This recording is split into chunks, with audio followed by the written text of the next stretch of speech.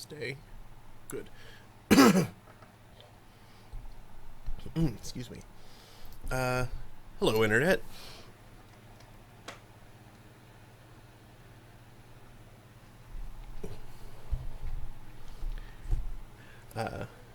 I'm Mark, aka Amsrai, and I am holding court on the throne of games today. It is September 22nd, 2016, and I am going to be continuing Mass Effect.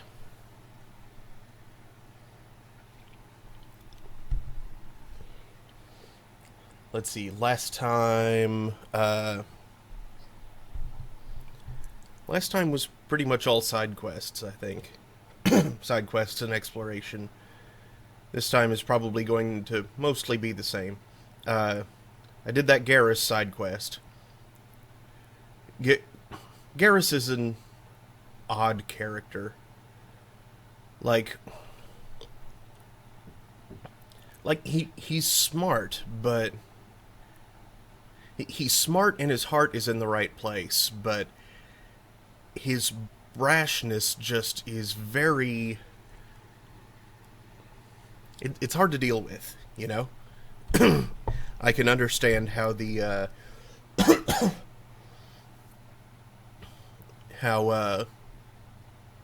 the CSEC chief guy, the head of CSEC, how he felt about him.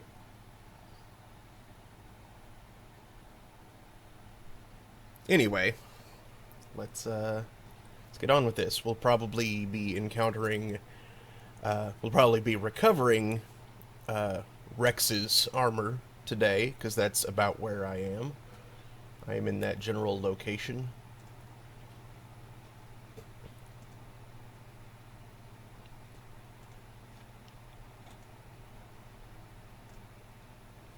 Oh, wait. Do. All the system alert noises.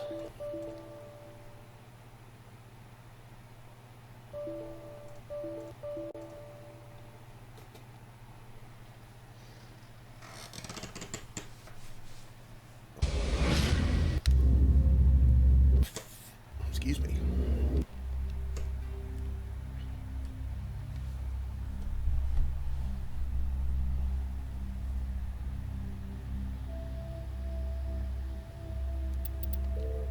No, that's not what I wanted to do. Let's see what I've achieved, though. I'm curious.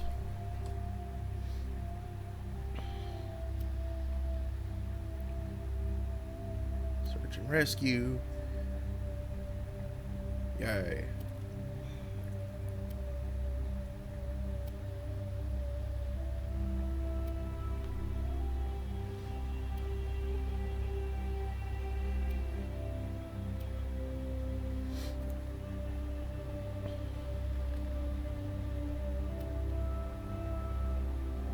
That's one I'll probably get.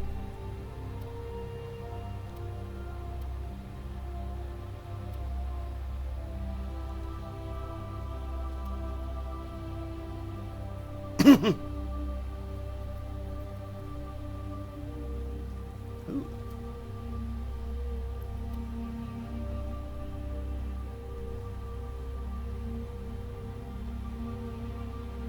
Ah.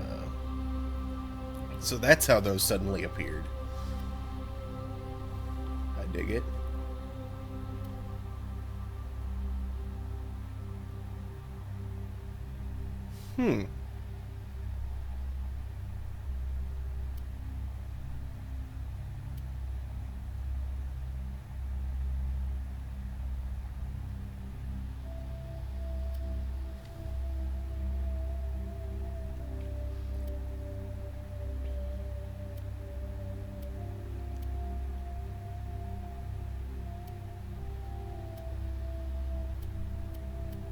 Okay, so a lot of those aren't even going to apply to me.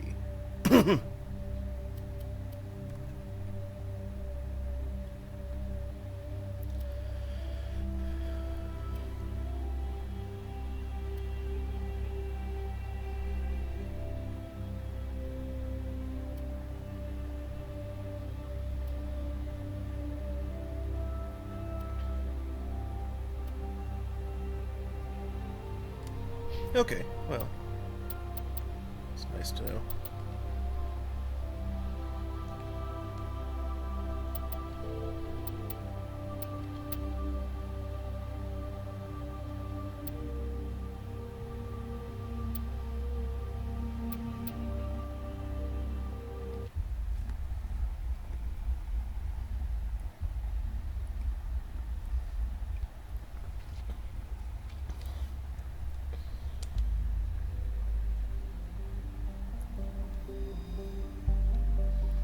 Let's see, I just finished exploring this world last time, so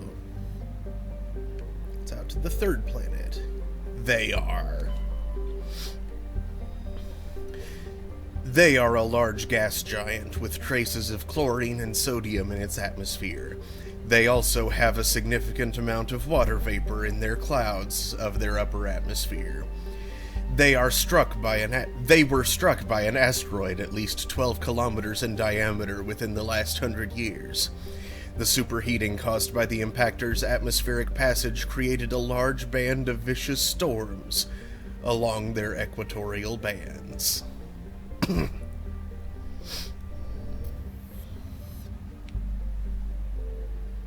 Kenrum. Kenrum is a small rocky world with a trace atmosphere of methane and krypton. Its surface is mainly composed of magnesium and silicates, with deposits of carbon. Kenrum was the site of the warlord Shiagar's defeat by Turian peacekeeping forces during the Krogan rebellions. While this band was not especially powerful, Shiagar was a female warlord, and one of the few remaining fertile females at that. She had, through viciousness and cunning, parlayed her unique value into a position of power. Krogan males competed for the right to join her band and lie with her. When Shiagar's death was announced, vengeful male Krogan admirers near and far swore blood oaths against the participating Turian crews. In the end, several thousand of the Turian participants were killed in open combat or through assassination. To this day, many Krogan proudly proclaim that they have the blood of Shiagar. Ugh. You know, as much as I love this desk, the leg room is one thing it's lacking. But that's okay. I can get comfortable, it's just a little adjustment is necessary. Scans of the planet Kenrum revealed dangerous levels of radiation coming from orbit. Chief Engineer Adams conducted further scans and discovered the remains of an ancient warhead marked with the Parthia colony insignia.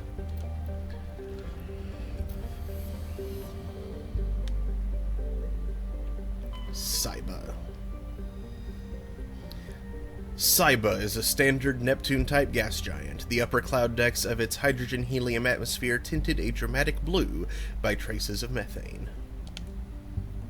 Helium-3.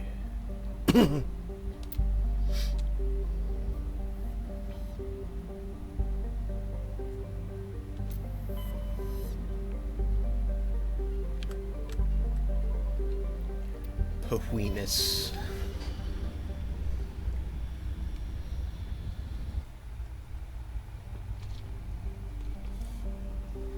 Governor Patashi. Patashi is a sun-blasted terrestrial world whose atmosphere was blasted away millennia ago by the star Uranus. The surface is scorching hot and mainly composed of iron, with deposits of tin. Due to its relatively low density, Patashi is tidally locked to Phoenix. Areas of molten light metals cover much of the sunward side. Ooh, samarium.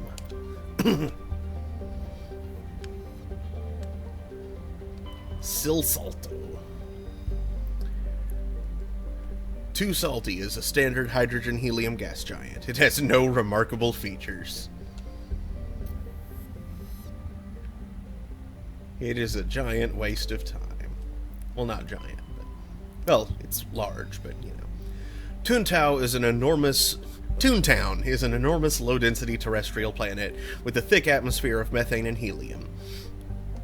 Despite being nearly 20 AU from Phoenix, the star's great heat and the the insulating thickness of the atmosphere make the surface surprisingly temperate.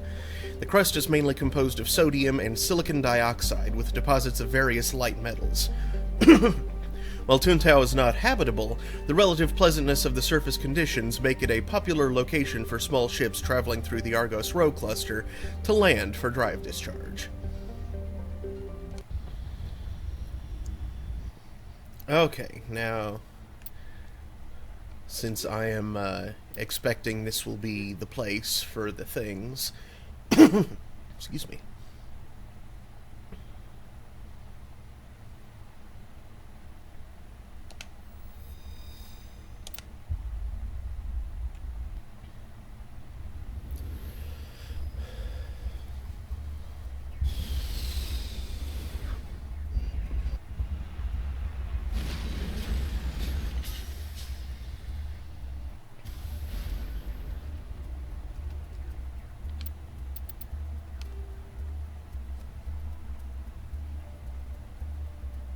Hidden structure.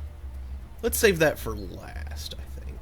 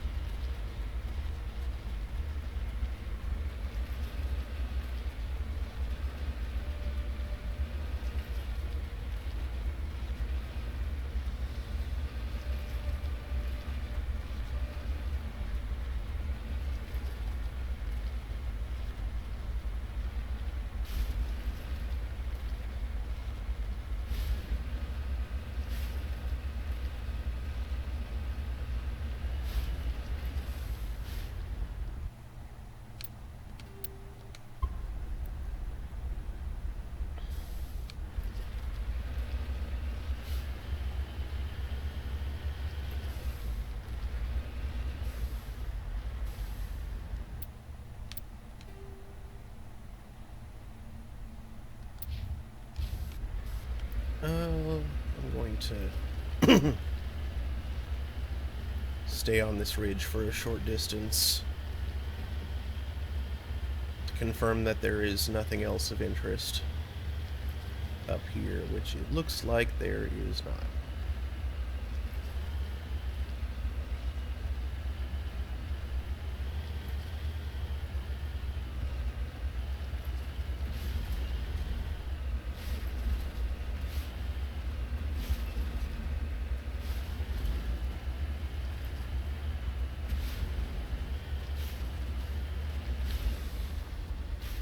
And this totally does not look trustworthy.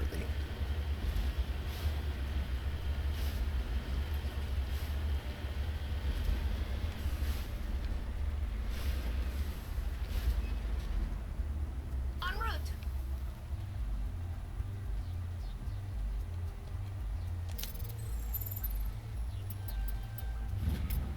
You found one of Matriarch Dillanaga's writings on this body. It is possible the writings came from the nearby ruins. Ah.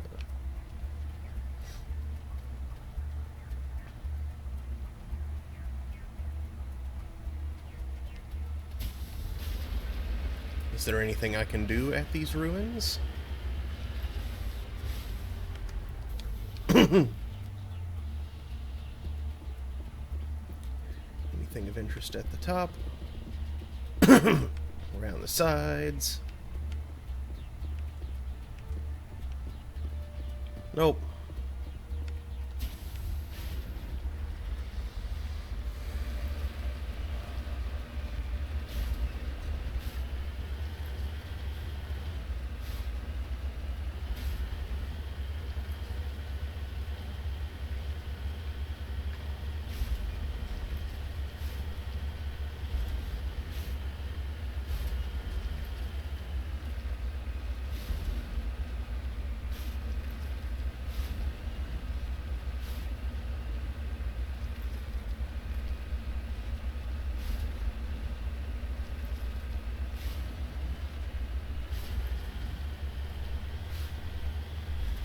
Minerals. Whee!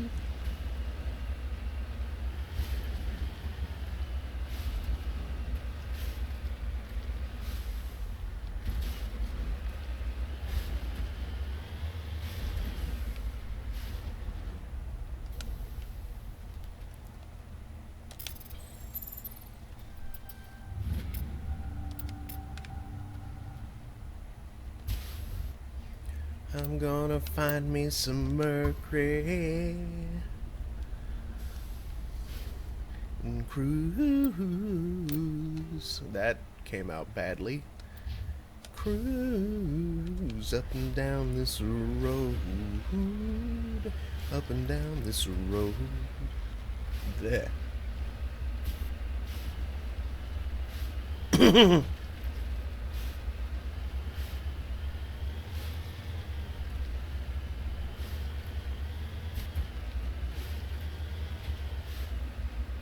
Okay, gonna investigate the corner first. And then I'll come back to those, that debris there.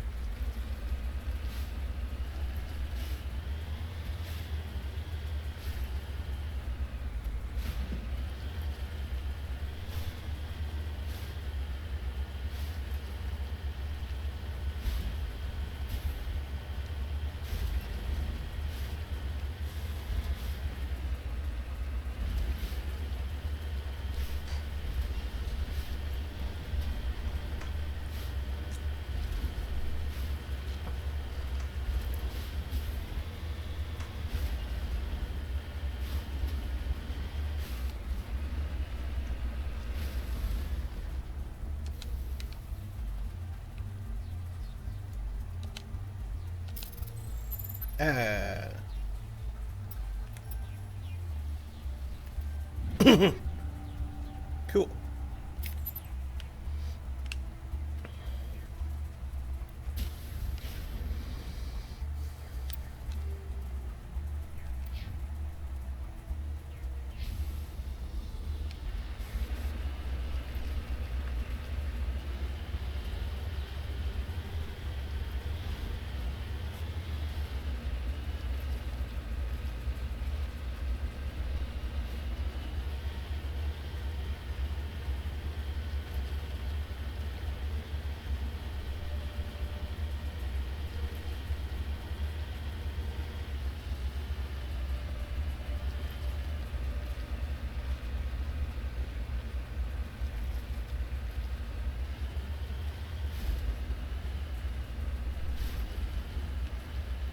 Well, that looks interesting. And I don't trust it one bit, but I'm gonna check it out. Well, actually, I think I'll get the minerals first. No, I just saved. I'll check it out. I can remember that the minerals are there.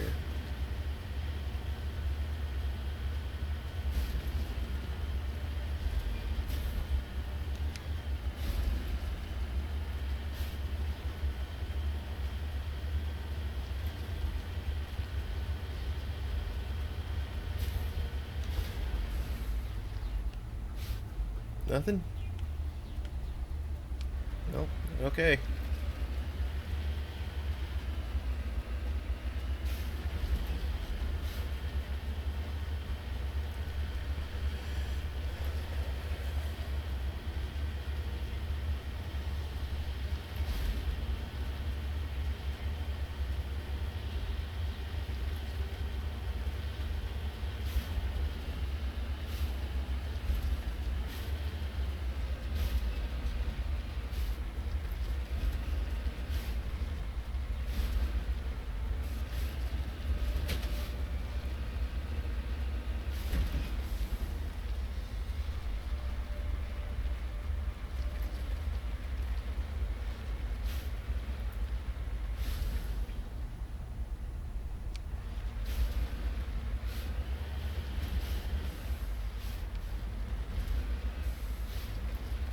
Lithium.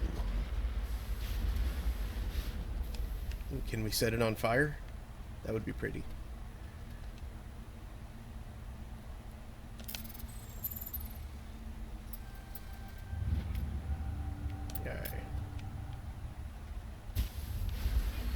turn back, Commander. You're going beyond the range of the operational area. But there were minerals. Don't you want me to survey minerals?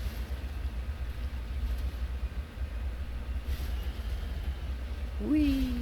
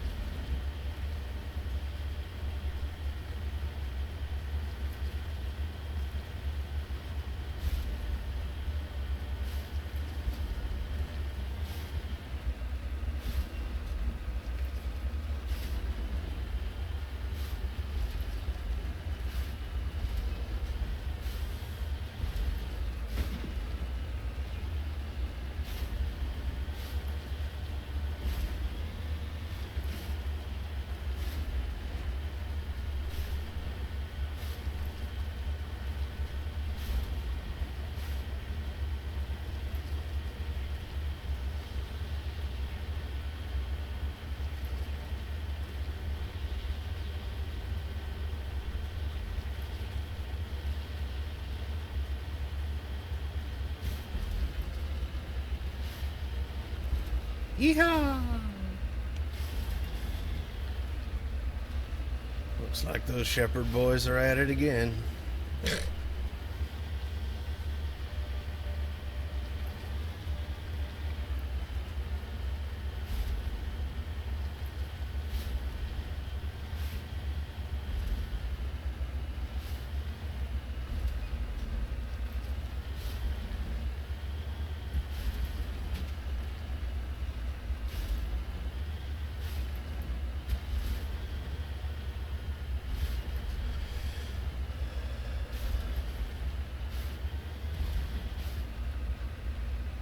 Hostiles. Whee!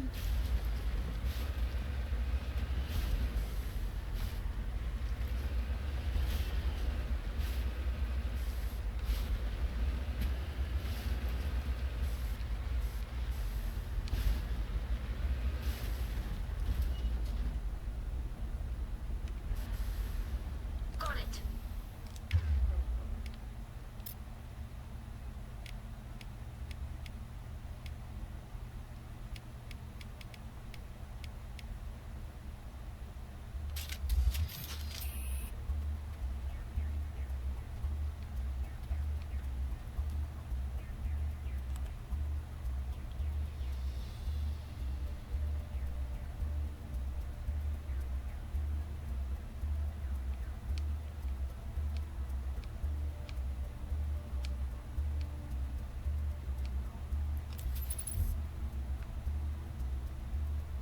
There were hostiles on the map. They must be under the overhang there. Well then.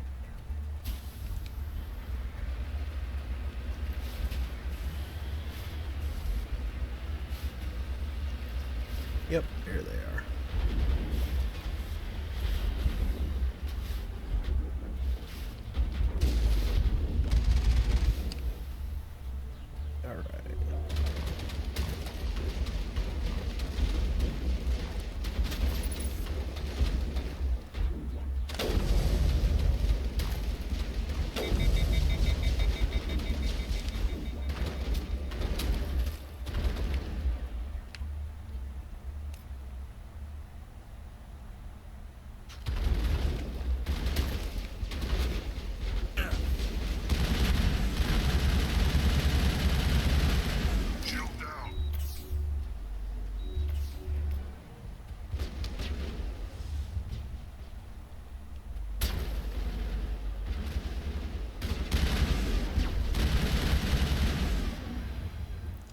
All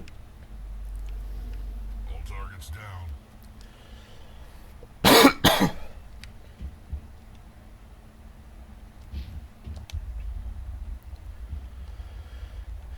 Oh yeah, I should make sure that,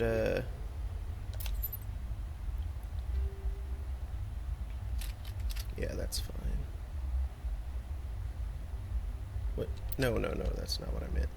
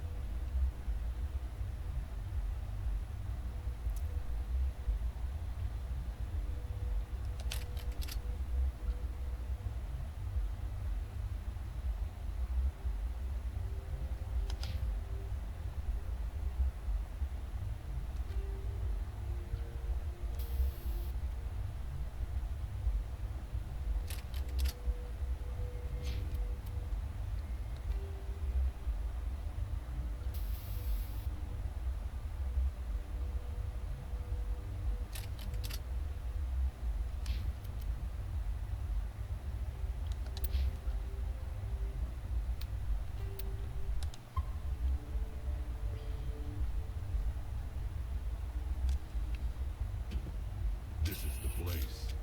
My armor's here somewhere.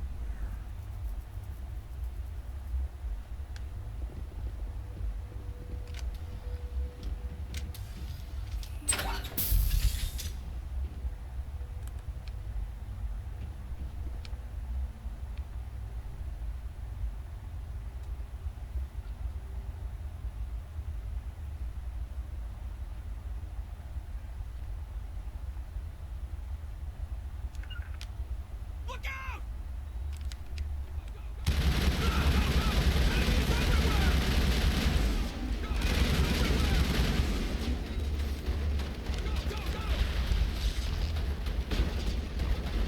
Go!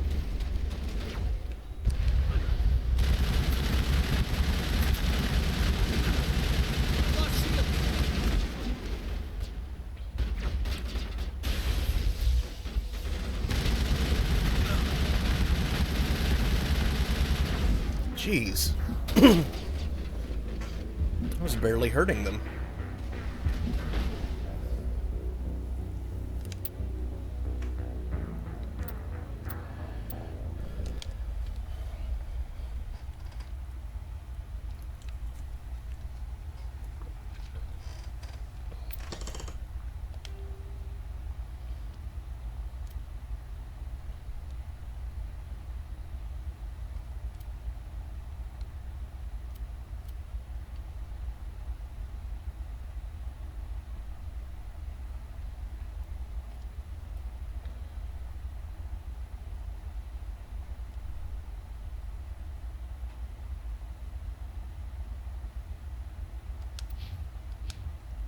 Excellent. Rex, what do you have equipped over here?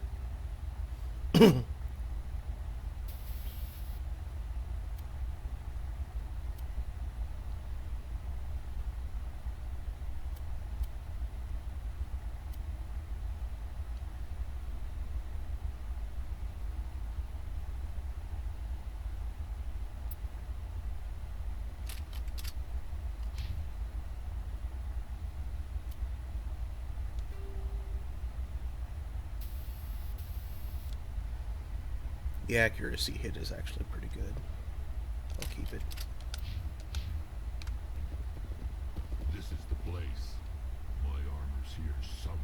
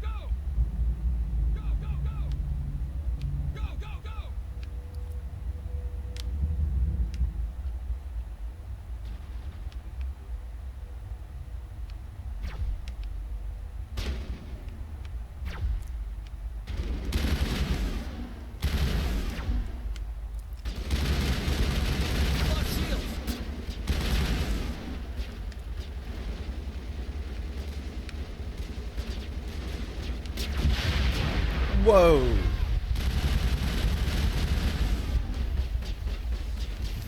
Hold the line! Hold the line! Go, go, go!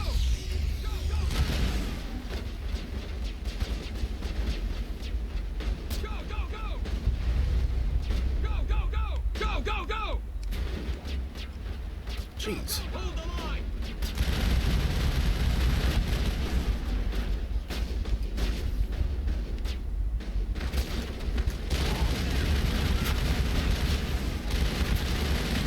Hold the line! Hold the line!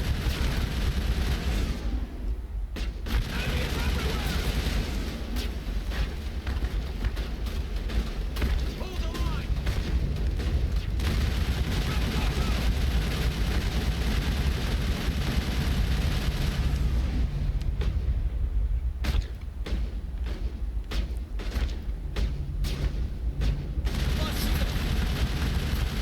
Enemy is everywhere! Hold the line!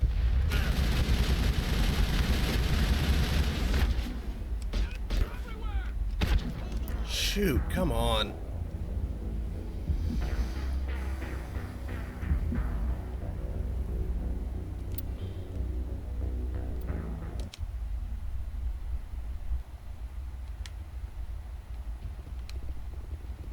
This is the place. My armor's here somewhere.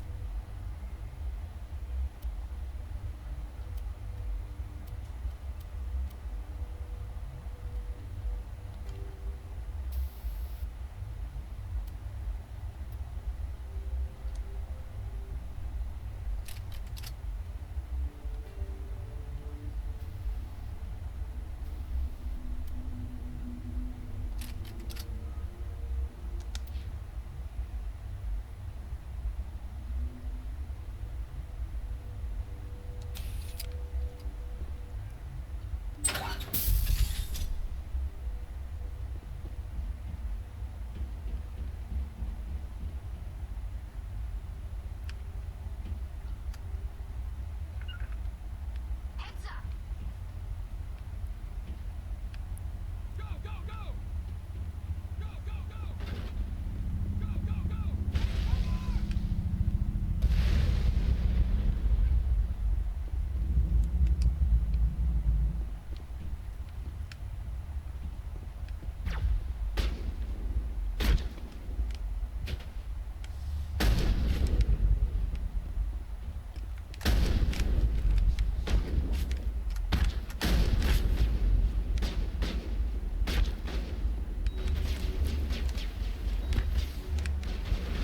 Jeez, they move around so much. Enemy is everywhere! Enemy is everywhere! Go, go, hold the line! Go, go, go! Go, go, go! Go, go, go! Hold the line! Go, go, go! Hold the line! Go, go, go! Go, go, go! Enemy is everywhere!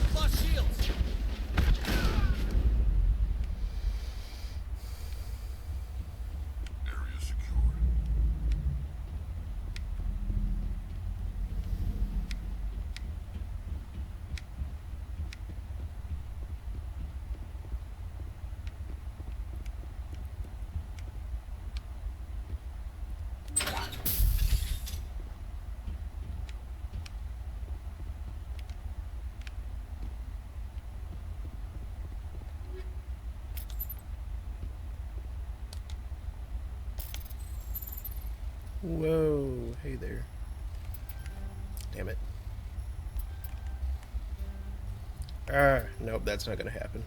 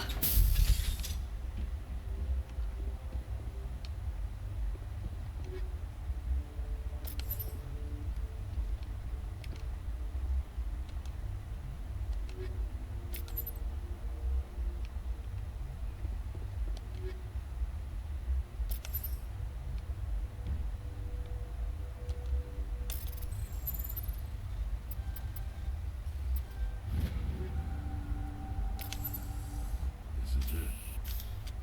I can't believe my ancestors ever wore this piece of crap. But at least I've got it back. I'm glad we could help you get it back. I might just be starting to like you, Shepard. Rex touches his grandfather's armor, his expression thoughtful, perhaps? Krogan are hard to read. Then he shakes off his bemusement and grips his gun with renewed purpose. Time to move on.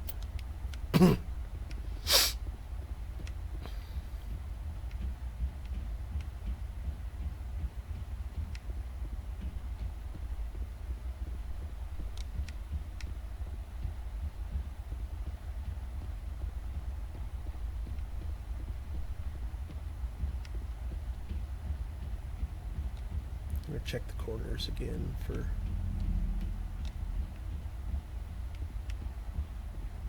stuff I might have missed.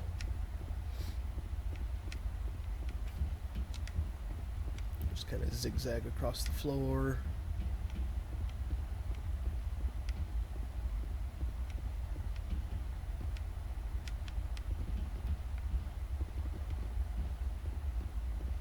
Nope, okay.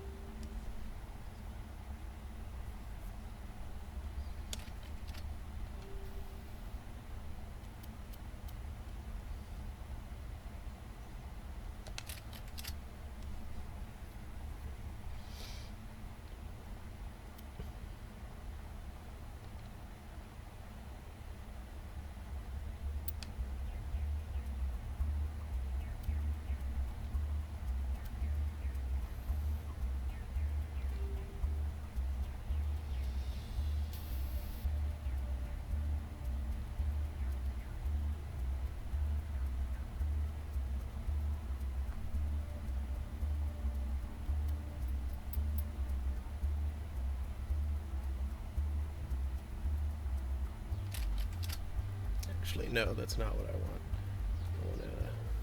I want to...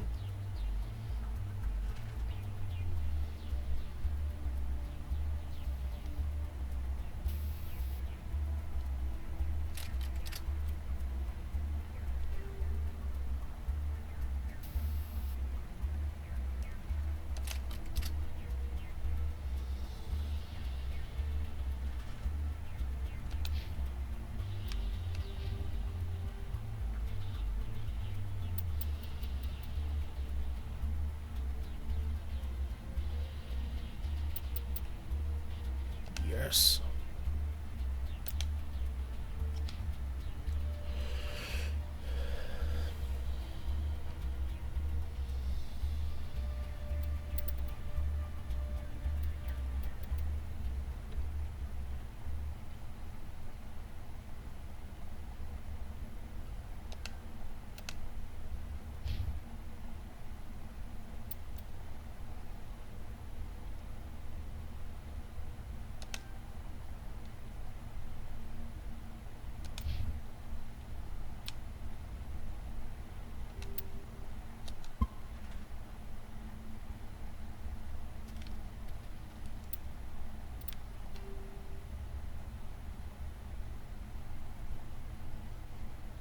Okay, yeah, so I just need to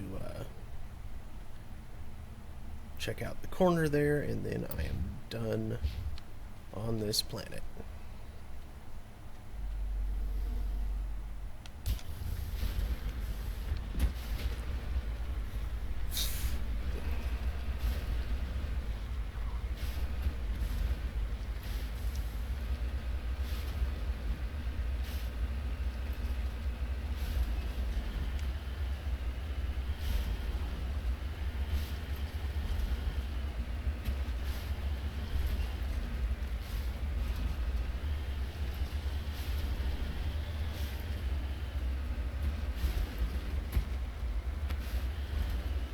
Nothing? Okay.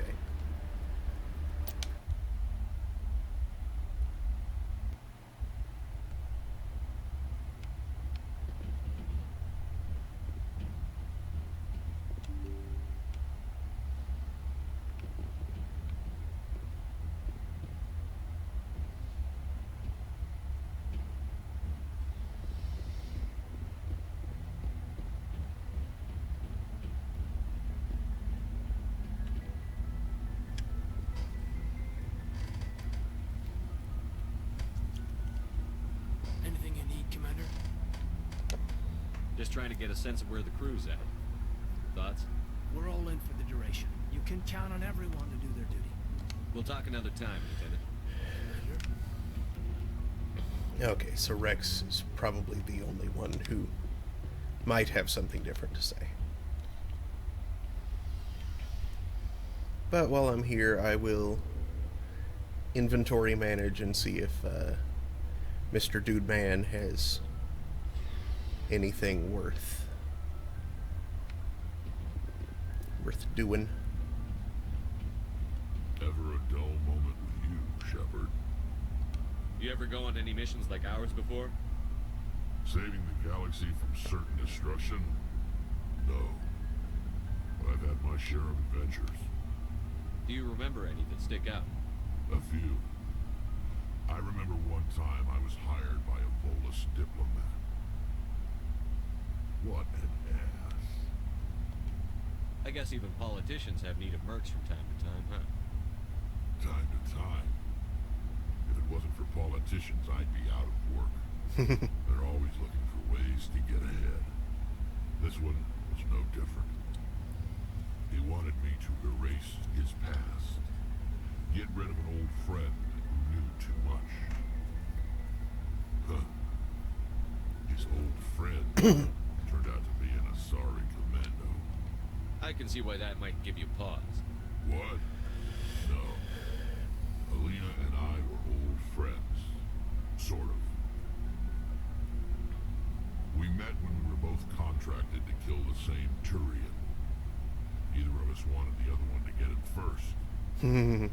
We spent more time fighting each other than tracking that Turian.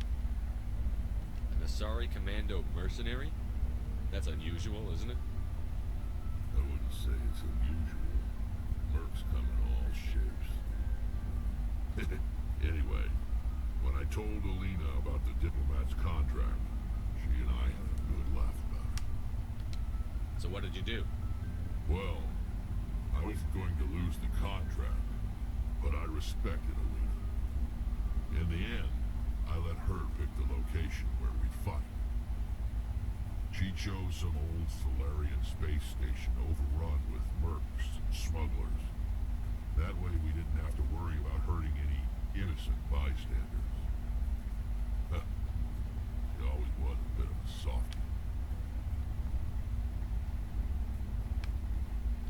happened on the station? What didn't happen?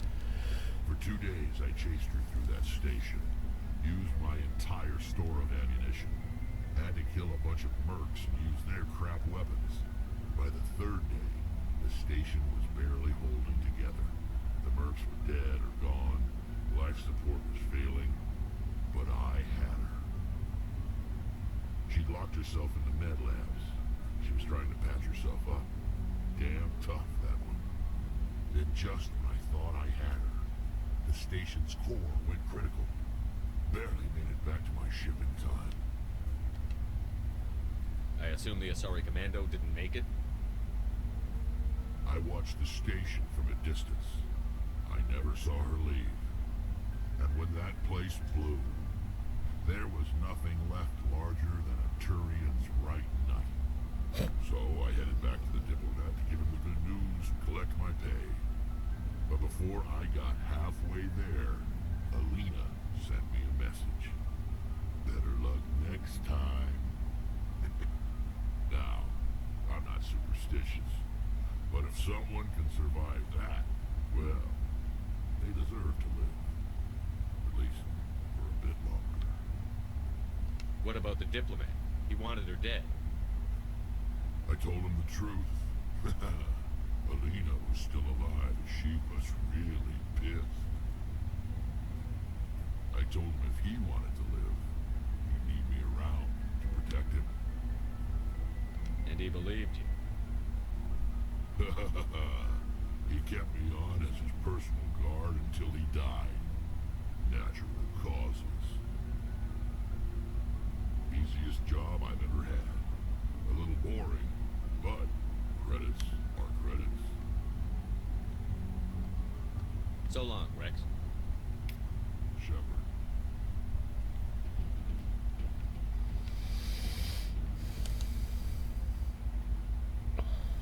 Okay. Whoa, that one's nice.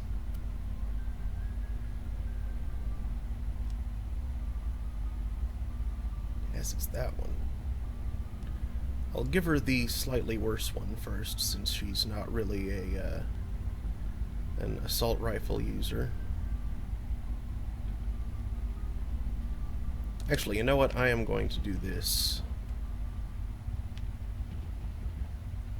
piece of equipment at a time. Okay, he's not going to get anything better than that.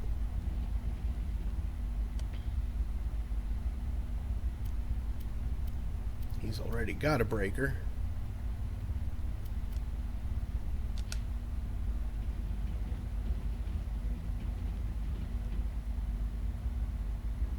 Oh yeah, and I should,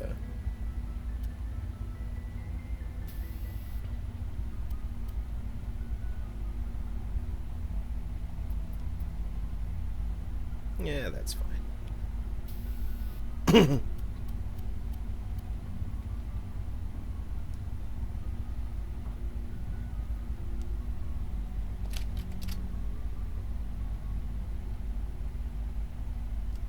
Actually, I think I'll do that all at once.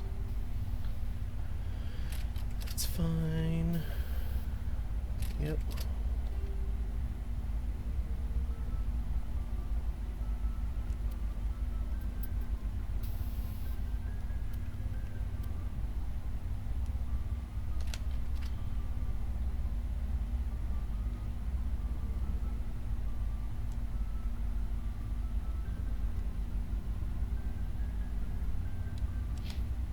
Okay, so yeah. Neither of them are getting anything better. So, Liara, you get the Kovalyov.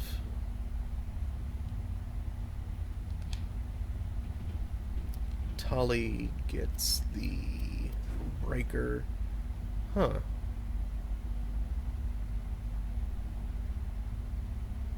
Since she never uses it, the extra shots and accuracy might be better. Okay then. Liara, you get the breaker.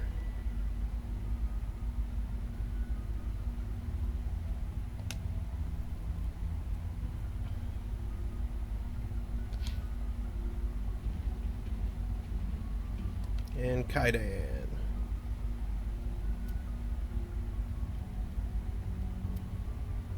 You get the Kovalyev.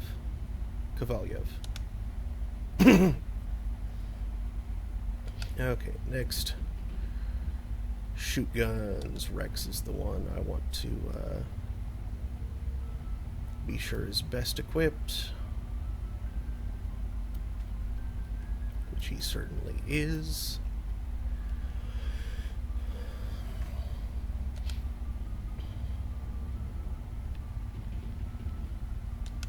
Probably Garrus after him.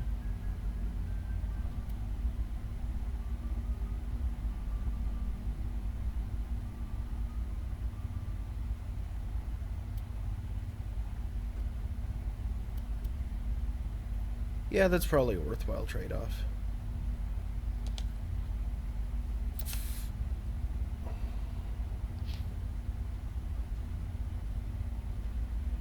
And then whoever else.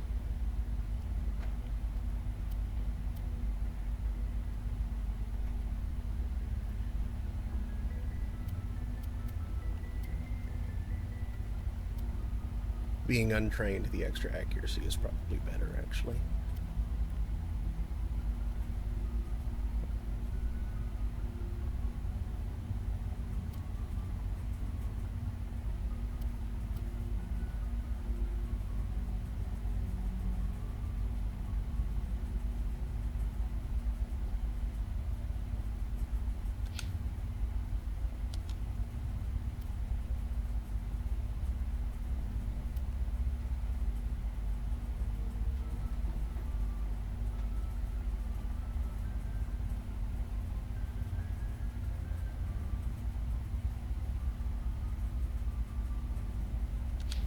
That's fine.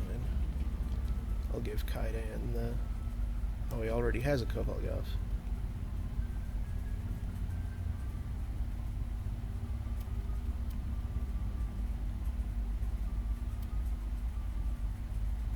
Man, the Avenger... Oh, no, wait, that's the wrong thing. Firestorm. The Armageddon is in every way better. You can have that.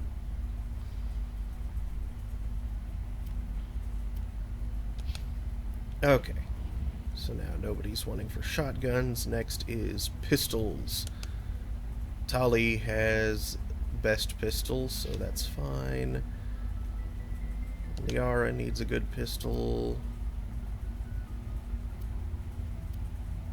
She has a good pistol. Kaidan needs a good pistol. Yep. Okay, so Garrus.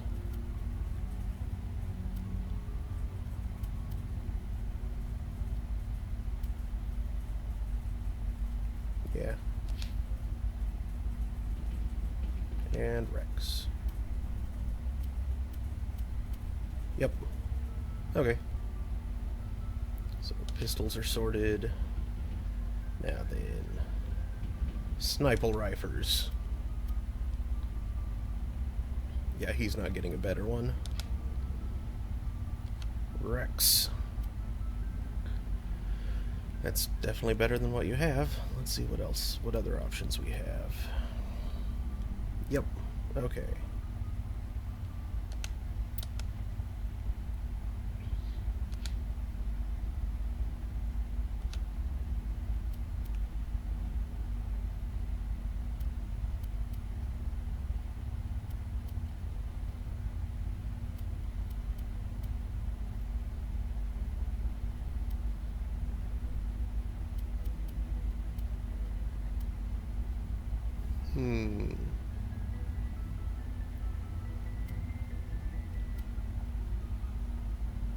I'll give her the equalizer for now. Tully, you get a Punisher.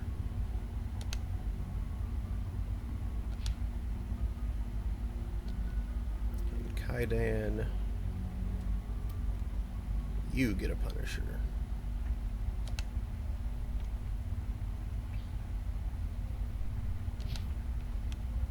Okay, next. Biotics. No. tools. I don't have any other tools.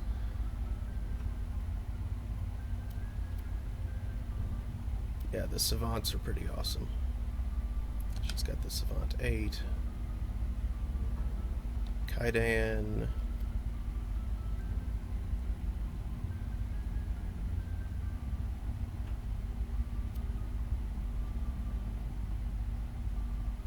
Yeah.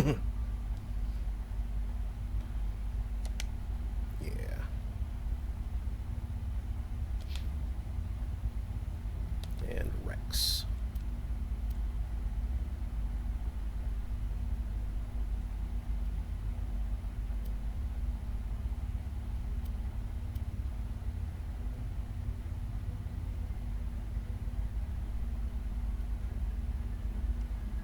Yeah, the Polaris works well for him. So, yeah. Actually, let me reconsider Kaidan's. No, I definitely want him to have the Savant. Okay. So that sorts all of that. Last is armor, which I don't have any of either. Okay. That means that I can sell all of my other gear. Looking for supplies?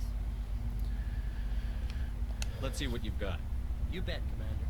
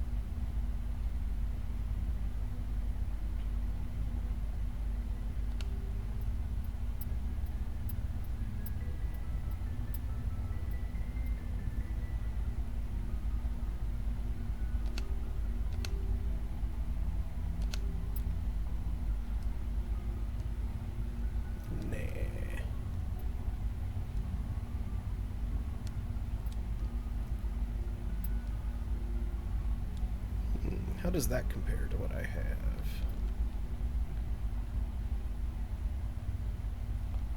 No. No.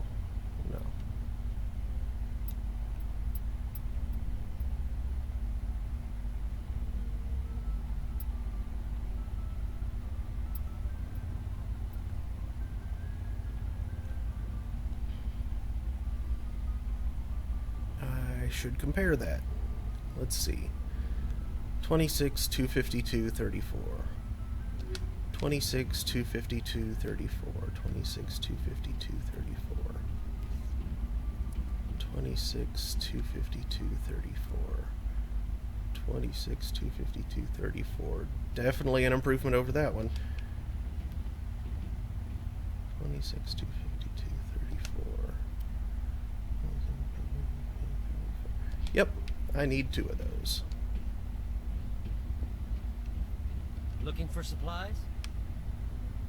Let's see what you've got. You bet, Commander.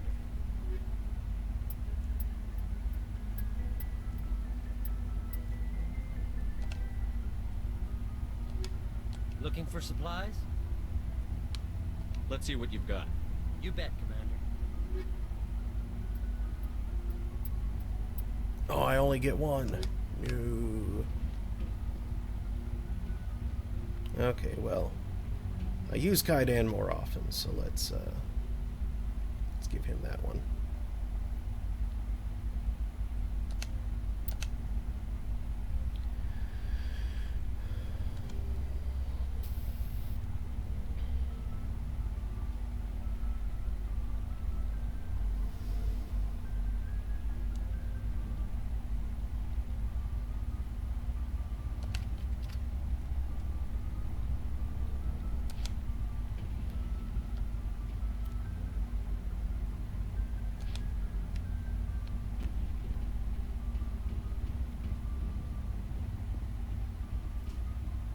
Looking for supplies?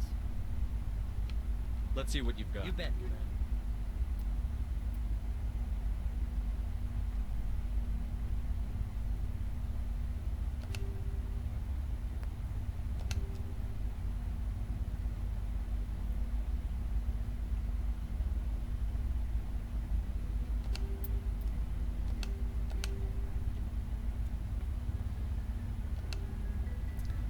A lot of this level 6 stuff I can probably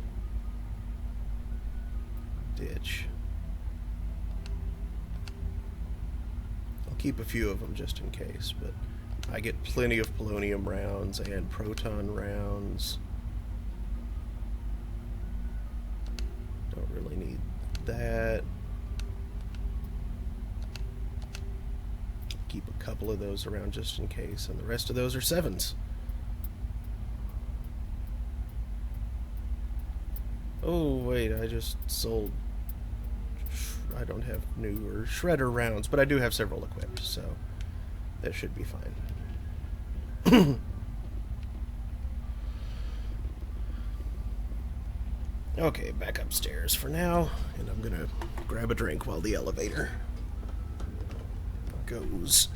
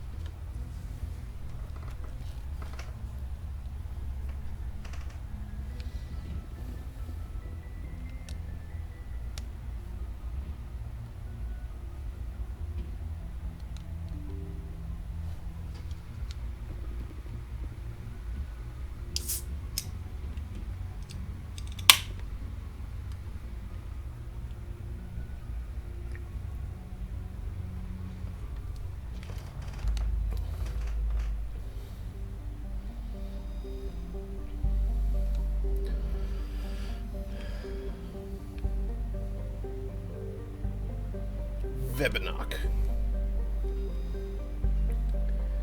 Vebinok is a small terrestrial world with a thin atmosphere of krypton and xenon. Its frozen surface is mainly composed of carbonaceous material, water ice, and low-density silicates. Rare but concentrated loads of light metals have been deposited by asteroid impacts. One hemisphere of Vebinok is covered by surface deposits of oxidized copper. Approximately 270 years ago, a Turian bulk gas transport was attacked by pirates in the Phoenix system. Damaged, it made a rough landing on Vebinok. The heat of the landing melted significant quantities of surface ice, and ruptured shipping containers spilled locks across the surface. Gonna need a lot of bagels to go with that. Excuse me. Before this evaporated and escaped Vebinok's weak gravity, it reacted to cause the widespread rust. Cobalt. It's blue, dabba-dee-dabba-die.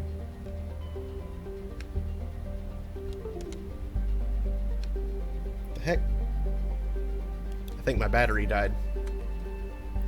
Let me swap out packs here.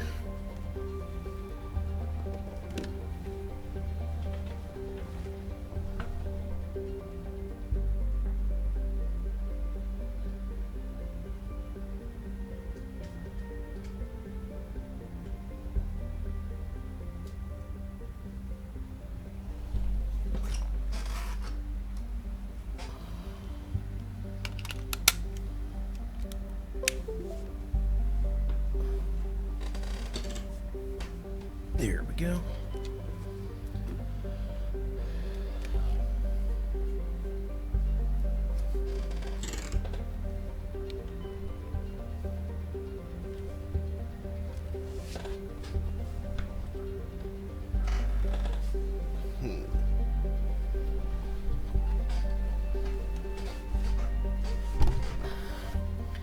This chair doesn't roll very easily, which is good for it staying in place once I found a spot, but, yeah.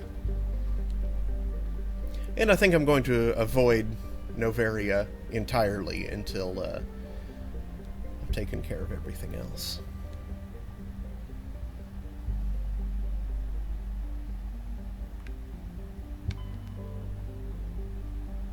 So yeah, let's check out the Exodus cluster.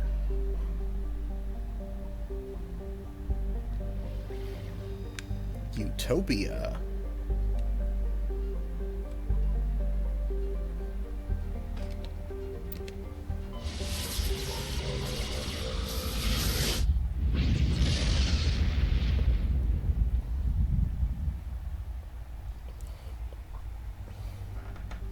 Arcadia. An unusually large terrestrial world, Arcadia has a dense atmosphere composed of nitrogen and helium. Its scorching hot surface is mainly composed of alkaline basalts, but metal deposits are plentiful. Though several spectacular examples of columnar basalt formation offer scenic beauty, Arcadia's hostile environment has precluded commercial development.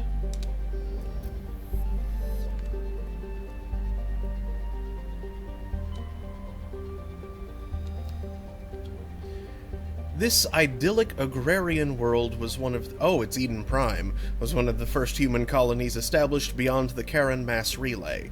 Eden Prime's biosphere is unusually well suited for importation of Earth-native life. This fertility drew heavy immigration and development by the system's alliance and various corporations. Today, Eden Prime is a model of sustainable organized development. The population is housed in space-efficient arcologies that tower over thousands of kilometers of green fields and orchards.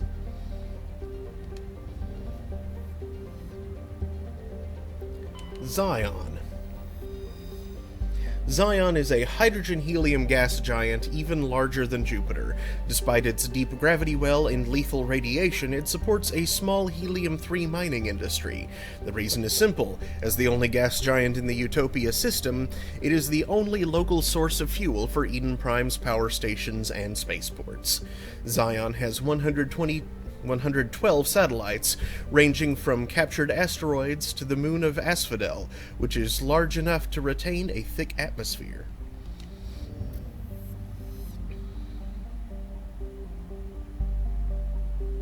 Yeah, that's the right one. Nirvana. Nirvana has a trace atmosphere of xenon and krypton. The surface is a mix of water ice and iron oxides with cryovolcanic plumes of potassium concentrated around the equatorial ridge. Nirvana has little of commercial or scientific interest.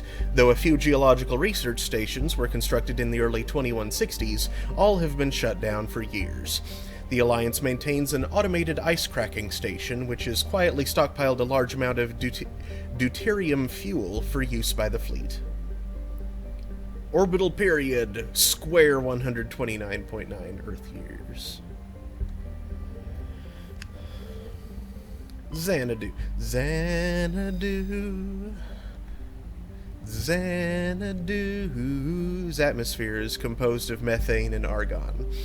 Its frozen surface is mainly composed of potassium with deposits of calcium. Its location in the deep cold of the outer system and its lack of any valuable resources leave little to recommend it.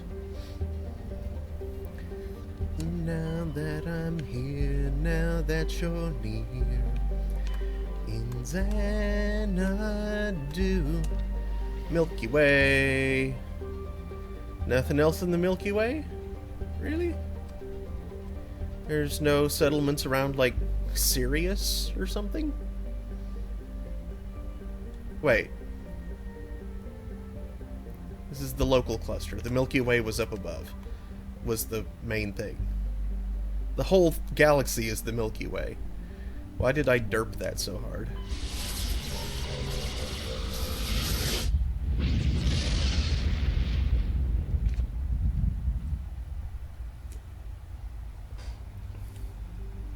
Alright. I'm gonna fly me to Mercury. A handful of solar power stations exist on peaks of eternal light at the north and south poles of Mercury. The difficulties imposed by the planet's proximity to the Sun and high orbital velocity have limited development. population 340. I do not envy them. Venus. With its molten temperatures, sulfuric acid clouds, and crushing carbon dioxide atmosphere, Venus has only a handful of aerostat research outposts.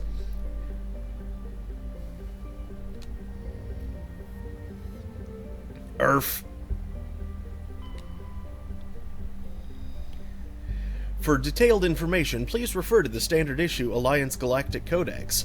Earth orbit is riddled with debris generated by bootstrap space development. Use of kinetic barriers is recommended at altitudes over 85 kilometers. 11.4 billion and 250,000 in stations. Interesting. Orbital distance, 1 AU. Orbital period, 1 Earth year. Day length, 23.9 Earth hours. It's sped up a little bit. Atmospheric pressure, 1 Earth atmosphere. No duh. And moon, Luna.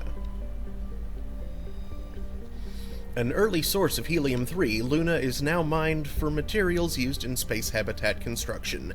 24 major stations have been constructed at Earth's L4 and L5 Lagrange points, all from lunar resources. Colony founded 2069, population 4.1 million, capital Armstrong. Nice. Let's go to the moon! We shall go to the moon, not because it is hard, but because it is easy.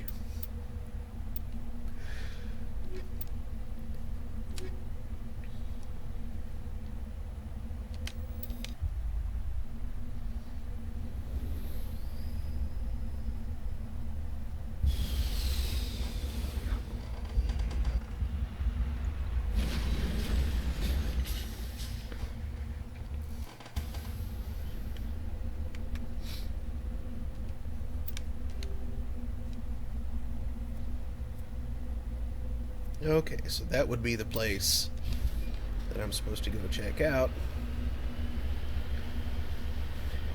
There's probably not much to survey on the moon, come to think of it. It's probably all... Whoa. It's probably all been,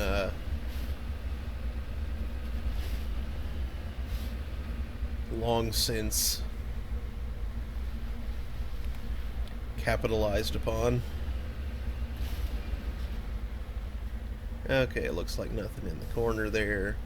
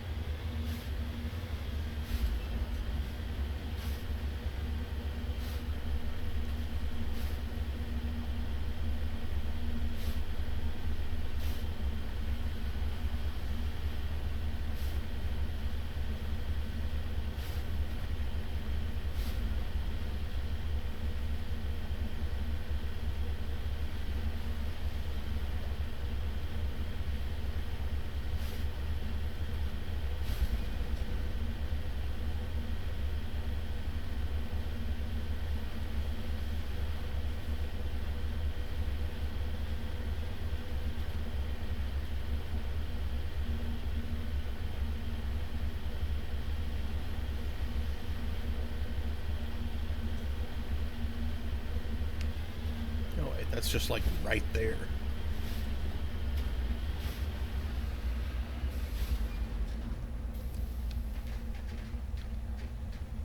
Huh. Russian Luna 23.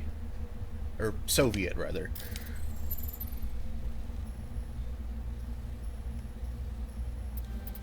Dang it. Oh, come on. Seriously? There we go. Why does it have such advanced stuff in it? That makes zero sense.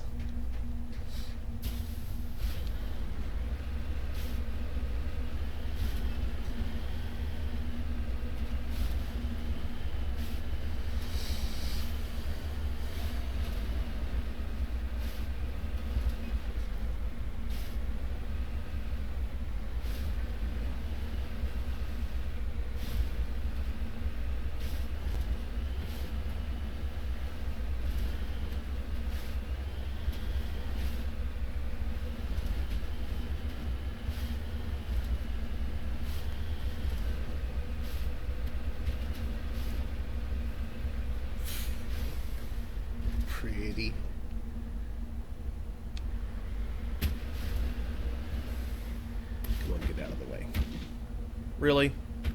You're gonna do that? Okay. The view of Earth from the moon is just gorgeous.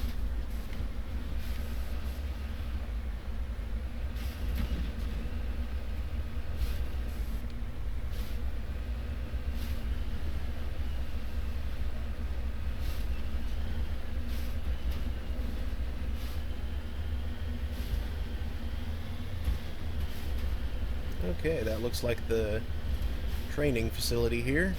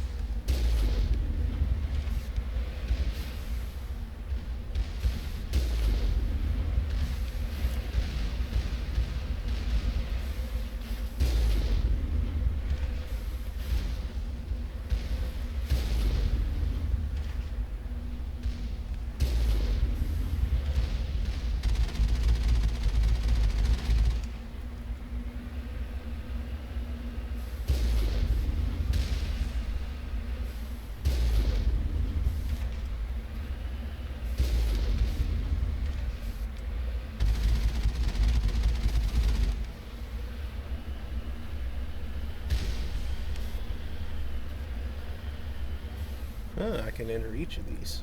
Securing point.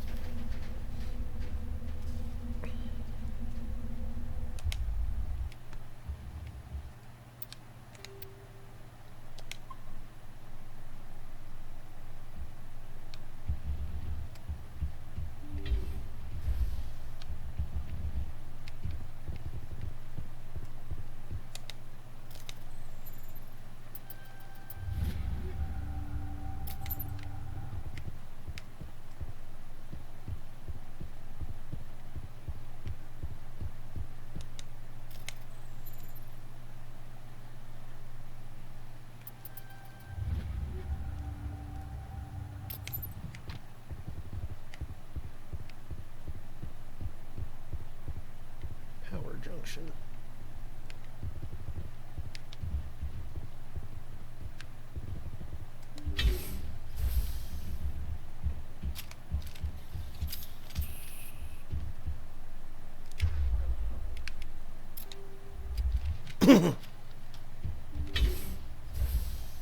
I smell trouble. You can smell in that?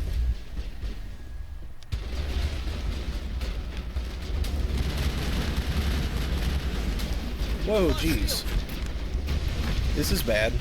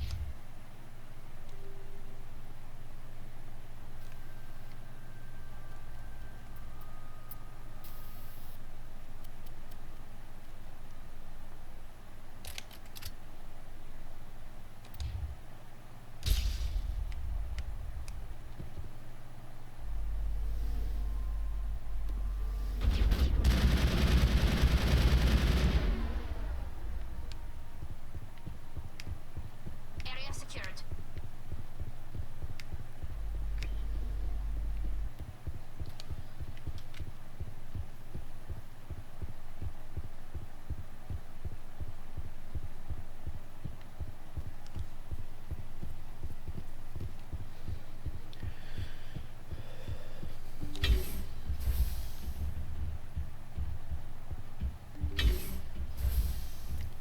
Lots of points of interest in here.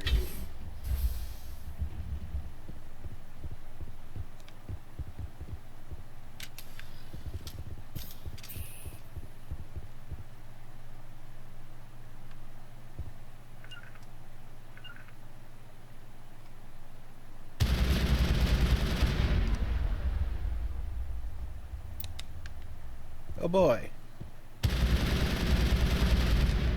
Think we got him, Commander.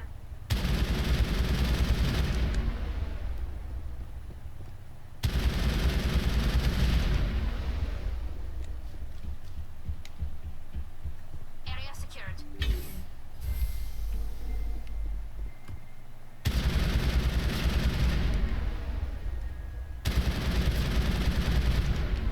Clear.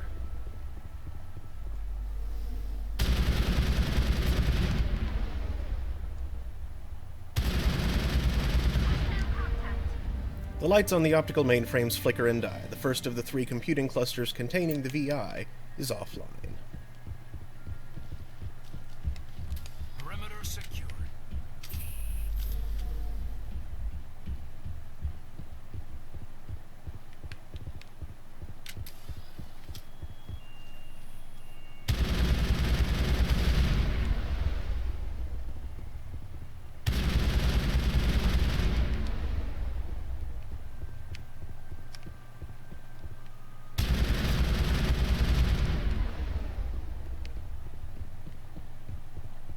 I think we're good, Commander.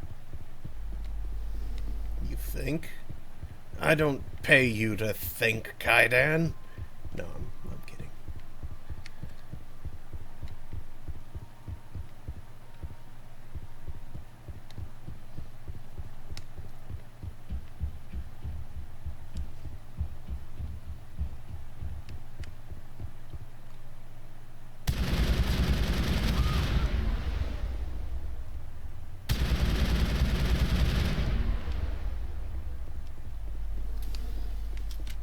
All clear.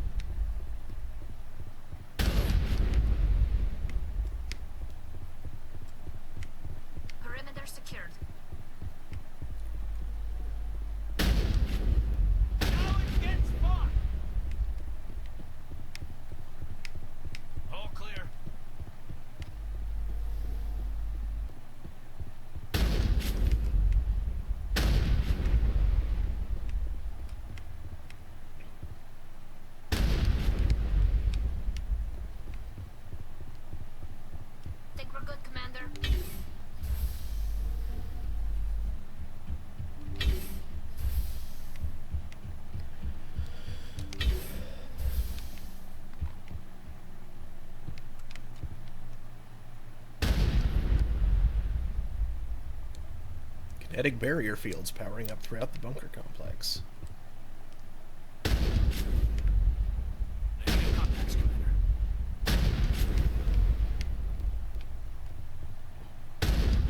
Clear.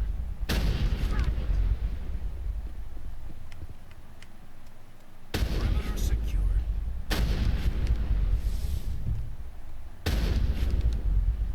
Think we're good, Commander?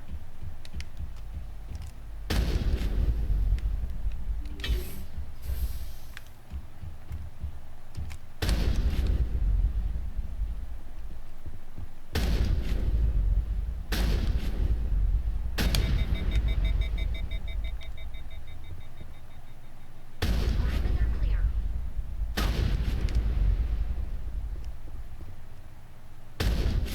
Negative contacts, Commander.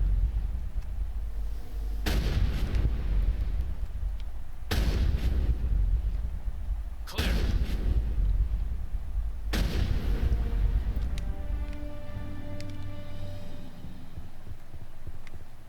All targets down.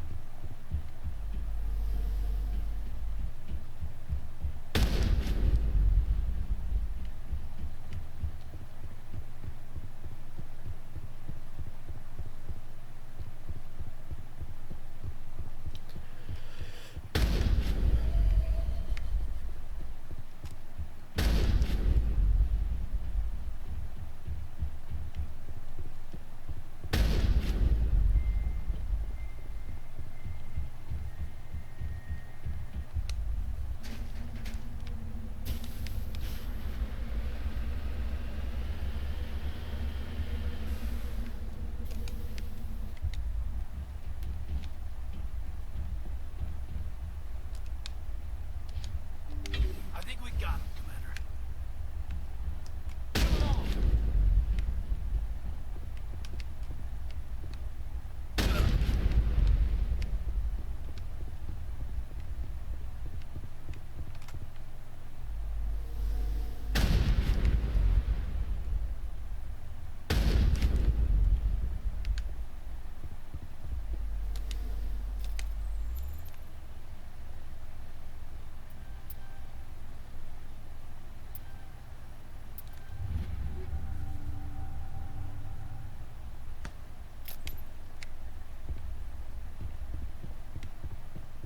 I dig it. I dig it.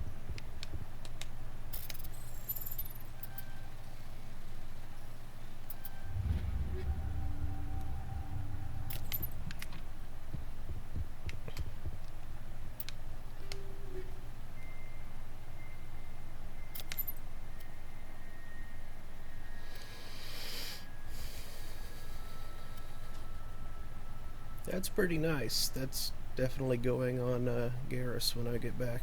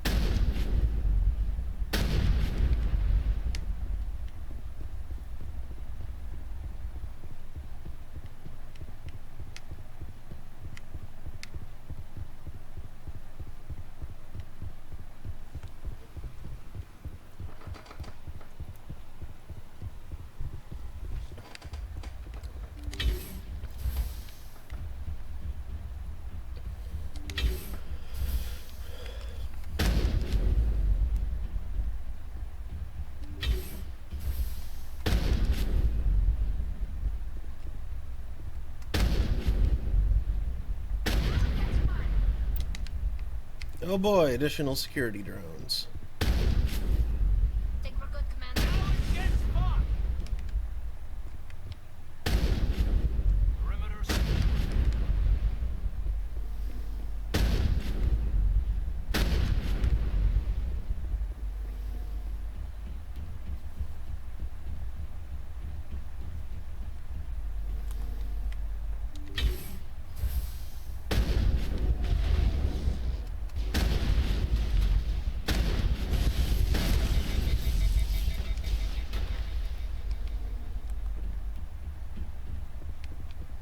Think we're good, Commander?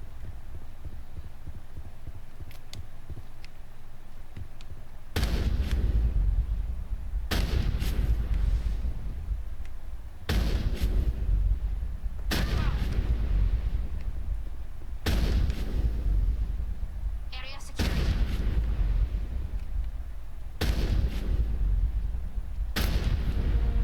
A burst of white noise over all frequencies nearly deafens you.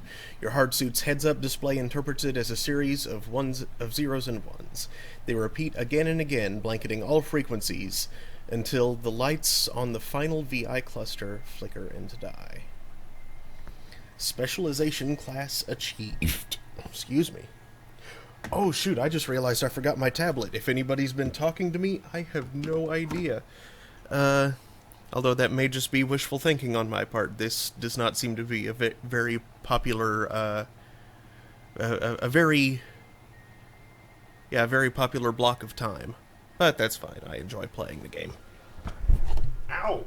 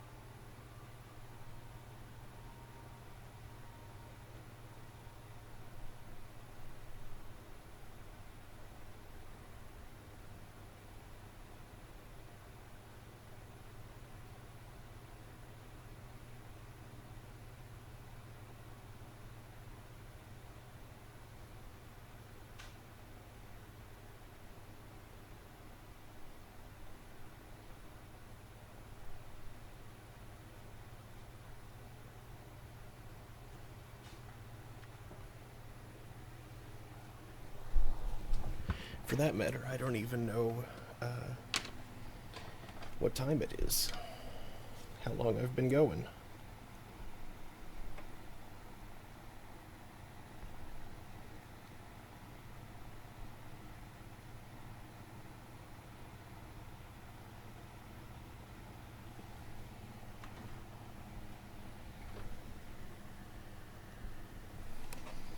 Okay, so first thing I'm gonna do here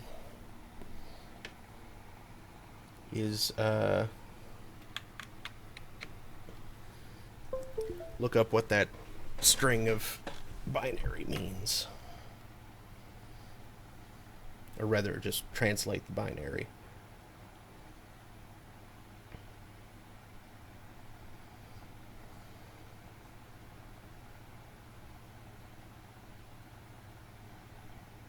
Binary to ASCII, because I'm sure that's all it is.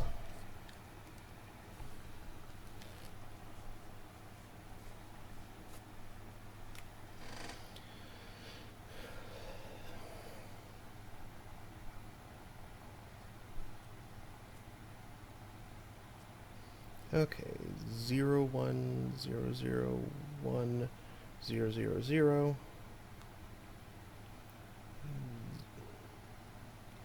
01000101. Stop that. 01001001. 1100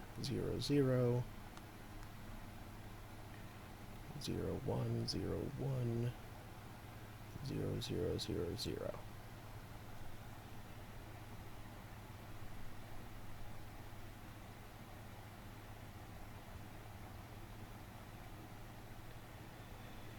Copy that in case it's not a text value. It says help. Interesting.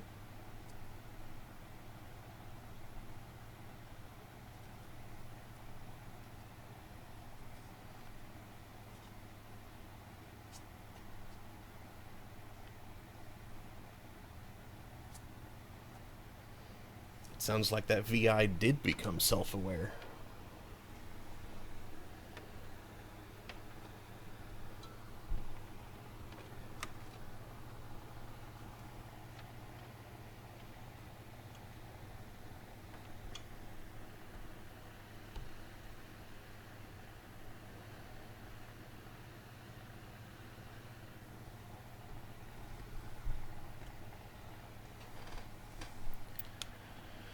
Specialization class will replace your base class in the talents on the squad screen.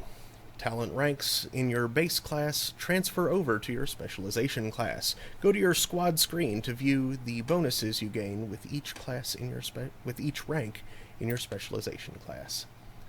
Ooh, shock trooper or commando.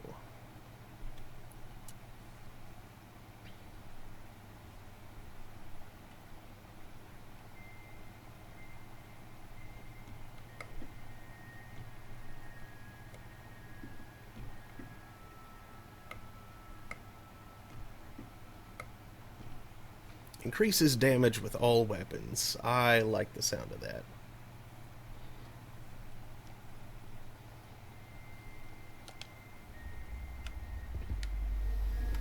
I would rather deal with threats quickly. Ooh.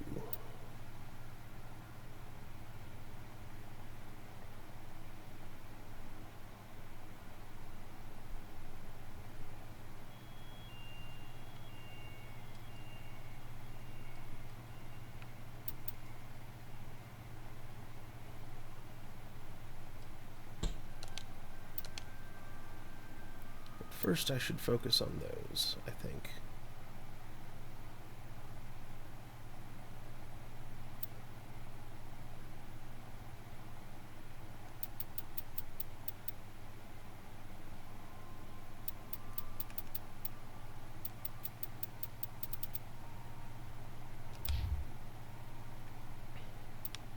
Oh, yeah.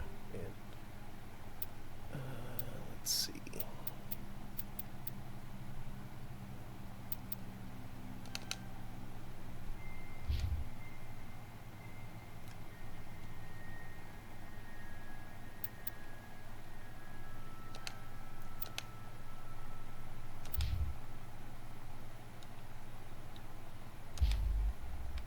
All targets down.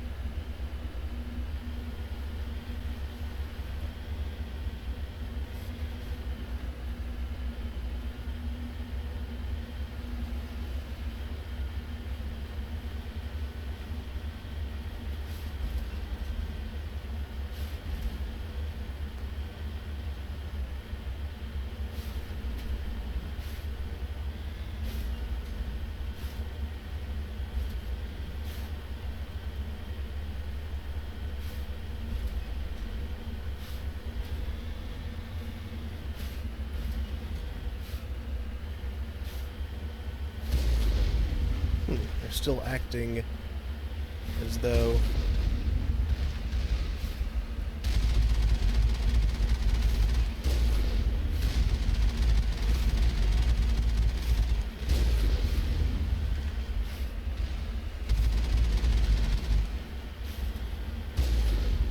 Dang it.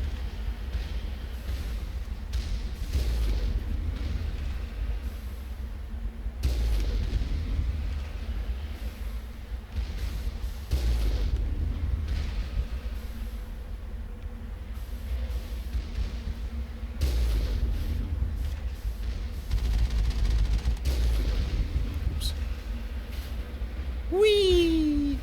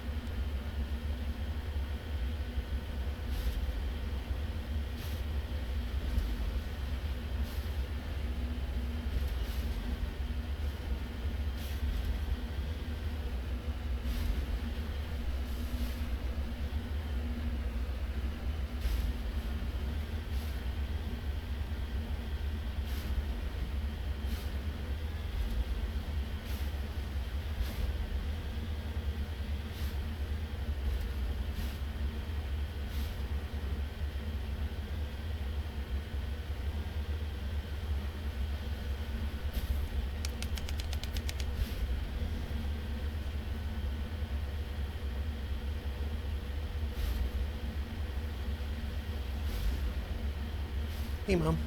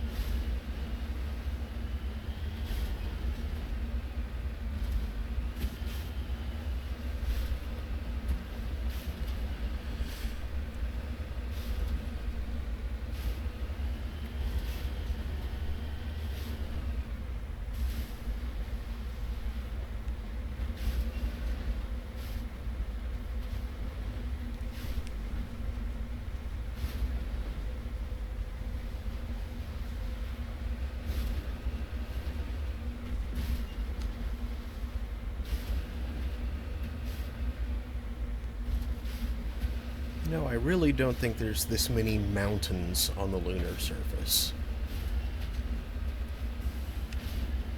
I mean, you know, relief maps of the moon are available. They could have easily accessed one to generate this.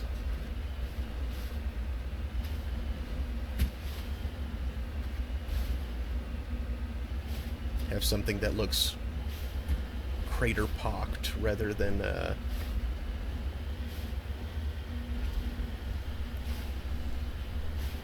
formed by geological processes, which the moon hasn't really had any of in a very long time.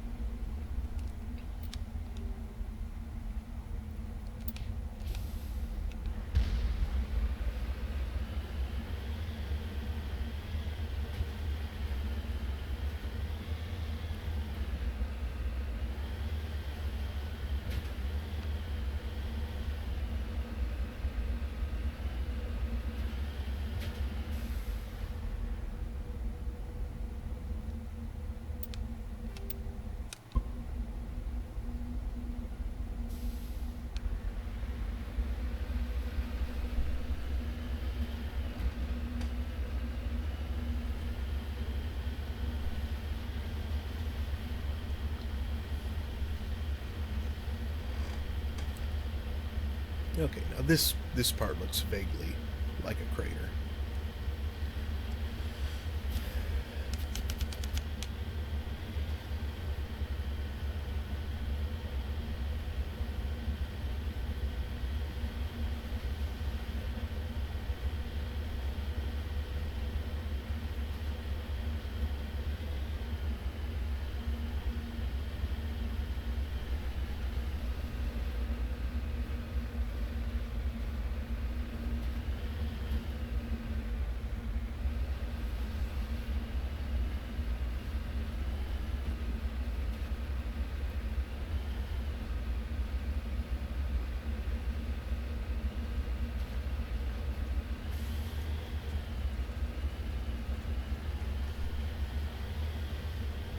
Whee!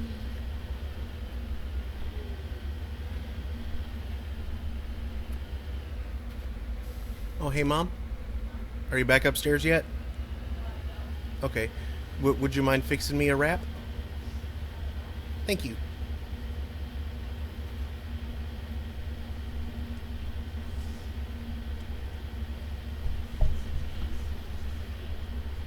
Let's go with cheese and meat. Thank you.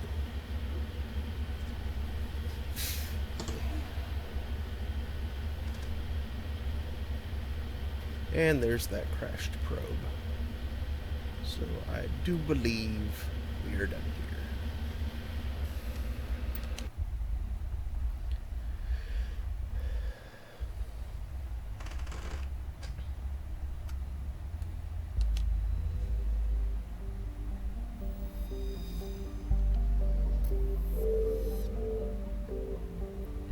Mars. Once considered a prospect for terraforming and colonization, the discovery of faster-than-light travel turned Mars into a quiet backwater. Its southern pole is a historical preserve centered on the Prothean ruins found there. Immigration and development are restricted as the search for Prothean artifacts continues. Capital, Lowell City.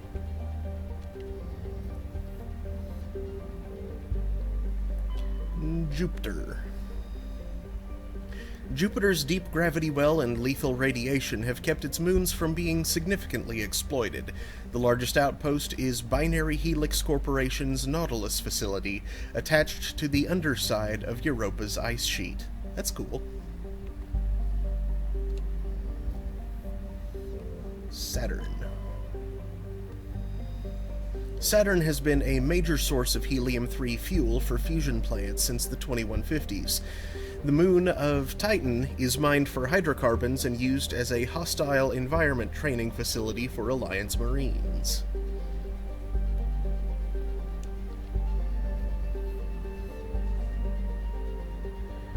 Uranus.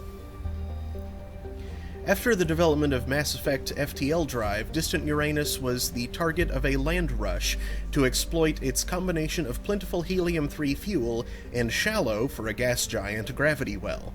Today, Uranus is the largest producer of helium-3 in Alliance space. Capital, Sakharov Station. Neptune.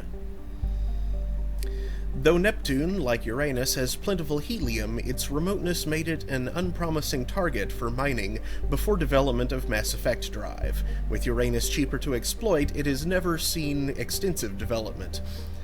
The only permanent human presence is a small research facility on Triton.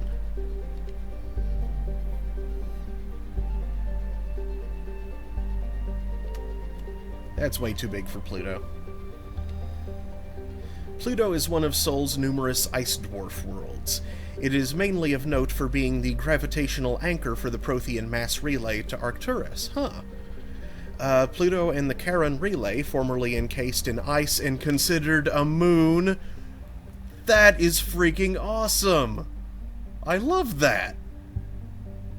Orbit each other. Pluto's orbit was circularized in 2157 as a side effect of the Charon mass relay recovery operations. Wow. That is freaking cool.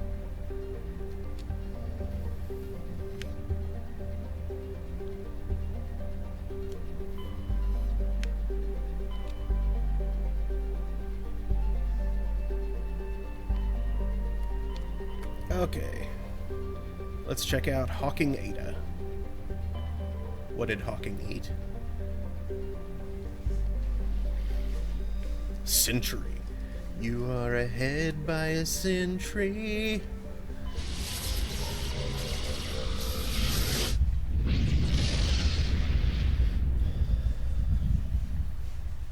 Message coming in, Commander.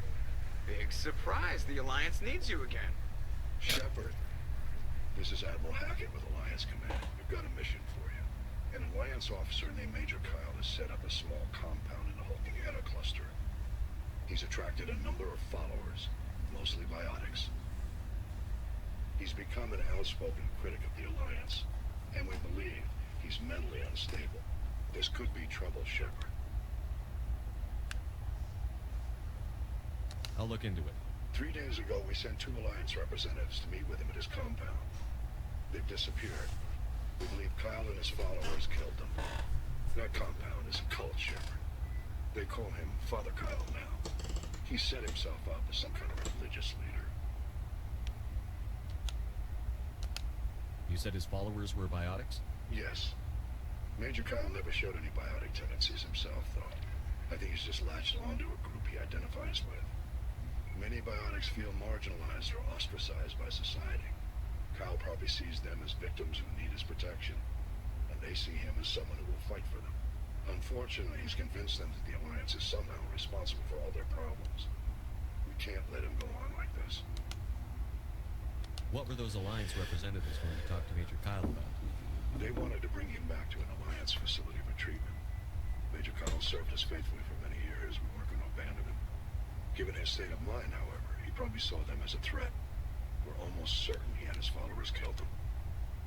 What else can you tell me about Major Kyle? He used to be a model soldier, but something happened to him at Torfin. Too many Alliance soldiers died under his command. Couldn't cope with the guilt. His psych evaluations showed he couldn't handle the stress of command anymore. He was given an honorable discharge in early retirement. We'd hoped he would get better in time, but we underestimated how far gone he was. Now it looks like it's too late. I might be able to end this without violence. You serve with him. He might listen to you. But he's already killed 2 Alliance representatives. I trust you to use your judgment. Hack it out. Tamahera. Tamahera has a thin atmosphere of carbon dioxide and xenon. The surface is icy and composed of sodium oxide with deposits of calcium. It contains a few unremarkable metals, but mainly consists of rock.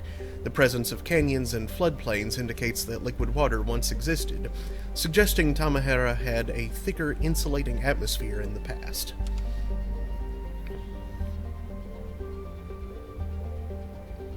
Clindagon. Clindagon is an arid terrestrial, slightly larger than Earth, but with a lower density that reflects its relative lack of heavier elements. The crust is composed of tin and aluminum, with wide deserts of dust-fine sand that are easily stirred by the wind. Clindagon's most striking feature is, of course, the Great Rift Valley that stretches across the southern hemisphere. What is most fascinating about the rift is that it does not appear to be natural. The geological record suggests it is the result of a glancing blow by a mass accelerator round of unimaginable destructive power. This occurred some 37 million years ago. Wow.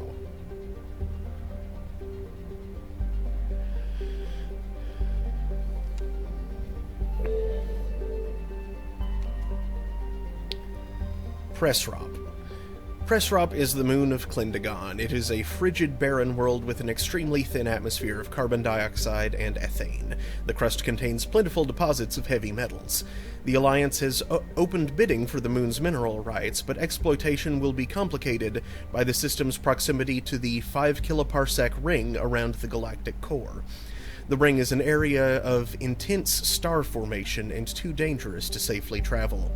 Pressrop's landscape is a nightmare of jagged, overlapping ridges and geological shock zones created by some ancient disaster. This has not deterred a generation of illegal wildcat miners from attempting to exploit the moon's mineral riches. Unfortunately, many have lost their lives.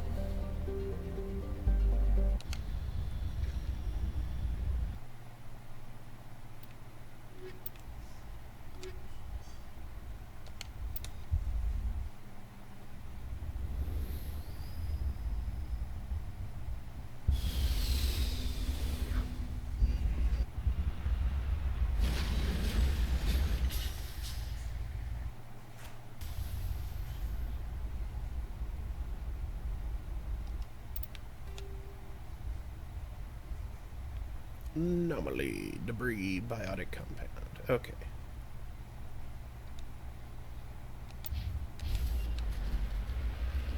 I'll head to the north edge first. Scout around the perimeter.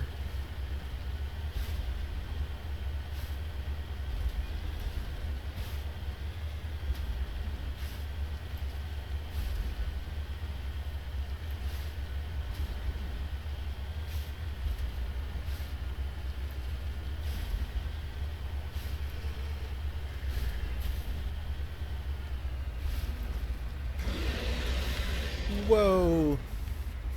Hello.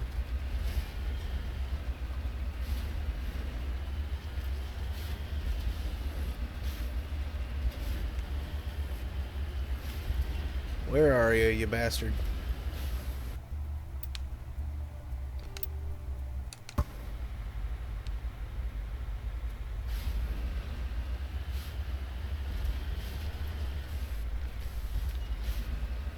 Aha. That's a familiar looking terrain.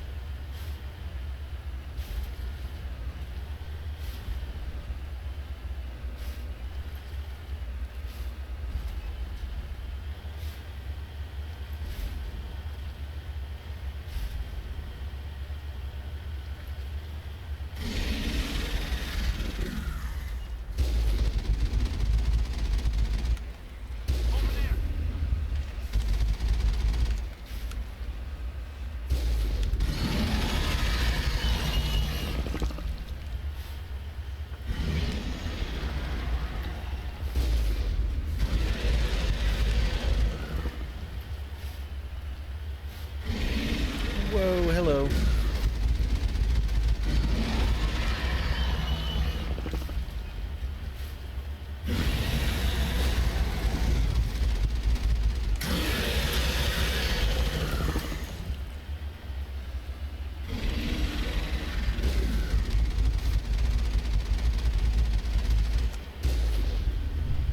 Thank you. Just a moment. I'm fighting a thing right now. It's almost dead. I think this one might almost be empty. Yeah, it is. Let's go for an orange soda this time. Thank you. Nom nom nom.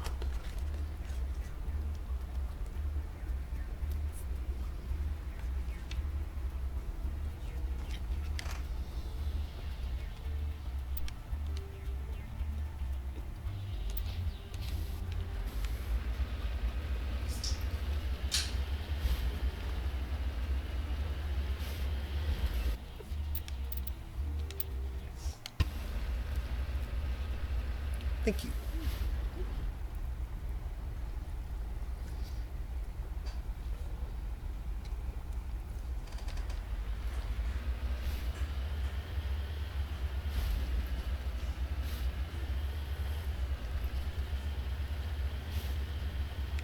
Is this another nest?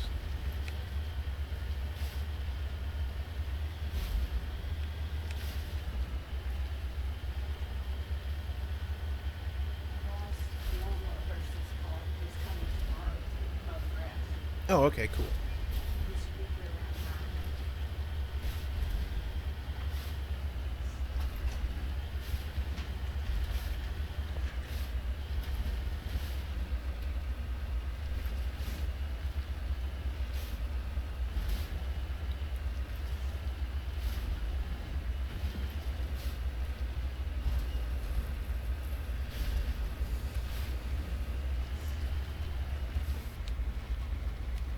This cluster of prefab utility shacks have a distinctly ramshackle look to them. A set of rover tracks leads away over the mountain ridge to the southwest.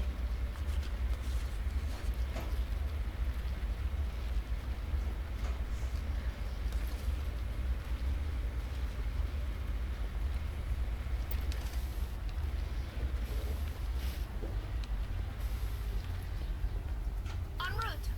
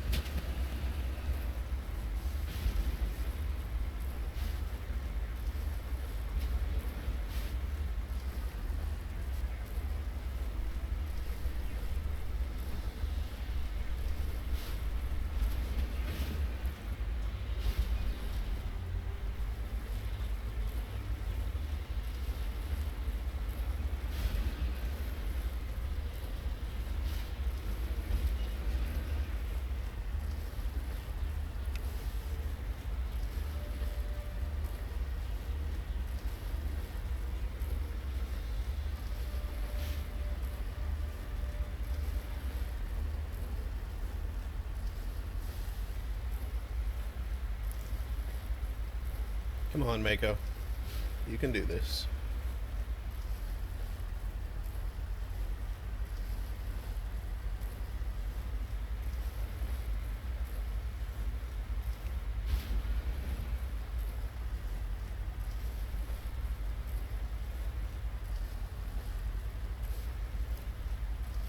Come on, just get to the top of that ridge.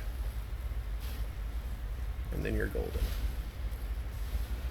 Oh, that's less space than I realized.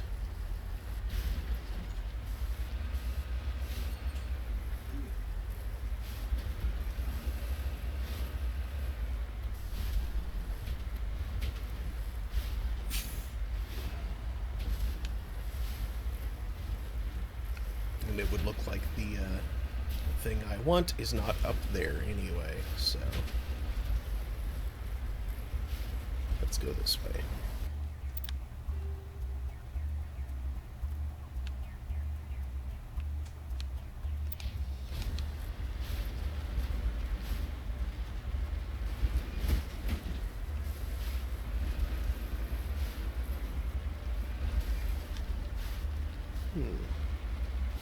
Actually, let's check this out first.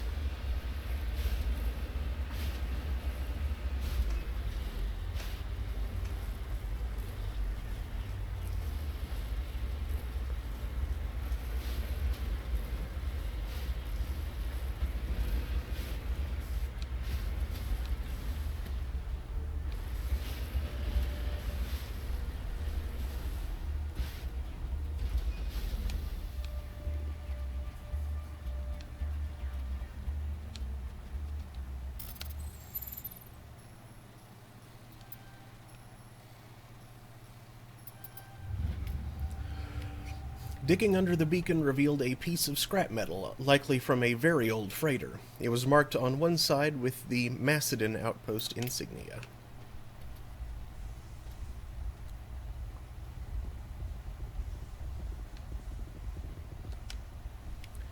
The front of the rover is crumpled from impact. A glance inside tells you the occupants, probably a team of illegal wildcat miners, are dead. Debris is still sliding down the furrows left by its tires, silent in the near-vacuum atmosphere.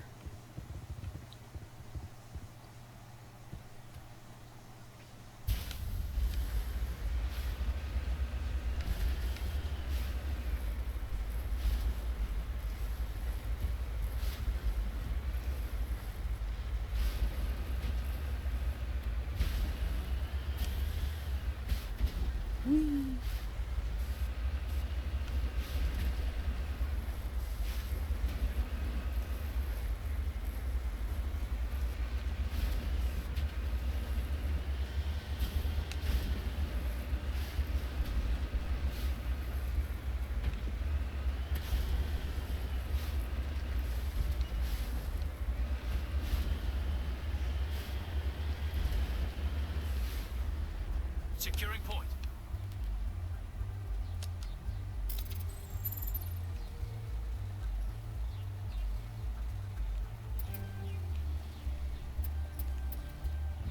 There.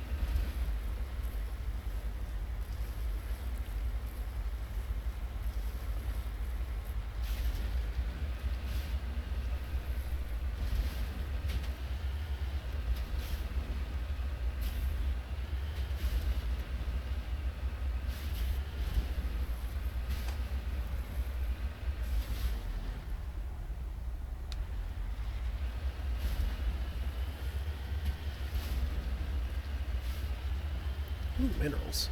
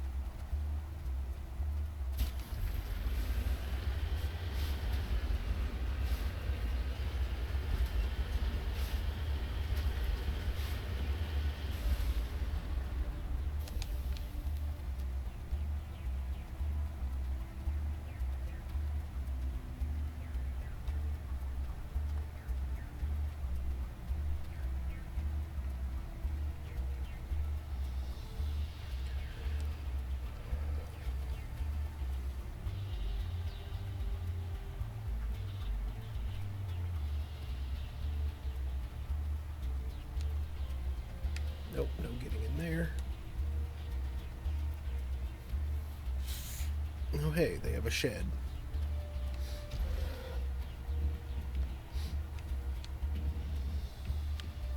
A medical shed, apparently.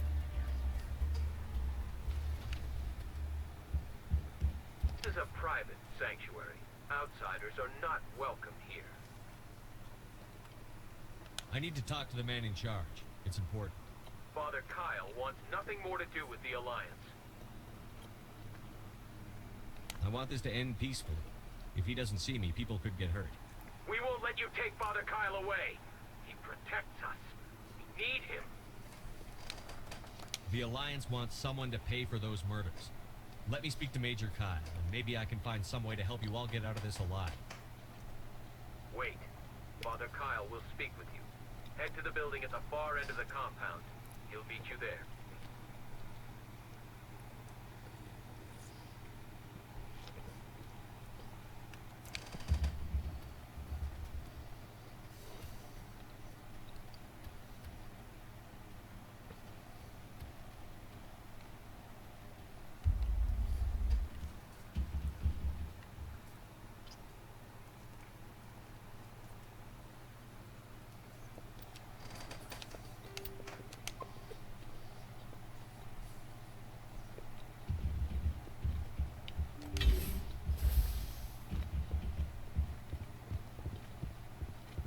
Biotics can feel safe here. We can't trust the Alliance.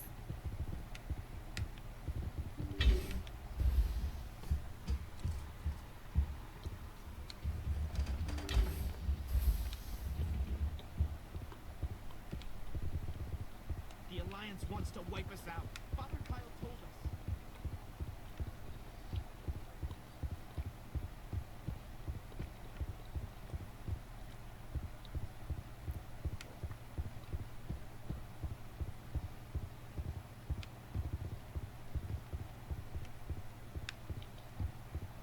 Yeah, why not?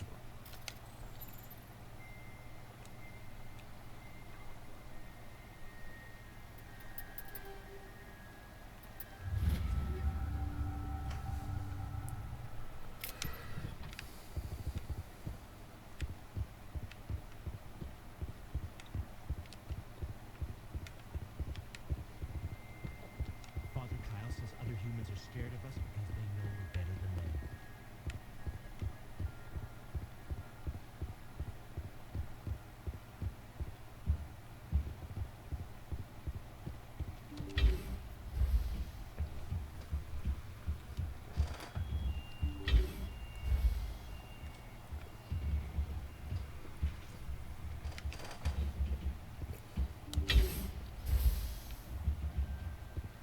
Just because we're biotics doesn't mean we don't deserve to be treated fairly.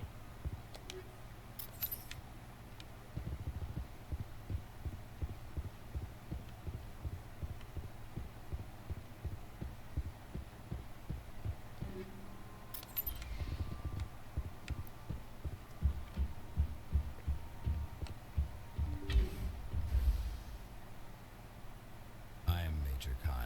I know why you've come. We have no quarrel with you. Why can't you just leave us alone? What happened to those other Alliance officers? The ones who came before me? They wanted to take me away from here. They wanted me to abandon this place, turn my back on my family. They spoke blasphemy. I did what I could to make their end quick and painless. I had no other choice. It was necessary to protect my children. Only I can keep them safe.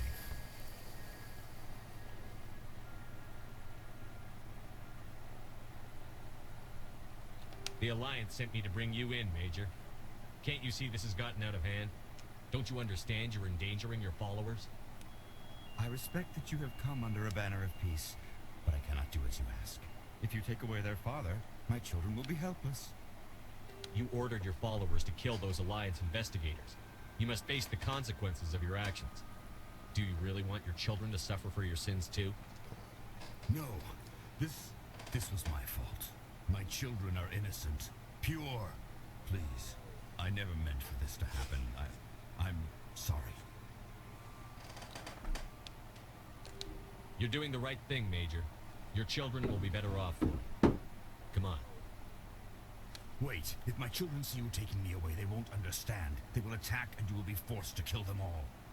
You have shown me the error of my ways, Commander. Now you must give me time to explain it to them. It is the only way they will understand.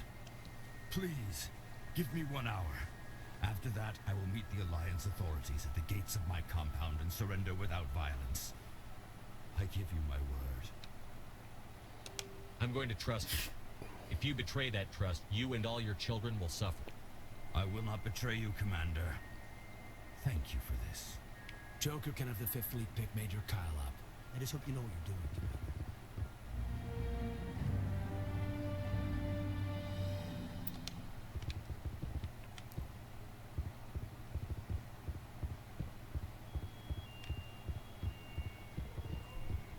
Father Kyle says other humans are scared of us because they know we're better than them.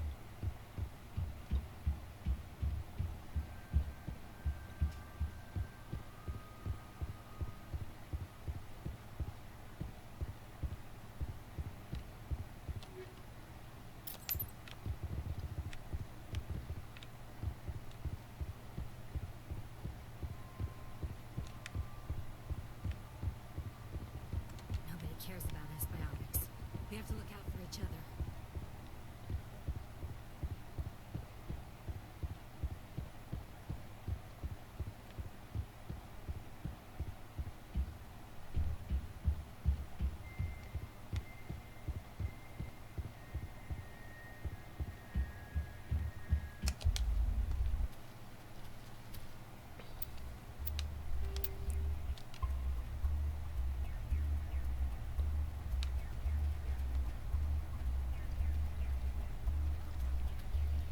I'm going to see if I can enter here without a without a fuss, without a tussle.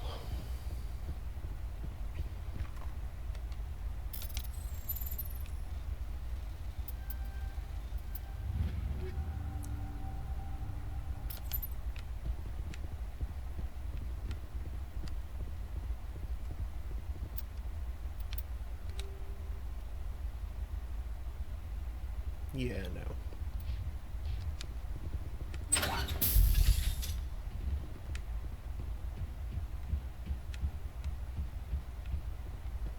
The Alliance wants to wipe us out. Father Kyle told us.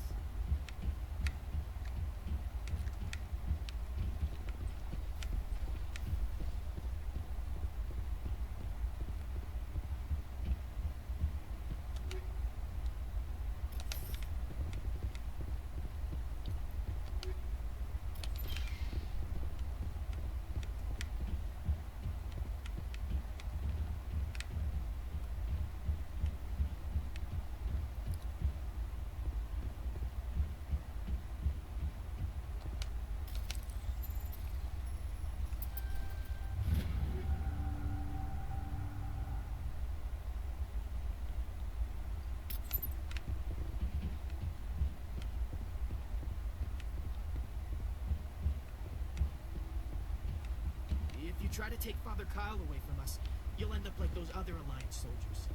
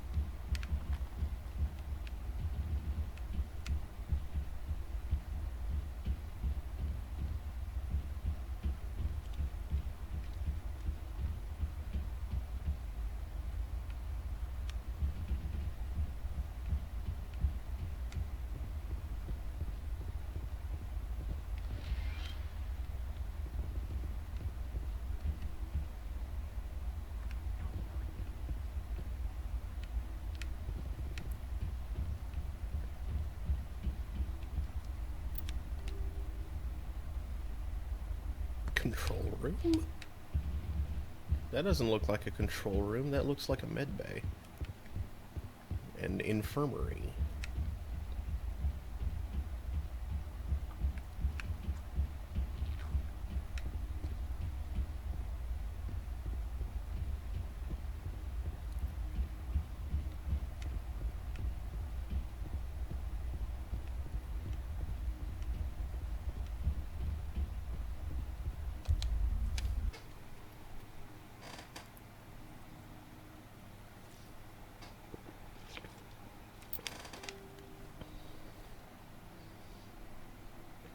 Okay, so the south edge, and then the southeast corner, and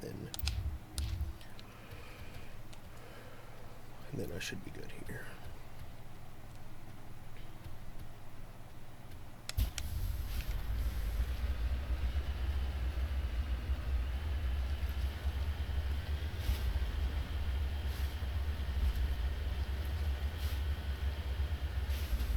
Wait a second, did I? Yeah, I exported that corner. I remember that now.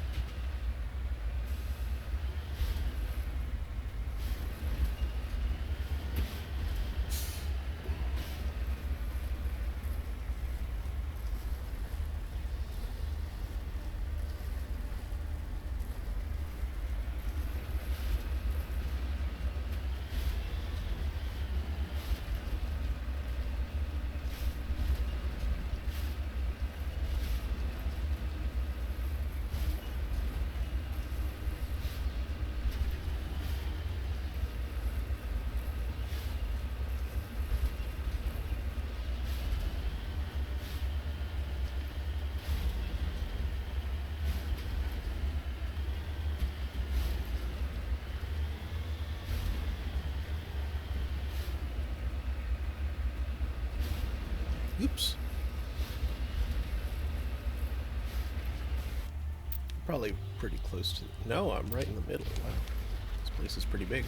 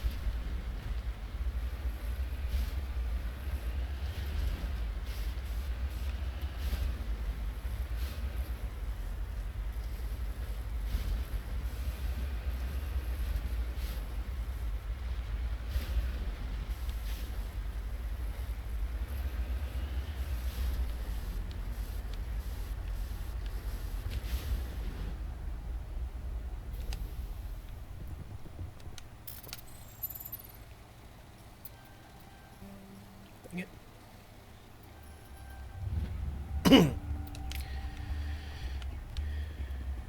Enemy sighted. Where? All clear. Dang it, Tally. Quit jumping at ghosts.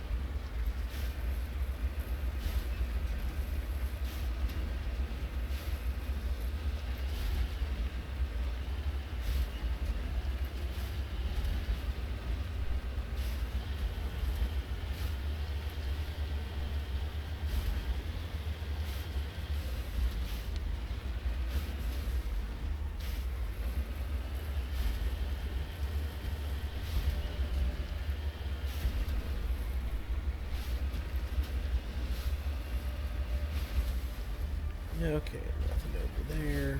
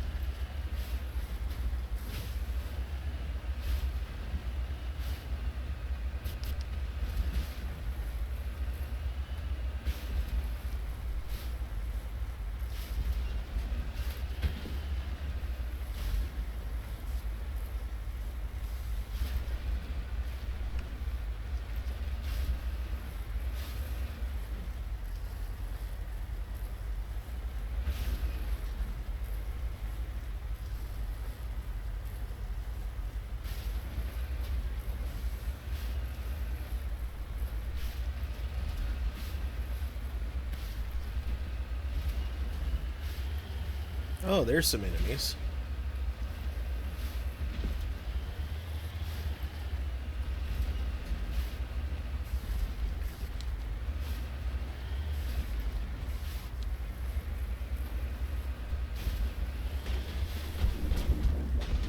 Oh boy.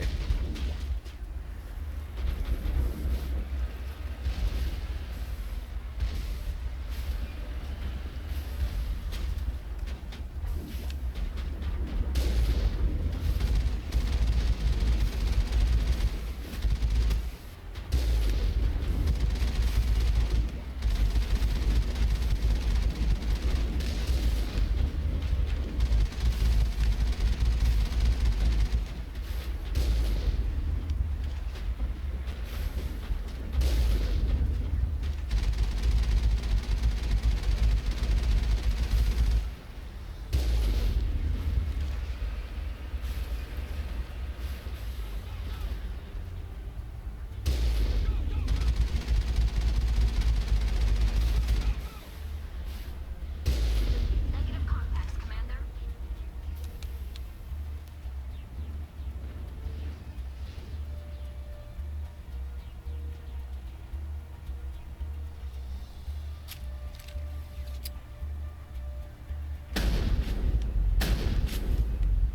Not even anything that interesting. What gives?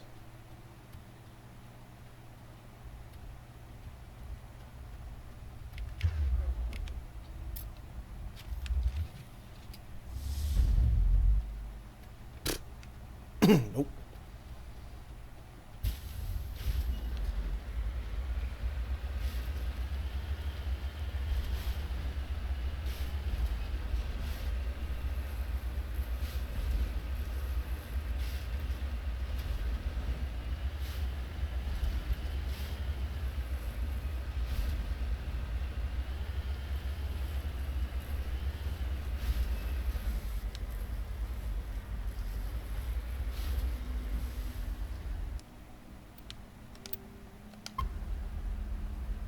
And that's the nest I started at, right? I think it is, but I should double check to be sure.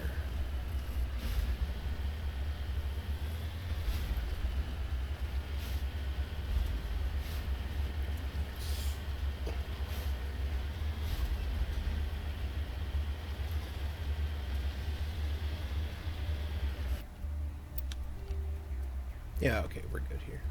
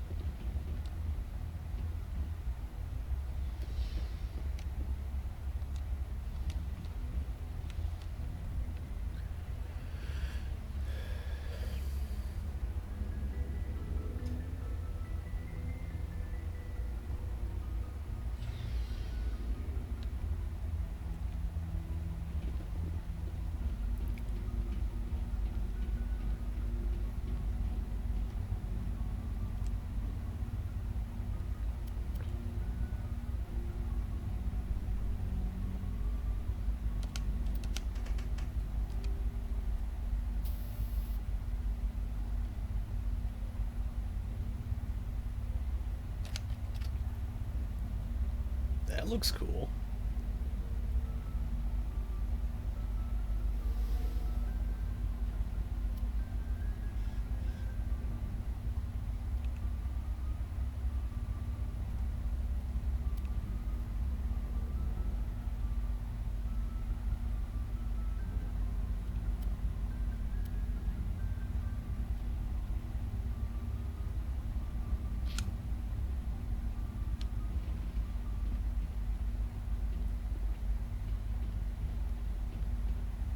Looking for supplies? Let's see what you've got. You bet, Commander.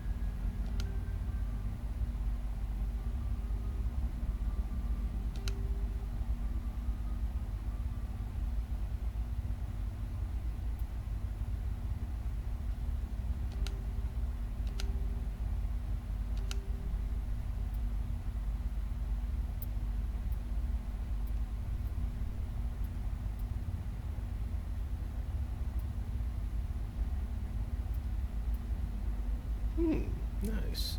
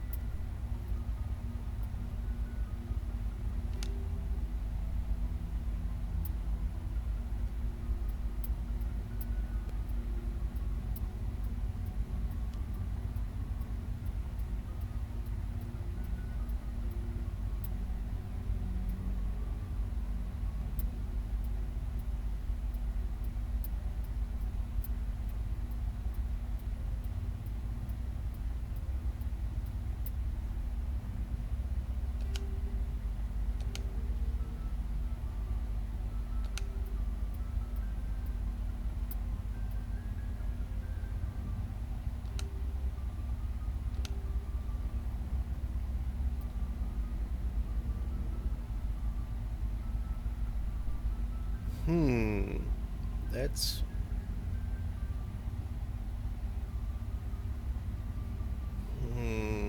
tough choice. That's a lot of shields, though, that I'd be giving up. And a little bit of tech biotic protection. Yeah, let's go ahead and sell that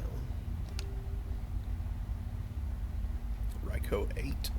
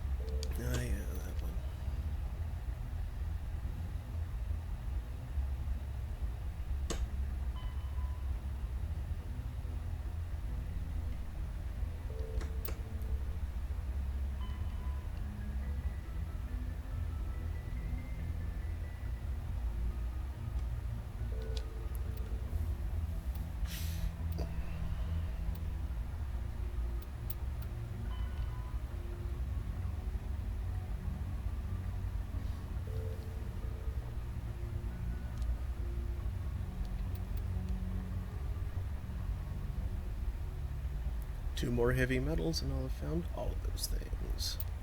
Well, all of them that it asks of me, anyway.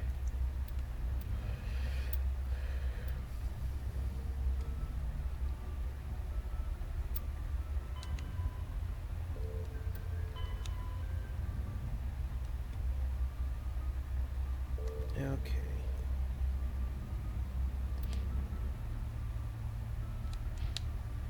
Message coming in. Patching it through. Admiral Hackett here, Commander. Your helmsman just forwarded your report on Major Kyle. We sent in a team as you instructed. Kyle's followers have disbanded, and the Major surrendered to us without incident. We'll make sure he gets the help he needs. To be honest, Shepard, I thought this thing was going to end in a bloodbath. I don't know how you did it, but you saved a lot of lives. Congratulations.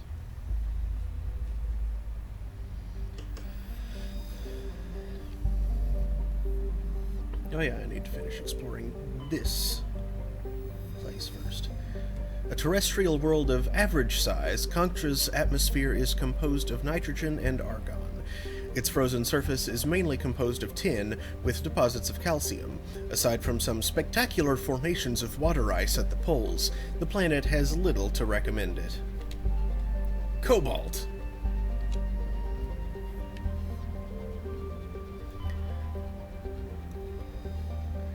Thropto is a typical hydrogen-helium gas giant with traces of chlorine and sulfur in its atmosphere.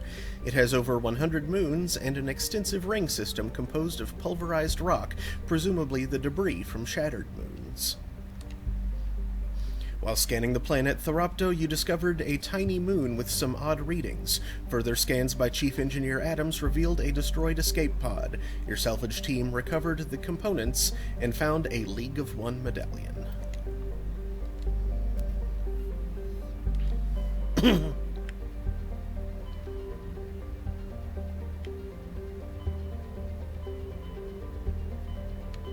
Exodus Cluster. Okay, Horsehead Nebula, Argos Row, Gemini Sigma, Hades Gamma. Okay, actually, yeah, let's go to Hades Gamma first.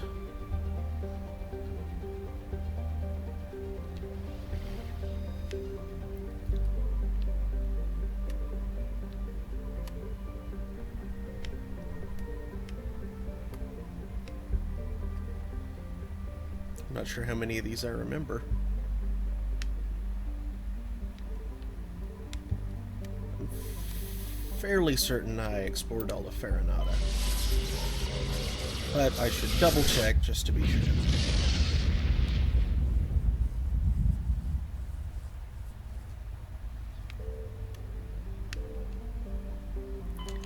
Yeah, I seem to recall Tenshigan.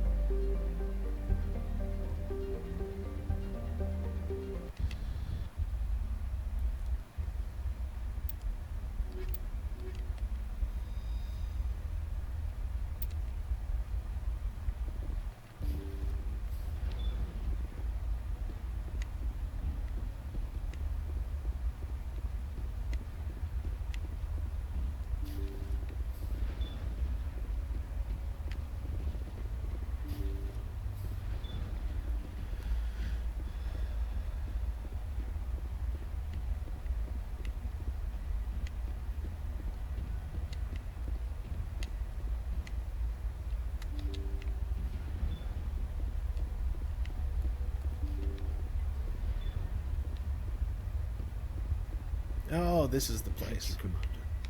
I thought I was dead when they took me. And yet you're all still here? Alliance hasn't done anything to resolve this situation?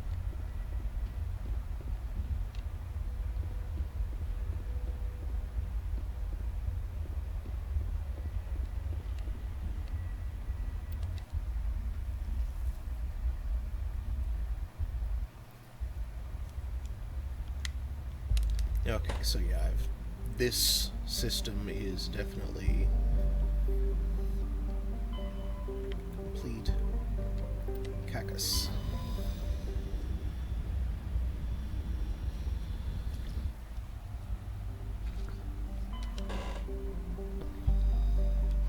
An enigmatic terrestrial planet, Zayarder has a hazy atmosphere of nitrogen and argon.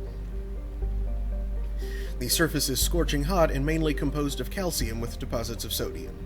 3 times in the last century, ships stopping to discharge at Treyarmus have reported geometric patterns of lights. Geometric. Wait, that is how it's pronounced. Geometric patterns of lights on the dark side of Zayarder. Attempts at closer investigation proved fruitless. The lights disappear when ships move to approach the inner system, I guess.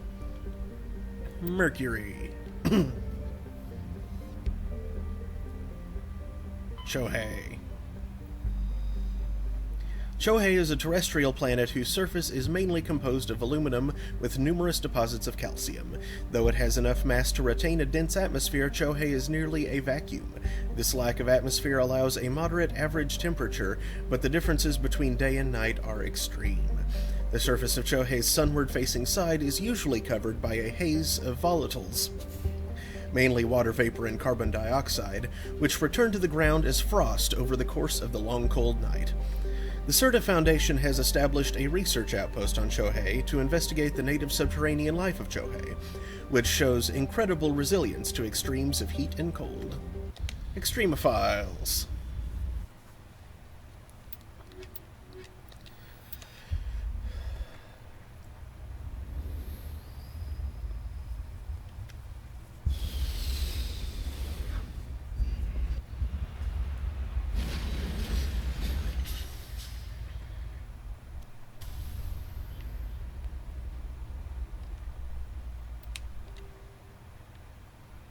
Anomalous signal, science base, debris. Now I'll check out that signal first, and then...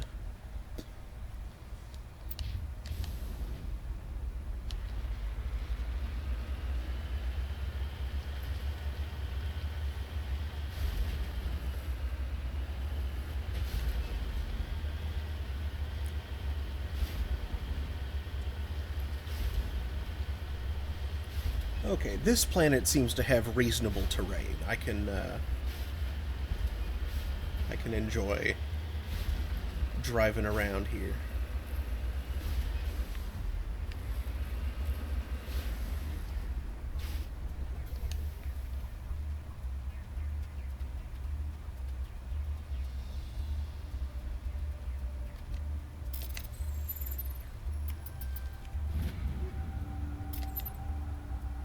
While sifting through this pile of debris, you discovered another of Matriarch Dillanaga's writings. It's in bad shape, but most of it is still intact.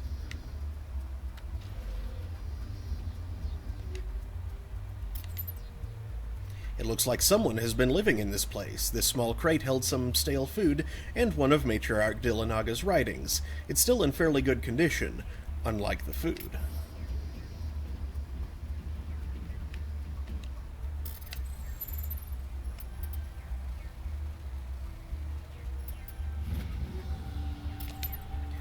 It's not clear who owns this container, but you discovered one of Matriarch Dillanaga's writings inside. They are clearly a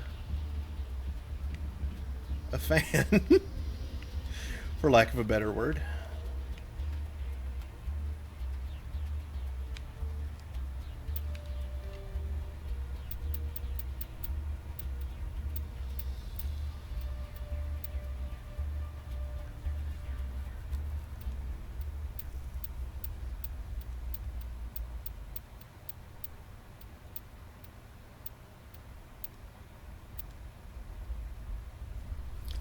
Of 10.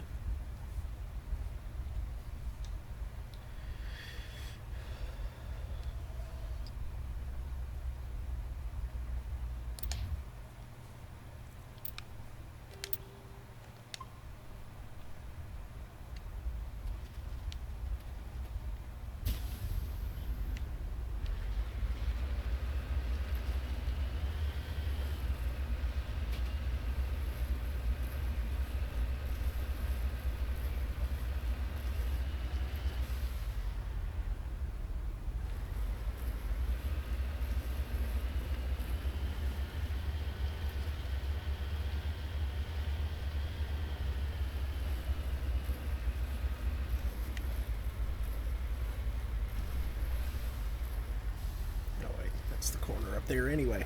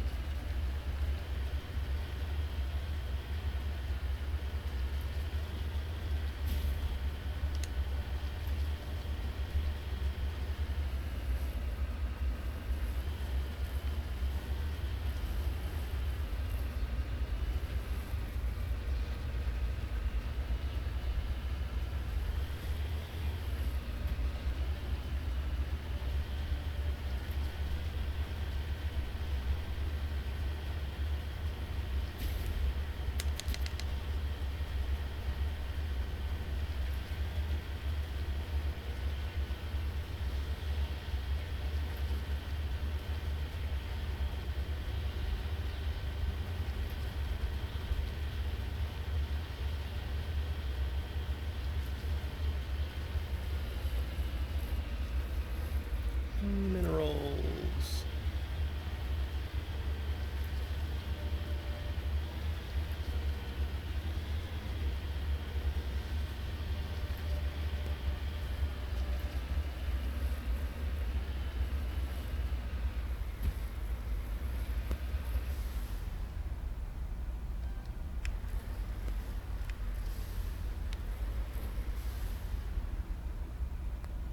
Moving out.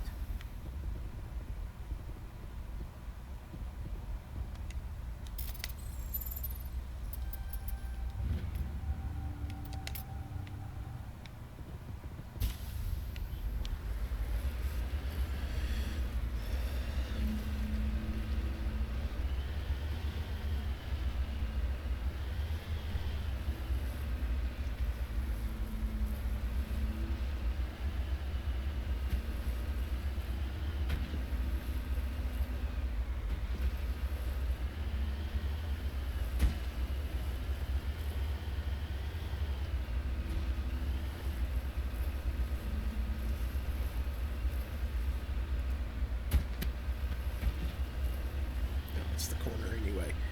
Okay, so is there anything up here? Probably not, but sometimes there is. Well, once there was.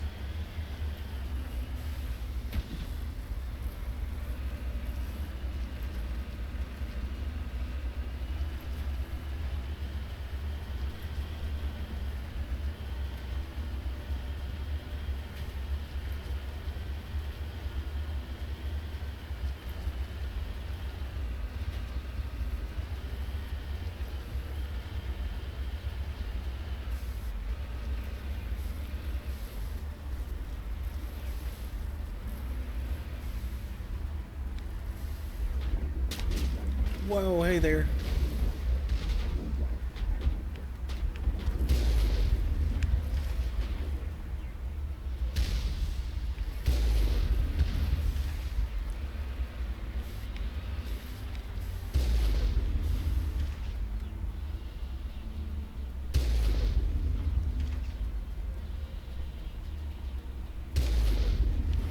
Area secured.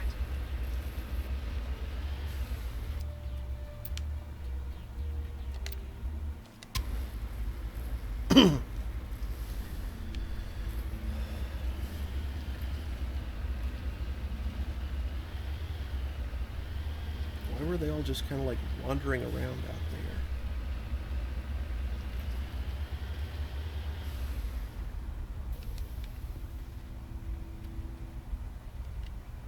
This person must have died while attempting to salvage a crashed satellite.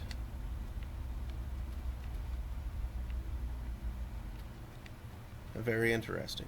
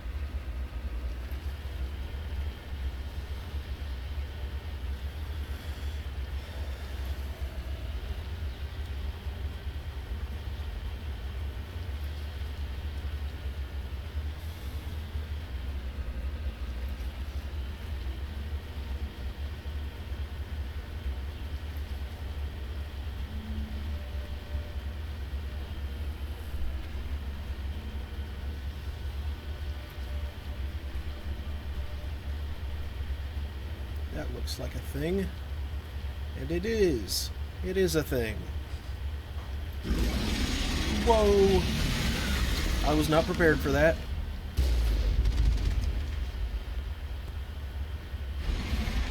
Yeah.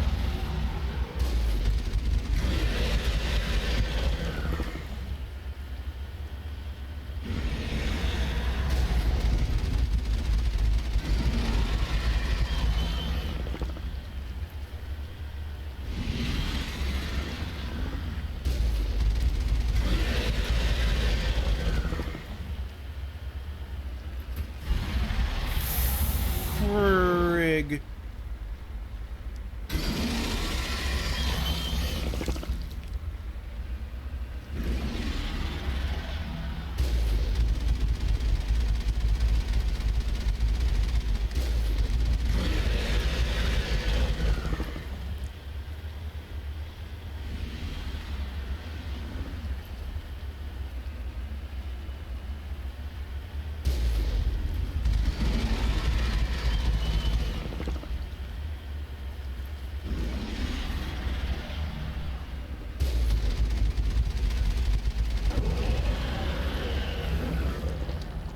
Level up.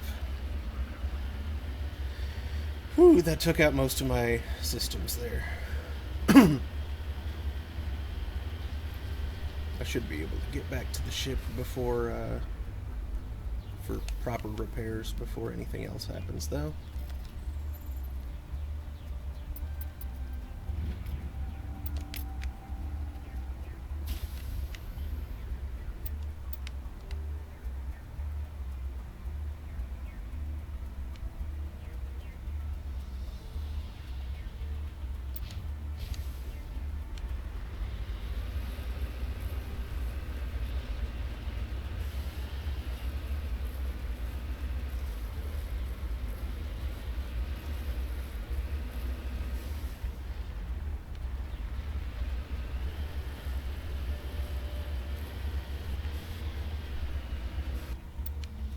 Did I just save? I don't remember. I should save.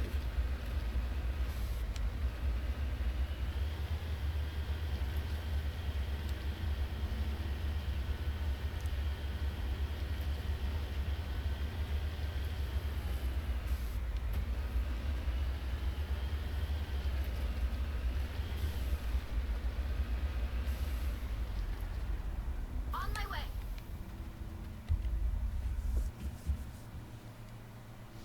Take down the terrorists, but remember to check your targets. The civilians are so addled by the drug, they'll wander right into the middle of a firefight.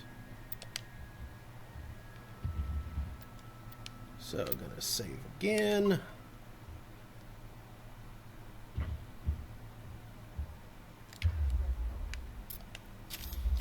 Yeah, keep the shotgun and just kind of do like a charge in short range inferno rounds. Ooh. Spicy. I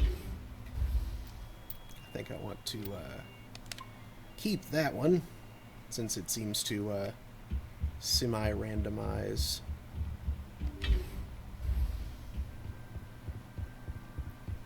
Take cover.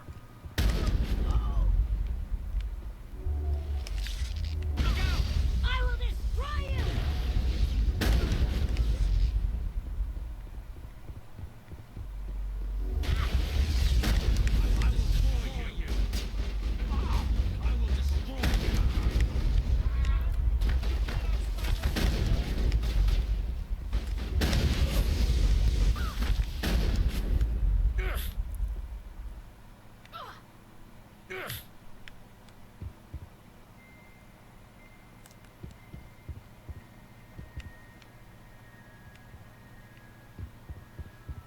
They come toward you. Look at them. Have to look away. Keep moving. They can't steal your mouth.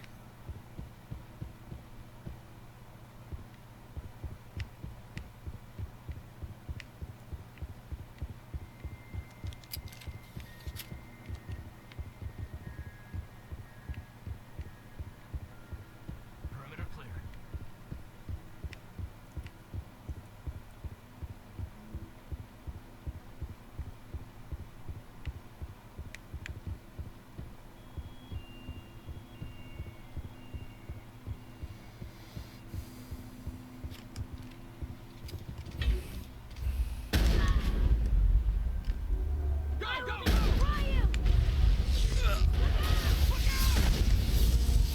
cleared the facility. All of the civilians are safe, though still chattering to themselves and screaming at the garbage cans. Evolution of humanity, huh? Those biotics didn't seem that different from the other scum you deal with.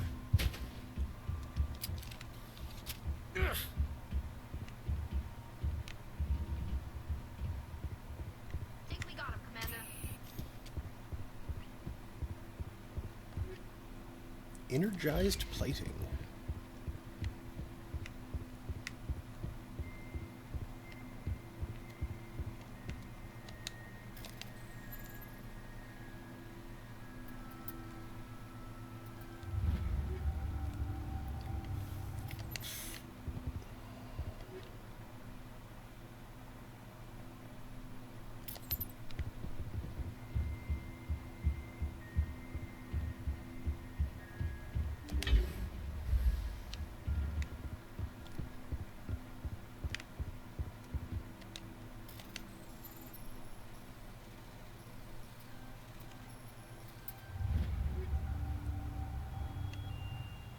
Cool. They're all crawling from my fingers. I can feel their wings fluttering.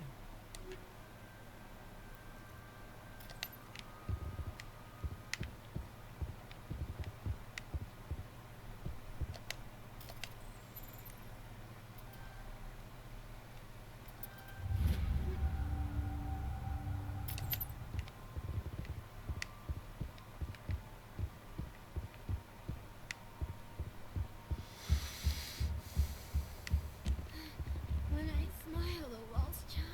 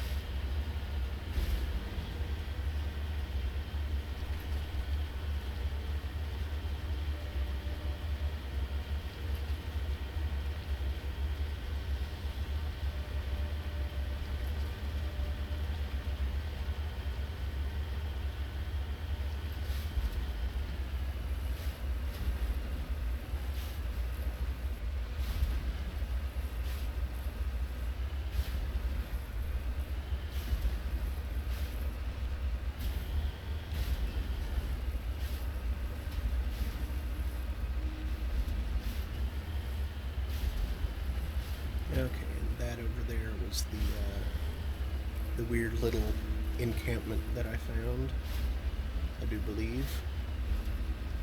I'll make sure, though.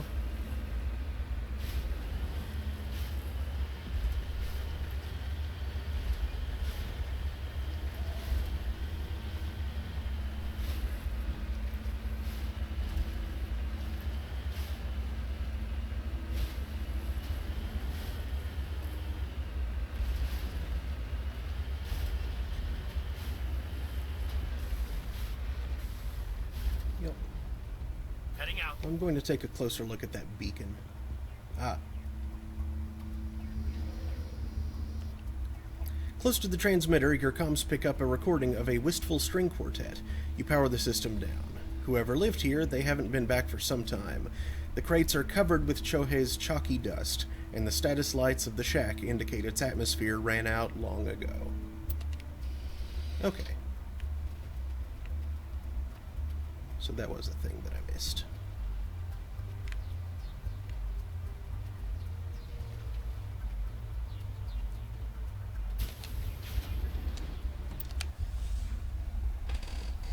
I'm gonna grab another drink real quick. Oh, no, wait, I still have some. Huh. I notice things.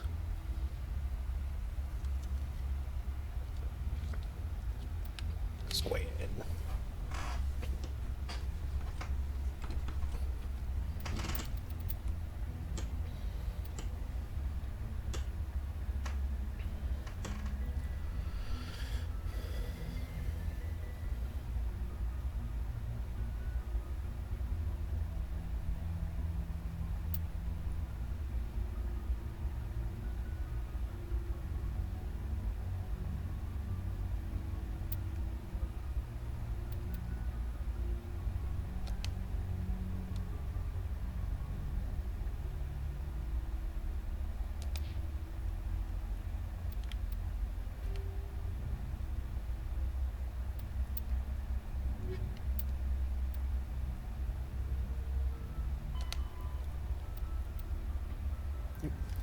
Asari have a robust cellular regenerative system. While they do not heal faster than other species, Asari are known to reach 1,000 years of age. Although Asari have one gender, they are not asexual, and Asari provides 2 copies of her own genes to her offspring. The second set is altered in a unique process called melding. During melding, an Asari consciously attunes her nervous system to her partner's, sending and receiving electrical impulses directly through the skin. The partner can be another Asari or an alien of either gender. Effectively, the Asari and her partner briefly become one unified nervous system. This unique means of reproduction is the reason Asari are talented biotics. Their evolved ability to consciously control nerve impulses is very similar to biotic training. Asari believe that their offspring acquire the best qualities of the father from the melded genes, but evidence is anecdotal. Asari pass through 3 climacteric life stages. That is not a word I'm familiar with, but I can kind of figure out what it means by the context, marked by biochemical and physiological changes. The maiden stage begins at birth and is marked by the drive to explore and experience. Most young Asari are curious and restless. The matron stage of life begins around the age of 350, though it can be triggered earlier if the individual melds frequently. This period is marked by a desire to settle in one area and raise children. The matriarch stage begins around 700, or earlier if the individual melds rarely. Matriarchs become active in their community as sages and counselors, dispensing wisdom from centuries of experience. While each stage of life is marked by strong biological tendencies, individuals do make unexpected life choices. For example, there are maidens who stay close to home rather than explore, matrons who would rather work than build a family, and matriarchs who have no interest in community affairs. Because of their long lifespan, Asari tends to have a long view not common in other races. When they encounter a new species or situation, the Asari are more comfortable with an extended period of passive observation and study than immediate action. They are unfazed that some of their investments or decisions may not pay off for decades or centuries. Matriarchs can seem to make incomprehensible decisions, but their insight is evident when their carefully laid plans come to fruition. In interstellar relations, this long view manifests in an unspoken policy of centrism. The Asari instinctively seek to maintain stable balances of economic, political, and military power. Traditionally, Asari spread their influence through cultural domination and intellectual superiority. They invite new species of advanced development to join the galactic community, knowing that their ideals and beliefs will inevitably influence the existing culture. The Asari came late to the concept of world government. For centuries, their homeworld of Thessia was dotted with loose confederacies of great republican cities. The closest earthly equivalent would be the ancient Mediterranean city-states. Since the Asari culture values consensus and accommodation, there was little impetus to form larger principalities. Rather than hoard resources, the Asari bartered freely. Rather than attack one another over differing philosophies, they sought to understand one another. Only in the information age did the city-states grow close. Communication over internet evolved into an electronic democracy. Asari have no politicians or elections, but a freewheeling, all-inclusive legislature that citizens can participate in at will. Policy debates take place at all hours of the day in official chat rooms and forums moderated by specially programmed virtual intelligences. All aspects of policy are open to plebiscite at any time. In any given debate, the Asari tends to lend the most credence to the opinions of any matriarchs present, nearly always deferring to the experience of these millennia-old wise women. Achieving consensus through public debate may take too long in a crisis. In cases where prompt, decisive action is required, the Asari defer to the wisdom of local matriarchs. The Asari Military resembles a collection of tribal warrior bands with no national structure. Each community organizes its own unit as the locals see fit and elect a leader to command them. Units from populous cities are large and well-equipped, while those from farm villages may be only a few women with small arms. There is no uniform. Everyone wears what they like. The Asari Military is not an irregular militia, however. Those who serve are full-time professionals.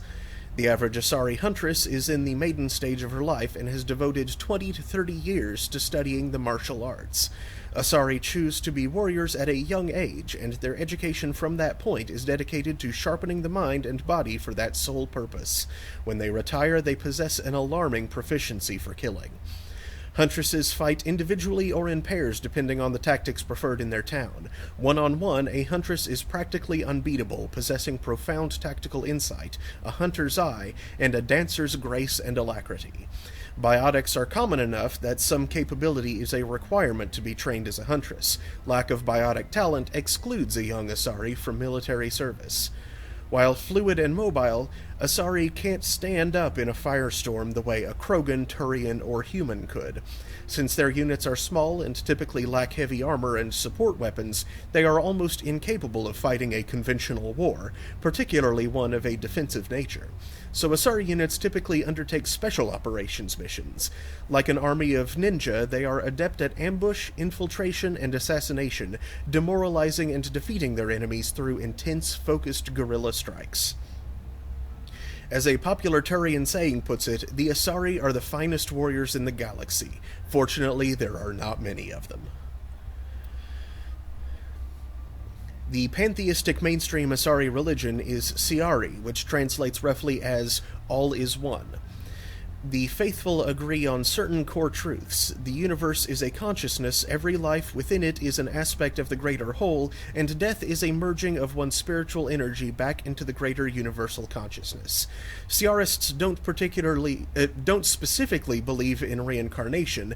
They believe that spiritual energy returned to the universal consciousness upon death will eventually be used to fill new mortal vessels.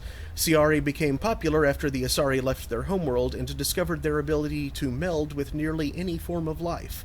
This ability is seen as proof that all life is fundamentally similar. Siari priestesses see their role as promoting unity between the disparate shards of the universe's awareness. Before the rise of Siari pantheism, Asari religions were as diverse as their political opinions.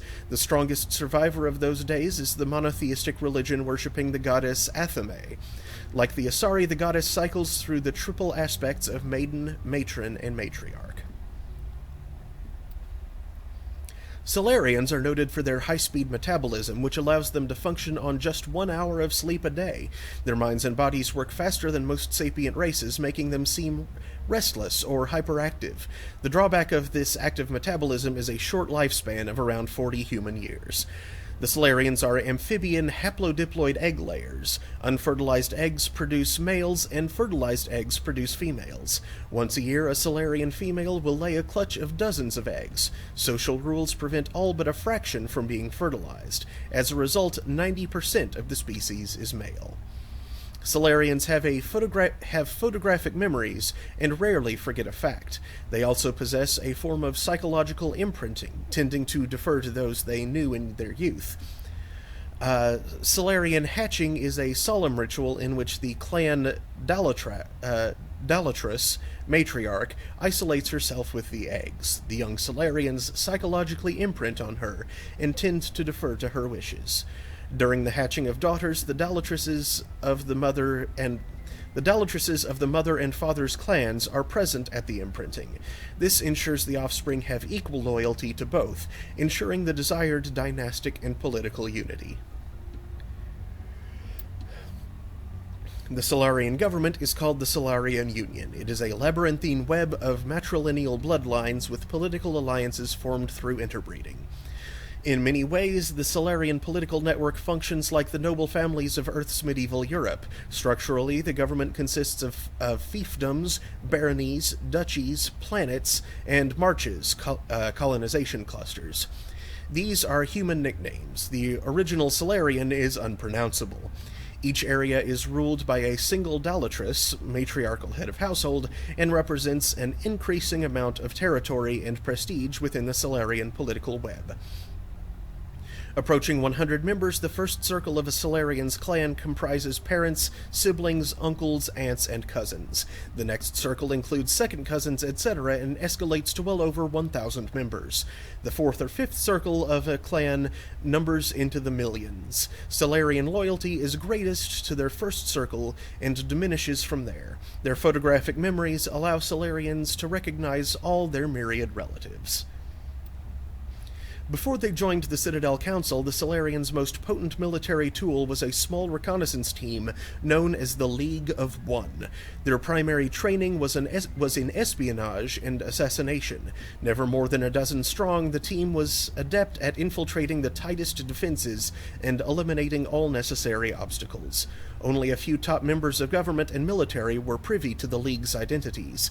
The League members wore no distinguishing garments and held no particular rank. The only evidence of their participation in the League was a small medallion presented to each member upon induction. This secrecy was maintained until the formation of the Council.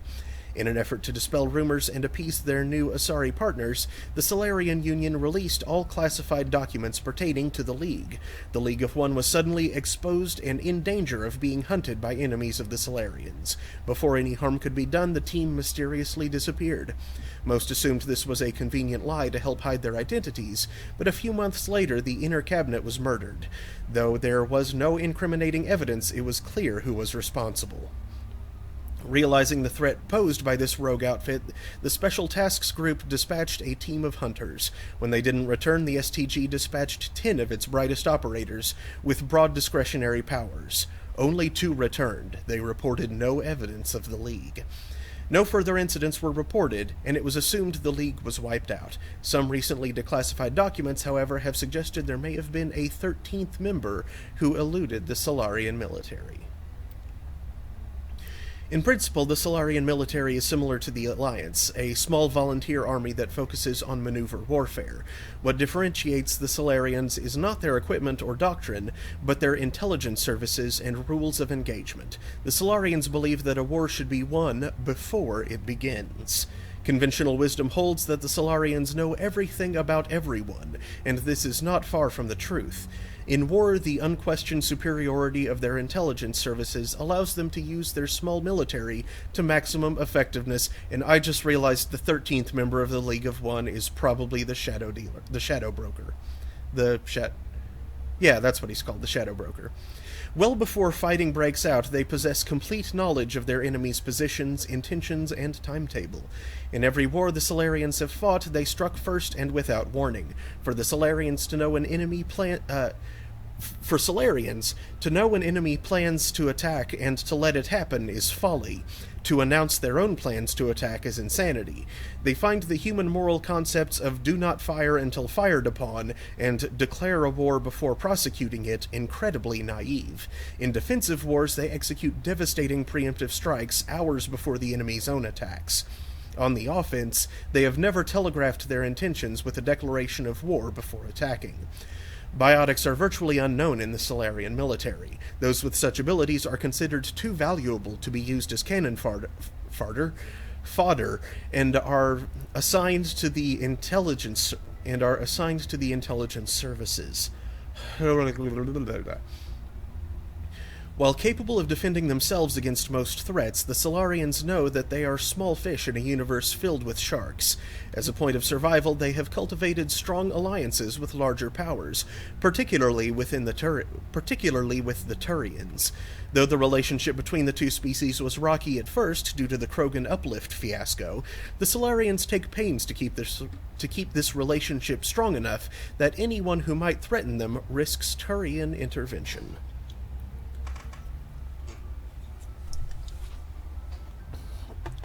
Okay. Now it's time for another drink.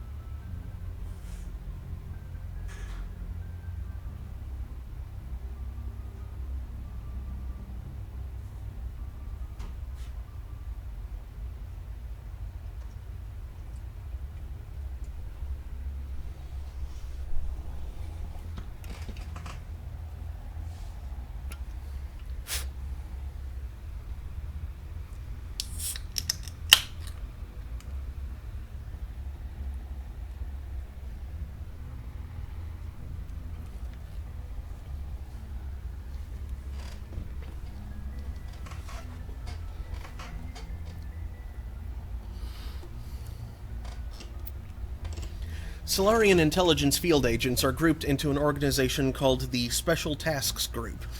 STG operators work in independent cells performing dangerous missions such as counterterrorism, infiltration, reconnaissance, assassination, and sabotage. The STG is a proactive organization, puncturing worrisome trends before they become movements. At any time, a dozen groups are operating covertly within the lawless Terminus systems, sowing dissent among the various factions. Civilian analysts also note how troublesome hinge-point individuals in Terminus frequently meet unexpected deaths. STG operators are feared throughout the galaxy for their clear-eyed, remorseless practicality. They are willing to do whatever it takes to achieve their mission, even if it kills civilians or results in the team's own destruction. In many ways, they are akin to the Council Spectres. Recently, a number of STG cells have been redeployed from Solarian Union.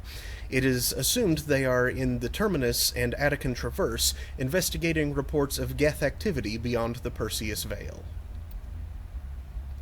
The Turian homeworld, Palaven, has a metal-poor core, generating a weak magnetic field and allowing more solar radiation into the atmosphere. To deal with this, most forms of life on Palaven evolved some form of metallic exoskeleton to protect themselves. Their reflective plate-like skin makes Turians less susceptible to long-term low-level radiation exposure, but they do not possess any sort of natural armor. A Turian's thick skin does not stop projectiles and directed energy bolts.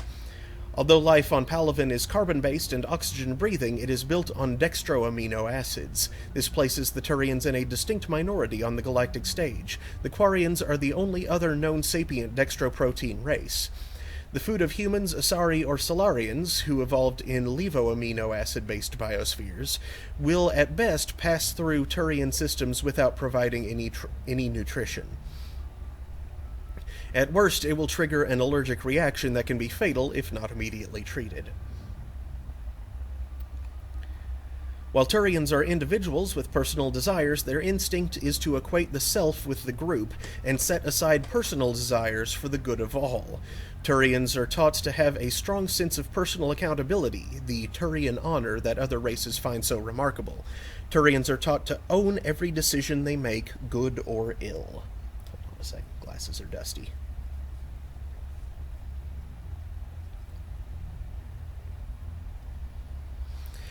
The worst sin they can make in the eyes of their people is to lie about their own actions. Turians who murder will try to get away with it, but if directly questioned, most will confess the crime.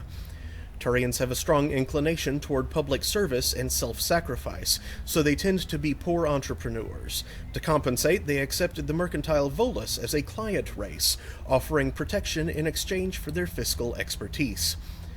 The Turian military is the center of their society. It is not just an armed force, it is an all-encompassing public works organization. The military police are also the civic police. The fire brigades serve the civilian population as well as military facilities. The Corps of Engineers builds and maintains spaceports, schools, water purification plants, and power stations. The Merchant Marine ensures that all worlds get needed resources. The Turian government is a hierarchical meritocracy. While it has great potential for misuse, this is tempered by the civic duty and personal responsibility Turians learn in childhood. Turians have 27 citizenship tiers, beginning with civilians, client races, and children. The initial period of military service is the second tier. Formal citizenship is conferred at the third tier, after boot camp. For client races, citizenship is granted after the individual musters out.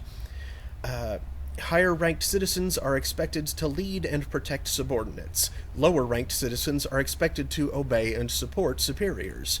Promotion to another tier of citizenship is based on the personal assessments of one's superiors and co-rankers.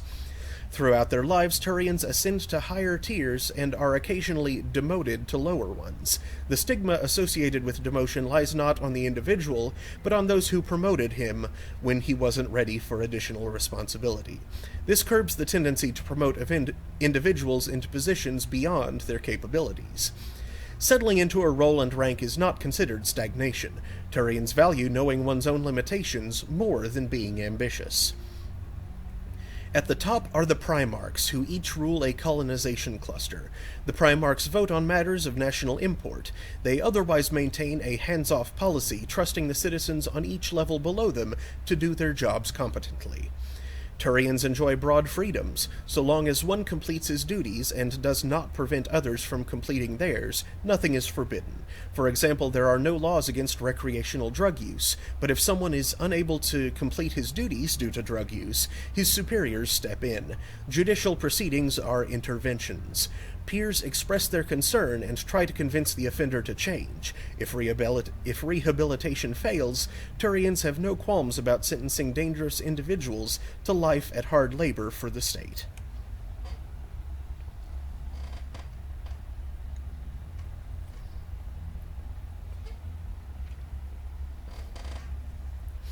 Although they lack the brutality of the Krogans, the skill of the Asari, and the virtuosity of the humans, the Turian military has formidable discipline. Officers and NCOs are lifers with years of field experience. Enlisted personnel are thoroughly trained and stay calm under fire. Turian units don't break. Even if their entire line collapses, they fall back in order, setting ambushes as they go. A popular saying holds, "You will only see a Turian's back once he's dead." Boot camp begins on the 15th birthday. Soldiers receive a year of training before being assigned to a field unit. Officers train for even longer. Most serve until the age of 30, at which point they become part of the reserves. Even if they suffer injuries preventing frontline service, most do support work behind the lines. Biotics are uncommon. While admired for their exacting skills, Biotics' motives are not always fully trusted by the common soldier. The Turians prefer to assign their Biotics to specialist teams called Cabals. Command and control is decentralized and flexible. Individual squads can call for artillery and air support. They make extensive use of combat drones for light duties, and practice combined arms. Infantry operates with armor supported by overhead gunships. Strategically, they are methodical and patient, and dislike risky operations. Tradition is important. Each legion has a full-time staff of historians who chronicle its battle honors in detail. The oldest have records dating back to the Turian Iron Age. If a legion is destroyed in battle, it is reconstituted rather than replaced. The Turians recruit auxiliary units from conquered or absorbed minor races. Auxiliaries are generally light infantry or armored cavalry units that screen and support the main Turian formations.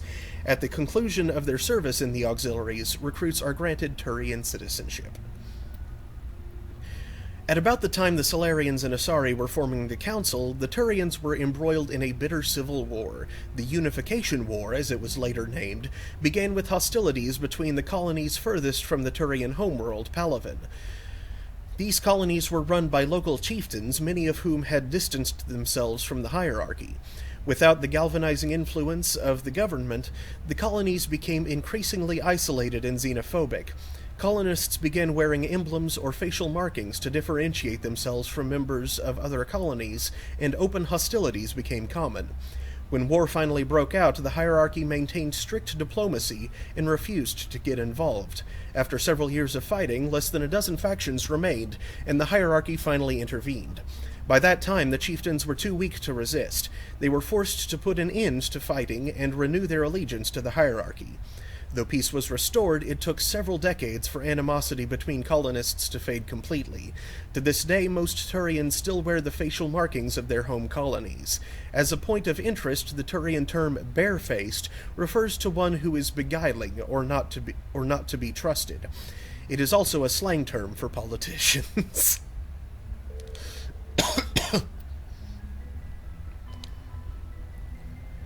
The beacon was a Prothean artifact unearthed on the Alliance colony of Eden Prime. Its resemblance to the Prothean databanks recovered on Mars provoked immediate interest from the Alliance and the Citadel Council. It proved to be a solid-state data storage device, part of a galaxy-spanning comm network similar to the modern extranet. Intact Prothean paleotechnology is rare. The beacon seemed to promise another quantum leap of technology, akin to the discovery of the Mass Effect drive and relays. Unfortunately, the beacon also drew the attention of the rogue Spectre Saren Arterius, and his synthetic allies, the Geth. A dawn raid by his flagship Sovereign resulted in hundreds of civilian casualties. The beacon was badly damaged. The motives behind the attack are still being investigated. Oh, that's a net split. During the recovery operation, the beacon fired a pulse of energy at the executive officer of the Alliance frigate Normandy. Lieutenant Commander Shepard survived and appears to have suffered no ill effects. Afterwards, the beacon fell inert. The mechanism appears to be dead. The Prothean beacon downloaded its knowledge into Lieutenant Commander Shepard on Eden Prime, causing confusing dreams and visions. While the imagery is becoming clearer with time, the meaning of the beacon communication remains elusive. It has been suggested that Prothean data recording is highly dependent on a certain point of view, what Carl Jung described as the collective unconscious. The cipher needed to comprehend the images implanted in Shepard's mind is the cultural knowledge of a Prothean, the archetypes, biological instincts, and common experiences universal to the race. Since the Protheans have been dead for millennia, it may be impossible to acquire this cipher. Despite all the evidence confirming the existence of the Protheans, little is known about their culture and society. From time to time, dig sites will yield new clues, but after 50,000 years of decay, little of value is unearthed. Recent research has focused on the discovery of Prothean data disks. On their own, they are frail and rarely found in one piece. Occasionally, however, an intact disk will be discovered within a console or reading device. To date, over 36 disks have been recovered, and a few of those have been restored to the point where researchers can begin analyzing them. Though it may be some time before scientists discover a way to transfer the data off the disks, they are currently considered the most tangible leads for learning more about the Prothean culture. After 20 years of manned research outposts and nearly a century of robotic exploration, the European Space Agency's Lowell City became the first permanent settlement on Mars in 2103. Within a decade, the United States and China had founded permanent settlements as well. The south polar region of Promethei Planum developed a Bermuda Triangle reputation. Satellites detected intermittent mass concentrations and magnetic field shifts. In 2148, prospectors working near Deseado Crater discovered an underground complex, a Prothean observation post. The odd phenomena were generated by the operation and discharge of a Mass Effect core, struggling to function despite 50 millennia of neglect. Earth was electrified by the news. Humanity was unequivocally not alone. While courts battled over who owned the ruins, the international scientific community coordinated a massive effort to access, translate, and interpret the databanks recovered from the facility. The facility proved to be a biosciences observation post built when Homo sapiens were first evolving on Earth. While the motives of the Protheans are not certain, translated records indicate that the facility was in regular communication with automated observation platforms in Earth orbit and on the lunar near side. The half-dozen Mass Effect spaceships found in the facility were presumably used for first-hand observation.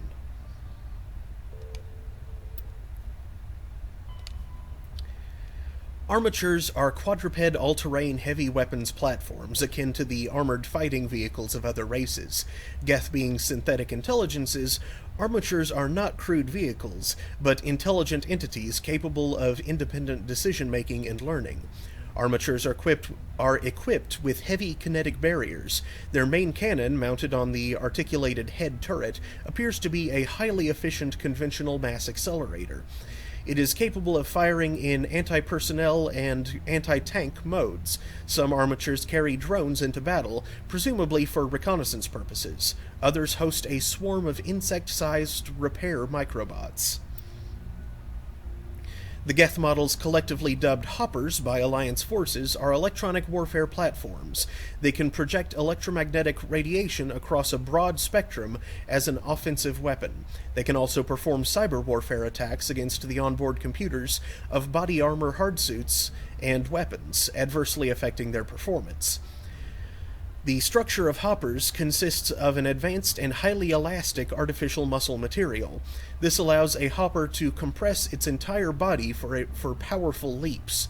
Hoppers also have thousands of molecule-scale barbs on the surfaces of their hands and feet, which are used to cling to walls and ceilings. Hoppers are very difficult targets, leaping from one surface to another in rapid succession. The Quarians have no record of any Geth models similar to Hoppers. The net split ended. Very good.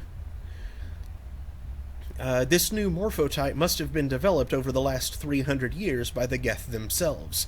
This is troubling proof that the Geth are continuing to move towards technological singularity. Experts in synthetic life are intrigued that Hoppers appear to be even more organic than the baseline Geth. The identified subtypes of Hopper have been codenamed Sapper, Stalker, and Ghost.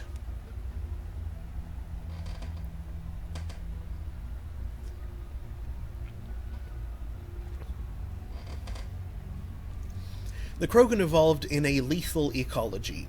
Over millions of years, the Grimm struggle to survive larger predators, virulent,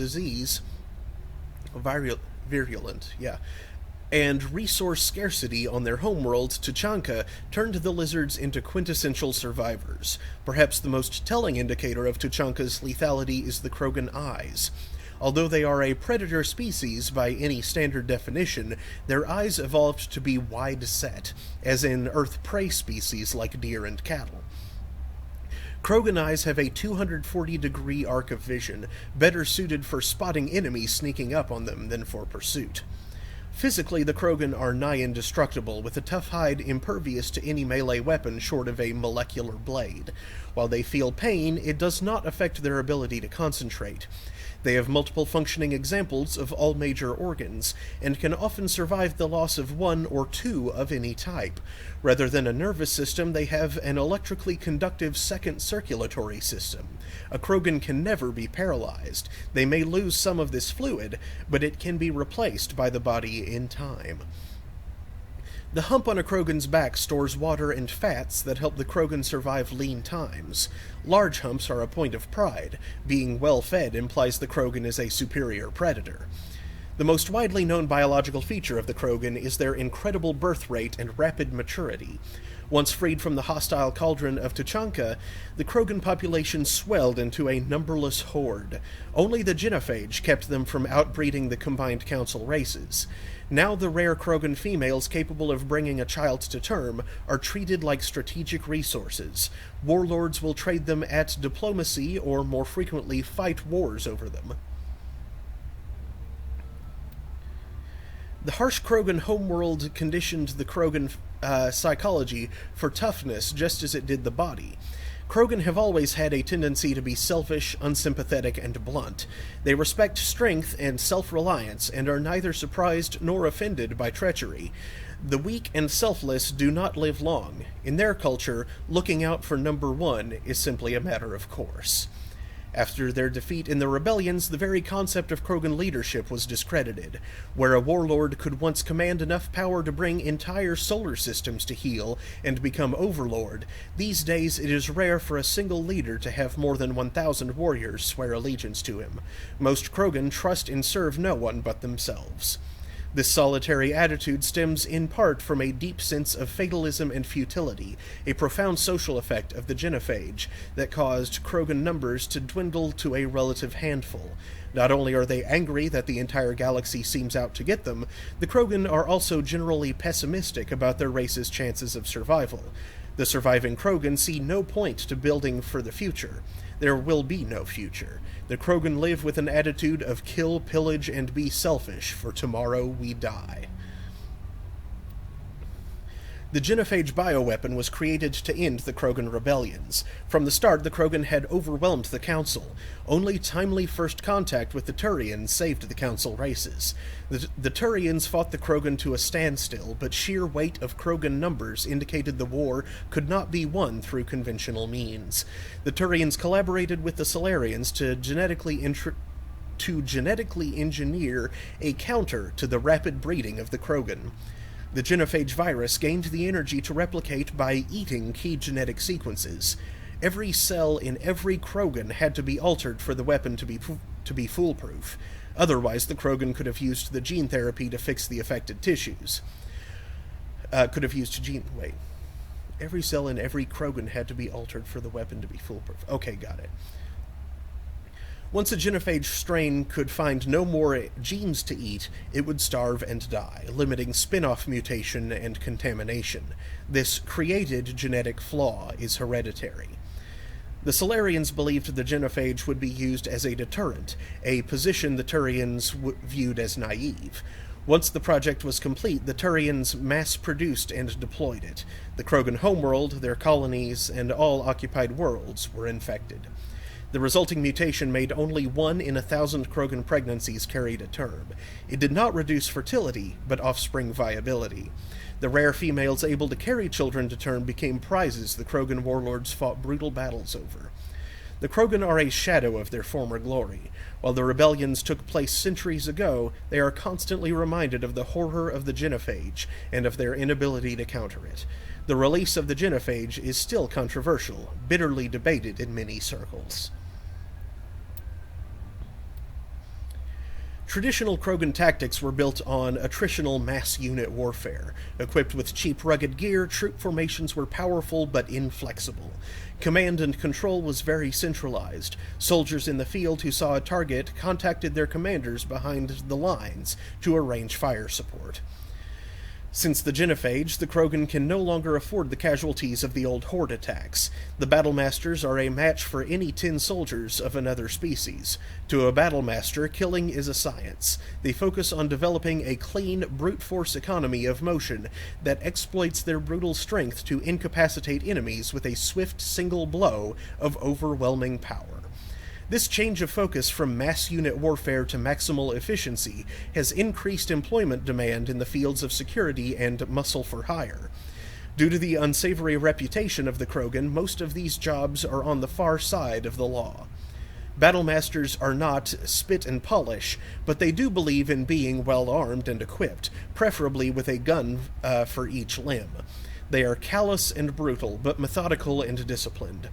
They use any means at their disposal to achieve their goals, no matter how reprehensible. Hostage-taking and genocide are acceptable means to ensure a quiet occupation with few Krogan casualties. The Krogan serving with Saren's forces appear to be returning to the old style of mass attritional combat. They also work in close cooperation with supporting Geth units, who fill the roles occupied by combat drones in other armies. Biotics are rare among the Krogan. Those that exist are viewed with suspicion and fear. The Krogan see this aura of fear as a useful quality for an officer, and often promote them. Combat drones and other high-tech equipment are likewise in short supply. The migrant fleet has little economic base, operating in a state of perpetual hand-to-mouth.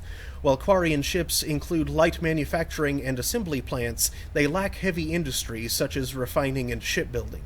The fleet has tankers for water purification and oxygen cracking, but the space-intensive nature of agriculture limits food production. A single disaster could destroy the fragile balance. The Quarians earn income in creative ways. Because the government is obliged to provide food, water, air, and medical support for every individual, the Conclave strategically determines the course of the fleet to bring in resources and income.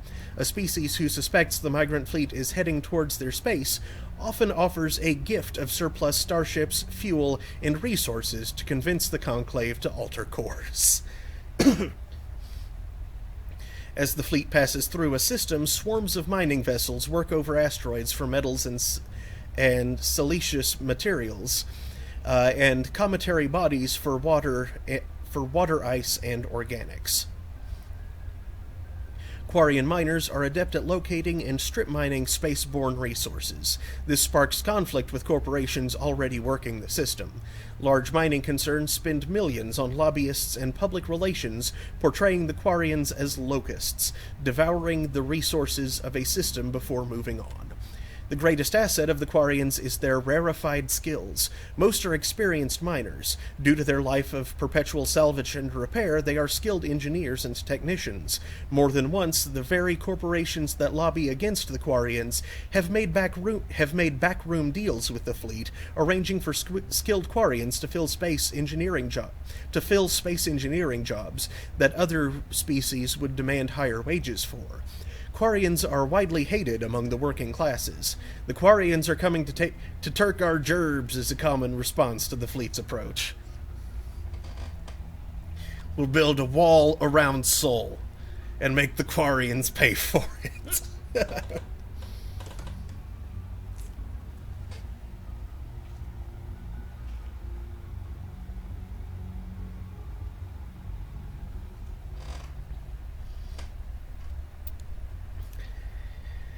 Due to the Quarians' precarious existence and the need to enforce strict rationing, the government is somewhat autocratic.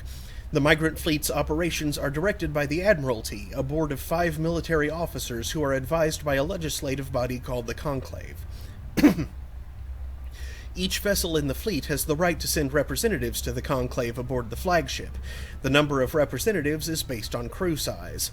Larger clans with bigger ships and more votes form the cores of political blocs. Opposition comes from the Outriders coalition, with delegates from thousands of smaller ships. The Admiralty defers to the Conclave's decisions in most circumstances. However, if all 5 members agree that a Conclave decision jeopardizes the survival of the fleet and cannot get the Conclave to address their concerns, they have the right to summarily overturn the legislative decision. After the Admiralty uses this extraordinary power, they must resign. If the Admiralty does not step down after using their veto, the rest of the military is obliged to arrest them. Each ship captain has authority over his vessel, but is advised by an elected civilian council, just as the Admiralty is advised by the Conclave. This relationship may range from cooperation to polite tolerance to outright hostility, but any captain who overrules his council without good reason is relieved of command by the Admiralty. Many Quarian ships are owned by clans who pool their resources to purchase used vessels from private sellers. Large ships are prestigious for big, rich clans, but a small ship means status for a small clan with enough personal wealth to afford a private vessel. Clan vessel captains are not subject to dismissal by the Admiralty. Abusive captains are a family problem if they do not disrupt the operations of the fleet. Although the Conclave establishes civil law much as any planet-based democracy, enforcement and trials are more unique. After the flight from the Geth, there were few constables to police the millions of civilians aboard the fleet, so the Navy parceled out Marine squads to maintain order and enforce the law. Today, Quarian Marines have evolved training and tactics akin to civilian police, but remain adept at combat in the confined spaces of a starship, and fully under the command of the military. Once taken into custody, the accused is brought before the ship's captain for judgment. While the ship's council may make recommendations, tradition holds that the captain has absolute authority in matters of discipline. Most are lenient, assigning additional or more odious maintenance tasks aboard the ship. Persistent recidivists are accidentally left on the next habitable world. This practice of abandoning criminals on other people's planets is a point of friction between the Quarians and the systems they pass through. Captains rarely have another choice. With space and resources at a premium, supporting a non-productive prison population is not an option. In the early years, many Quarian freighters were armed and used as irregular privateers. Civilian ships still show a strong preference for armament, making them unpopular targets for pirates. Though they have rebuilt their military, there are still mere hundreds of warships to protect tens of thousands of ships. The Quarian Navy follows strict routines of patrol and takes no chances. If the intent of an approaching ship can't be ascertained, they shoot to kill. The migrant fleet is the largest concentration of starfaring vessels in the galaxy, sprawling across millions of kilometers. It can take days for the entire fleet to pass through a mass relay. When the Quarians fled their homeworld, the fleet was a motley aggregation of freighters, shuttles, industrial vessels, and the odd warship. After 3 centuries, all have been modified to support larger crews as comfortably as possible. As the Quarians achieved stability, they began weeding out the ships least suitable for long-term habitation, selling them and pooling the money to buy larger and more space-worthy hulls. This process is ongoing as vessels wear out and break down. While some ships enjoy dedicated cabins with full privacy and sanitary facilities, many more are former freighters whose cargo bays and containers are pressurized and divided into family spaces using simple metal cubicle bulkheads. The Quarians enliven these austere spaces with colorful quilts and tapestries, which also help muffle sound. The day-to-day operations of the fleet, traffic control, station keeping, supply distribution, and so on, are under military jurisdiction. Though ship captains have the authority to deviate from their assigned positions and may leave the fleet at any time, they are assumed to do so at their own risk. As the migrant fleet moves around the galaxy, many ships split off to pursue individual goals, returning days or years later. The ancient Quarians practiced ancestor worship. Even after abandoning faith for secularism, Quarians continued to revere the wisdom of elders. As time passed and technology advanced, they inevitably turned their knowledge to preserving the personalities and memories of the elderly as computer virtual intelligences. These recordings became a repository of knowledge and wisdom, stored in a central databank and available through any extranet connection. They held no illusions that this was a form of immortality. Like all virtual intelligences, their electronically preserved ancestors were not truly sapient. This was considered a surmountable problem. Sapience could surely be reduced to simple mathematics. The Quarians began exhaustive research into creating artificial intelligence so they could learn to escape the bounds of mortality and give their ancestral records true awareness. Unfortunately, the life the Quarians created did not accept the same truths they did. The Geth destroyed the ancestor databanks when they took over. In the centuries since they evacuated their homeworld, most Quarians have returned to religion in various forms. Many believe that the rise of the Geth and the destruction of their ancestors were chastisement for arrogantly forsaking the old ways and venerating self-made idols. Others have a more philosophical outlook, believing that their race was indeed arrogant, but no supernatural agency lay behind the Geth revolt. Rather, the Quarians' actions wrought their own doom. Either way, every Quarian would agree that their own hubris cost them their homeworld.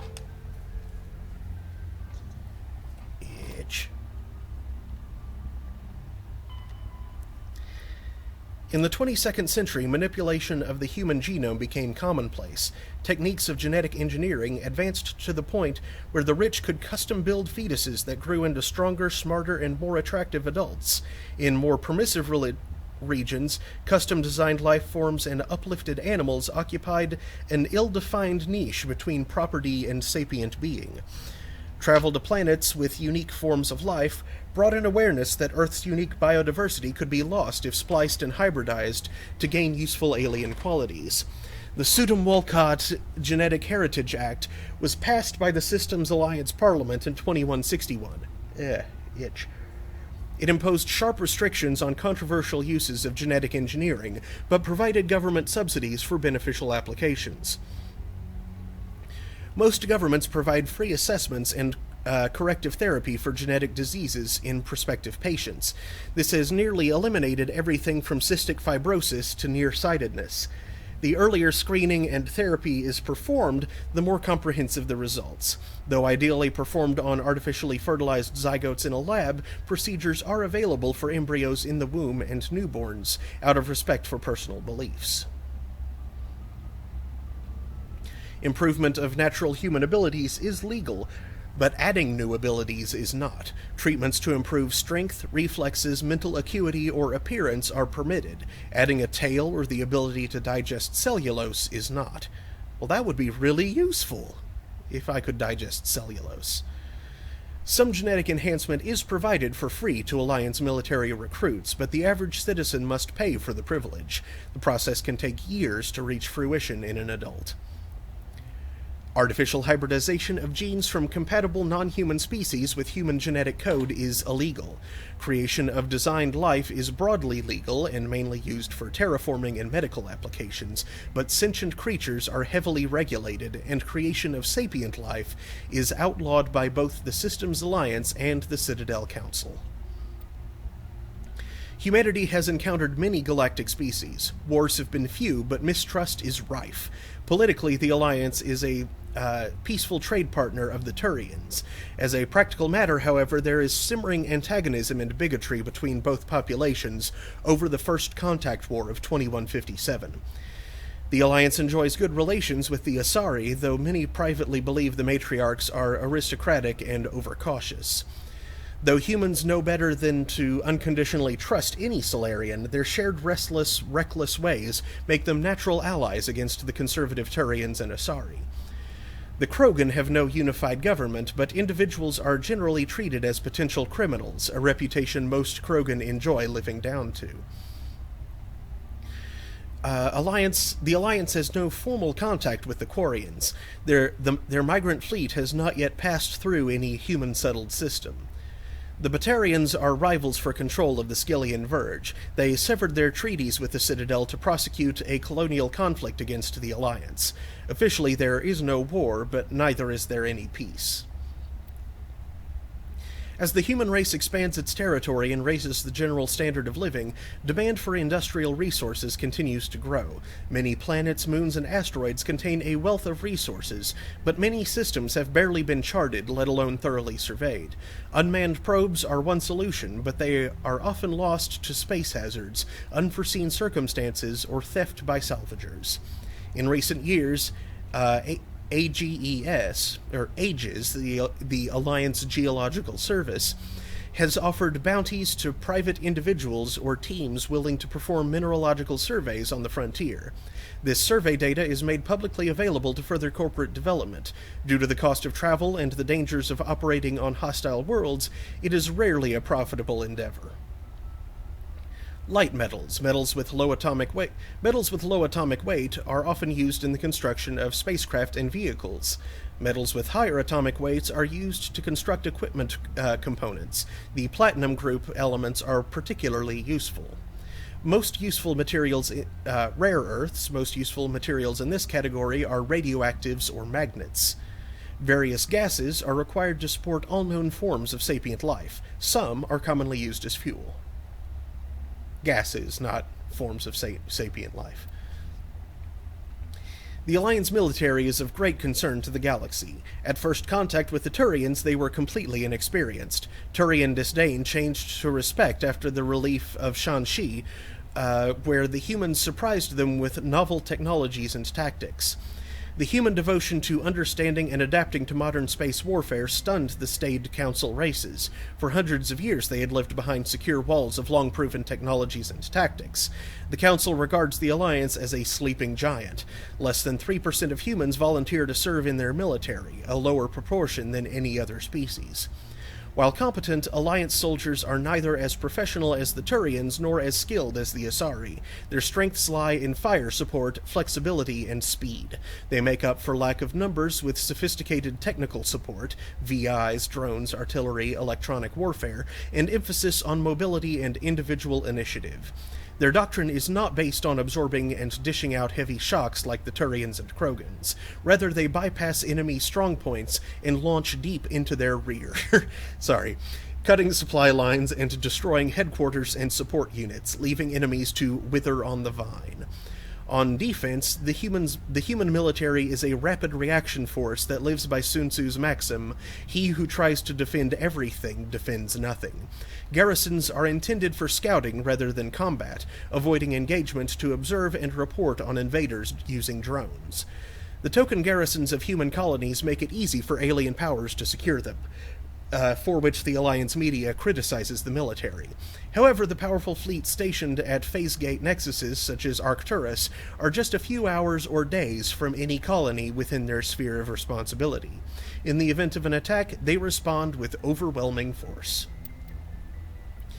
The Alliance uses a modified version of the ranking system that has been used for hundreds of years. Soldiers are classified into rank-and-file enlisted personnel, experienced non-commissioned officers, and specially trained officers. The divide between naval personnel and ground forces, Marines, is small. Ground units are a specialized branch of the fleet, just as fighter squadrons are. This unity of command is imposed by the futility of fighting without control of orbit. Without the Navy, any army is pointless. The Marines, as a matter of pride, maintain some of their traditional rank titles. For example, Marines have privates and corporals instead of servicemen.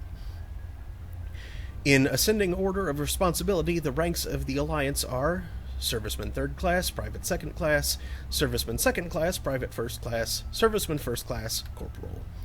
Service Chief, Gunnery Chief, Operations Chief, Second Lieutenant, First Lieutenant, Staff Lieutenant, Lieutenant Commander, Staff Commander, Captain or Major, Rear Admiral or General, Admiral, Fleet Admiral.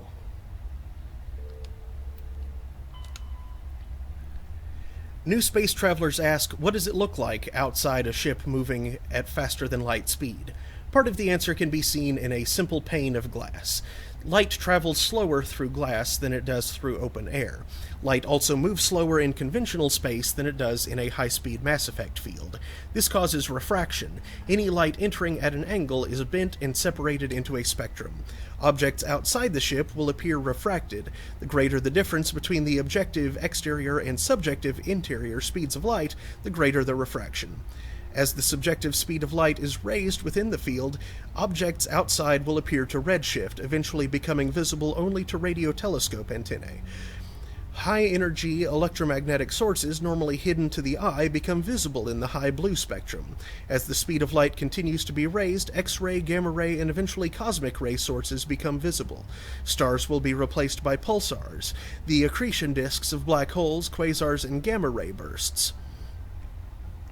To an outside observer, a ship within a Mass Effect drive envelope appears blue-shifted.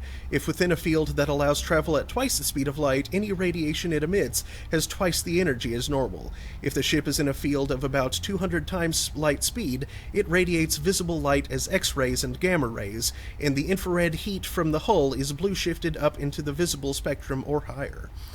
Ships moving at FTL are visible at great distances, though their signature will only propagate at the speed of light.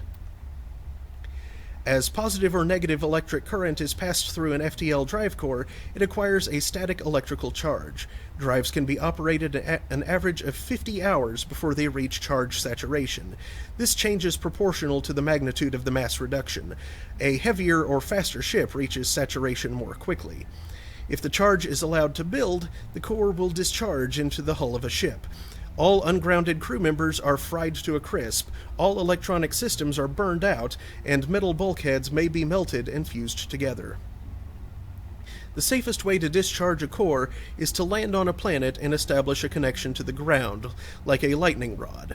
Larger vessels, like dreadnoughts, cannot land and must just discharge into a planetary magnetic field. The ship passes the charge from the drive core to the exterior armored hull, then dives into the magnetic field. As the hull discharges, sheets of lightning jump away into the field, creating beautiful auroral displays on the planet. The ship must retract its sensors and weapons while dumping charge to prevent damage, leaving it blind and helpless. Discharging at a moon with a weak magnetic field can take days. Discharging into the powerful field of a gas giant may require less than an hour. Deep space facilities, such as the Citadel, often have special discharge facilities for visiting ships. Heat limits the length and intensity of ship-to-ship combat. Starships generate enormous heat when they fire high-energy weapons, perform maneuvering burns, and run onboard combat electronics. In combat, warships produce heat more quickly than they can disperse it. As heat builds within a vessel, the crewed spaces become increasingly uncomfortable. Before the heat reaches lethal levels, a ship must win or retreat by entering FTL. After an FTL run, the ship halts, shuts down non-essential systems, and activates the heat radiation gear. Combat endurance varies by ship design and by the battle's location. Battles in the deep cold of interstellar space can go on for some time. Engagements close to a star are brief. Since habitable worlds are usually close to a star, battles over them are frantic.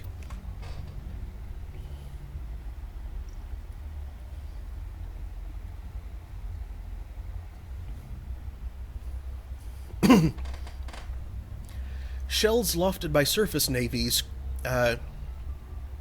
crash back to Earth when their acceleration is overwhelmed by gravity and air resistance.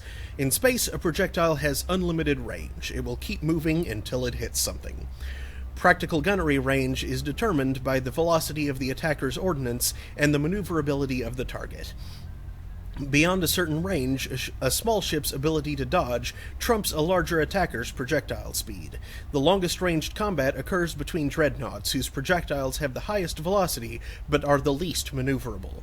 The shortest-range combat is between frigates, which have the slowest projectile velocities and highest maneuverability. Opposing dreadnoughts open with a main gun artillery duel at extreme ranges of tens of thousands of kilometers. The fleets close, maintaining evasive lateral motion while keeping their bow guns facing the enemy. Fighters are launched and attempt to close to Disruptor Torpedo range. Cautious admirals weaken the enemy with ranged fire and fighter strikes before committing to close action. Aggressive commanders advance so cruisers and frigates can engage. At long range, the main guns of cruisers become useful. Friendly interceptors engage enemy fighters until the attackers enter the range of ship-based Guardian fire. Dreadnoughts fire from the rear, screened by smaller ships. Commanders must decide whether to commit to a general melee or retreat into FTL. At medium range, ships can use broadside guns. Fleets intermingle, and it becomes difficult to retreat in order. Ships with damaged kinetic barriers are vulnerable to Wolfpack frigate flotillas that speed through the battle space.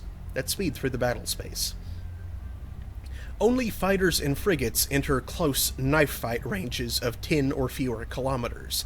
Fighters loose their disruptor torpedoes, bringing down a ship's kinetic barriers and allowing it to be swarmed by frigates. Guardian lasers become viable weapons, swatting down fighters and boiling away warship armor. Neither dreadnoughts nor cruisers can use their main guns at close range. Laying the bow on a moving target becomes impossible. Superheated thruster exhaust becomes a hazard. Yeah.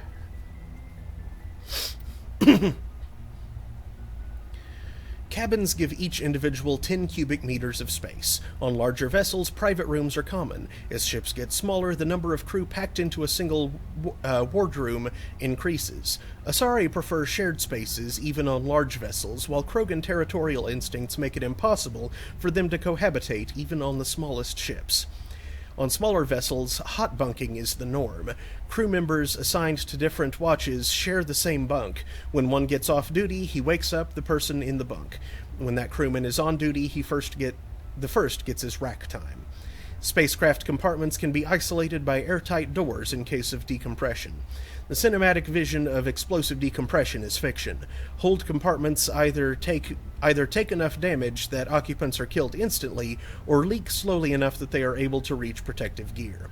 Compartments are equipped with emergency life support apparatus, fireproof plastic bubbles with air bottles. Small when stowed, ELSA comfortably accommodate one individual inflated. Damage control procedure cuts off ventilation to burning compartments. Without oxygen to consume, fires die in seconds. The compartment is repressurized afterwards for crew recovery. Mass effect fields create an artificial gravity, AGRAV, plane below the decks, preventing muscle atrophy and bone loss in 0G. Large vessels arrange their decks perpendicular to their thrust axis. The highest decks are at the bow and the lowest at the engines. This allows AGRAV to work with the inertial effects of thrust. Ships that can land arrange their decks laterally so the crew can move about while the vessel is on the ground. Warships normally turn off their AGRAV systems during combat, reducing the heat generated by systems and increasing combat endurance. To provide a point of reference for navigating in 0G, floors are painted a different color from the walls and ceiling. Dispersal of heat generated by onboard systems is a critical issue for a ship. If it cannot deal with heat, the crew may be cooked within the hull. Radiation is the only way to shed heat in a vacuum. Civilian vessels utilize large, fragile radiator panels that are impossible to armor. Warships use diffuse radiator arrays, ceramic strips along the exterior of the armored hull. These make the ship appear striped to thermographic sensors. Since the arrangement of the strips depends on the internal configuration of the ship, the patterns for each vessel are unique and striking. On older ships, the DRA strips could become red or white hot. Dubbed tiger stripes or war paint by humans, the glowing DRA had a psychological impact on pirates and irregular forces. Strip radiators are not as efficient as panels, but if damaged by enemy fire, the ship only loses a small portion of its total radiation capacity. In most cases, a vessel's DRA alone allows it to cruise with no difficulties. Operations deep within a solar system can cause problems. A ship engaged in combat can produce titanic amounts of heat from maneuvering burns and weapons fire. When fighting in a high-heat environment, warships employ high-efficiency droplet heat sinks. In a droplet system, tanks of liquid sodium or lithium absorb heat within the ship. The liquid is vented from spray nozzles near the bow as a thin sheet of millions of micrometer scale droplets. The droplets are caught at the stern and recycled into the system. A droplet system can sink 10 to 100 times as much heat as DRA strips. Droplet sheets resemble a surface ship's wake through the water. The wake peels out in sharp turns, spreading a fan of droplets as the ship changes vectors and leaves the coolant behind. A Mass Effect drive core decreases the mass of a bubble of space-time around a ship. This gives the ship the potential to move quickly, but does not apply any motive power. Ships use their sublight thrusters for motive power at FTL. There are several varieties of thruster, varying in performance versus economy. All ships are equipped with arrays of hydrogen-oxygen reaction control thrusters for maneuvering. Ion drives electrically accelerate charged particles as a reaction mass. They are extremely efficient but produce negligible thrust. They are mainly used for automated cargo barges. The primary commercial engine is a fusion torch, which vents the plasma of the ship's power plant. Fusion torches offer powerful acceleration at the cost of difficult heat management. Torch fuel is fairly cheap, helium-3 skimmed from gas giants and deuterium extracted from seawater or cometary bodies. Propellant is hydrogen, likewise skimmed from gas giants. In combat, military vessels require accelerations beyond the capability of fusion torches. Warship thrusters inject antiprotons into a reaction chamber filled with hydrogen. The matter-antimatter annihilation provides unmatched motive power. The drawback is fuel production. Antiprotons must be manufactured one particle at a time. Most antimatter production is done at massive solar arrays orbiting energetic stars, making them high-value targets in wartime. The exhaust of fusion and antiproton drives is measured in millions of degrees Celsius. Any vessel caught behind them will melt like wax in a blowtorch. Any long-duration interstellar flight consists of two phases, acceleration and deceleration. Starships accelerate to the halfway point of their journey, then flip 180 degrees and apply thrust on the opposite vector, decelerating as they finish the trip. The engines are always operating, and peak speed is attained at the middle of the flight. Drones are small robots used to support and supplement organic soldiers on the battlefield. They have no artificial intelligence of any kind, but follow fixed, minimally adaptive programs. Most varieties employ Mass Effect levitation to improve mobility. All modern armies rely on veritable fleets of drones for routine soldiering, static garrisons, patrols, etc. The use of drones in non-critical duties keeps manpower needs down and reduces casualties in low-intensity conflicts. Less advanced races and cultures with less sensitivity to casualties have correspondingly fewer drones in their inventory. Drones are of little use in conventional open-field battles, as they are poorly armed and armored. In addition to combat drones, support drones are used to assist organic units in the field. Reconnaissance drones are small, stealthy craft that screen combat units in the field and warn commanders when enemies are spotted. Electronic warfare drones supplement battlefield technicians, serving as mobile jammers and electronic intelligence gathering platforms. Military and civilian police utilize Dazzler drones equipped with powerful strobe lights to disorient and subdue intruders using non-lethal force. Drone formations are officially referred to as wings, i.e. deploy the 4th Assault Drone Wing on the left flank. Common soldiers often refer to friendly formations as flocks and enemy formations as swarms. A warship's kinetic barriers reduce the damage from solid objects, but can do nothing to block guardian lasers, particle beams, and other forms of directed energy weapon. The inner layer of warship protection consists of ablative armor plate designed to boil away when heated. The vaporized armor material scatters a DEW beam, rendering it ineffectual. A scaffold is built around the interior pressure hull, with sheets of ablative armor hung from the structure. Ships typically have multiple layers of armor separated by empty baffles, spaces often used for cargo storage. Cruisers, which lack the internal space to fit dedicated fighter hangars, store the shipboard fighter complement in the baffles. It is not unknown for enlisted crew to build illicit alcohol distilleries in some obscure corner of the baffles, safe from prying eyes. Disruptor torpedoes are powered projectiles with warheads that create random and unstable Mass Effect fields when triggered. These fields warp space-time in a localized area. The rapid asymmetrical mass changes cause the target to rip itself apart. In flight, torpedoes use a mass-increasing field, making them too massive for enemy kinetic barriers to repulse. This extra mass gives torpedoes very sluggish acceleration, making them easy prey for defensive Guardian weapons, so torpedoes have to be launched at very close range. Torpedoes are the main anti-ship weapon used by fighters. They are launched from point-blank range in ripple-fire waves reminiscent of the ancient Calliope rocket artillery launchers, thus their popular nickname, Callies. By saturating defensive Guardian systems with multiple targets, at least a few will get through. I have never heard the term Calliope used for rocket artillery, but I can totally... Yeah, the mental image, the image that conjures is totally spot on. That's interesting. I like that. A ship's General Area Defense Integration Anti-Spacecraft Network, Guardian, consists of anti-missile, anti-fighter laser turrets on the exterior hull. Because these are under computer control, the gunnery control officer needs to do little beyond turn the system on and designate targets as hostile. Since lasers move at light speed, they cannot be dodged by anything moving at non-relativistic speeds. Unless the beam is aimed poorly, it will always hit its target.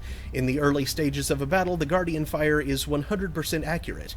It is not 100% lethal, but it doesn't have to be. Damaged fighters must break off for repairs.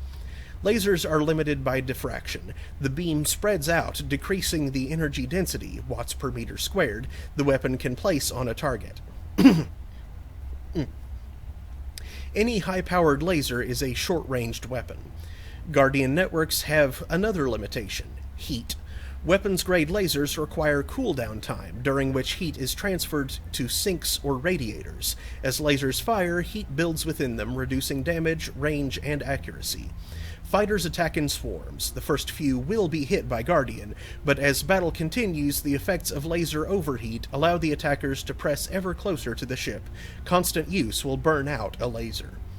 Guardian lasers typically operate in infrared frequencies. Shorter frequencies would offer superior stopping power and range, but degradation of focal arrays and mirrors would make them expensive to maintain, and most prefer mechanical reliability over bleeding-edge performance where lives are concerned. Solarians, however, use near-ultraviolet frequency lasers with 6 times the range, believing that having additional time to shoot down incoming missiles is more important. Lasers are not blocked by the kinetic barriers of capital ships. However, the range of lasers limits their use to rare knife-fight range ship-to-ship combat.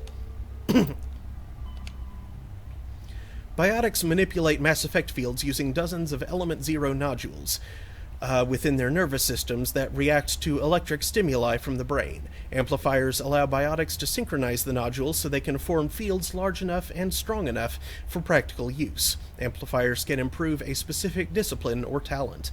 An implant is a surgically embedded interface port into which amps are plugged in.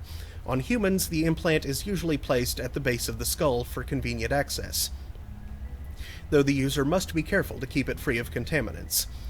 Implant ports can fit a variety of amps, and there is a growing market for modifications and add-ons. The finest quality implants and amps are manufactured by Asari artisans, but the Alliance's L3 implants, the first deployed in 2170, are a significant step forward.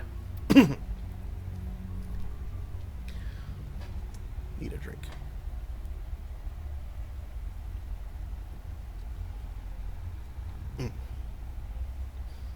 Biotic implants and amplifiers only provide the potential to create coherent Mass Effect fields.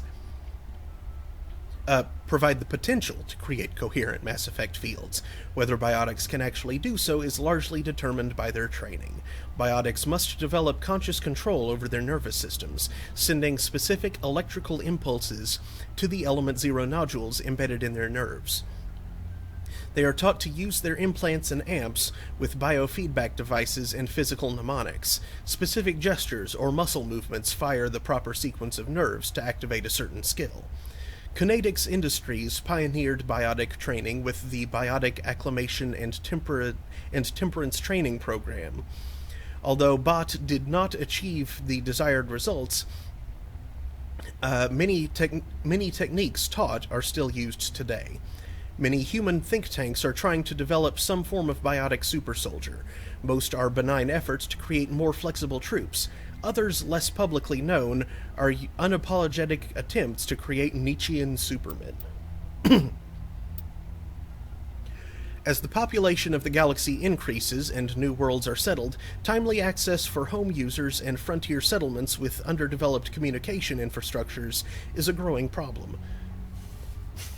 To ameliorate bandwidth issues, a sophisticated array of data caches and virtual intelligence search agent programs are available. When a user submits a query, it is first routed to the data cache on their colony or star system. At the cache, the user's search agent VI collates mountains of locally stored data to find the desired material. If the information is not available locally, the query is passed along to neighboring systems and then outward in an expanding network. VI search agents in those systems replicate the search. If the desired information is found, it is compressed into a burst file and queued for transmission to the source system. The burst is assigned a priority based on the number of queries for it. The greater the number of queries, the higher the priority. When a new solar system is first connected to the net, a selection of the most popular data is installed locally. Though storage hardware is cheap, the capacity required to hold all the data produced every day by trillions of people on hundreds of worlds is not trivial. It's not economical to store local copies of all the data available on obscure topics, just in case. As colonies mature, older and less popular chunks of data filter onto them as a result of queries and are placed in the local archive. Searches for obscure topics are increasingly likely to produce instant results as the archive grows. Okay, and that brings us to the end of the secondary stuff, which means that all this stuff is going to be narrated. I am going to get a snack and give my voice a break.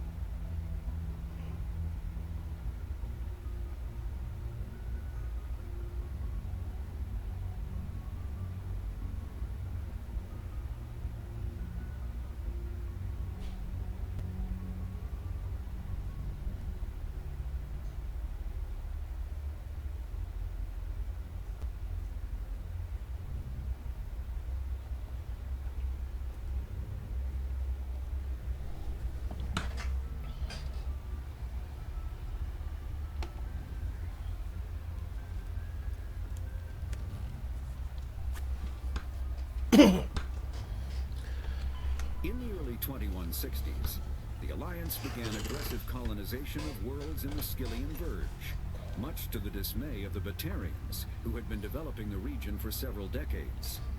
In 2171, the Batarians petitioned the Council to declare the Verge a zone of Batarian interest. The Council refused, however, declaring unsettled worlds in the region open to human colonization. In protest, the Batarians closed their Citadel embassy and severed official diplomatic relations with the Council, effectively becoming a rogue state. They instigated a proxy war in the Verge by funneling money and weapons to criminal organizations, urging them to strike at human colonies. Hostilities peaked with the Skyllian Blitz of 2176, an attack on the human capital of Elysium by Batarian-funded pirates and slavers. In 2178, the Alliance retaliated with a crushing assault on the moon of Torfin, long used as a staging base by Batarian-backed criminals. In the aftermath, the Batarians retreated into their own systems and are now rarely seen in Citadel space.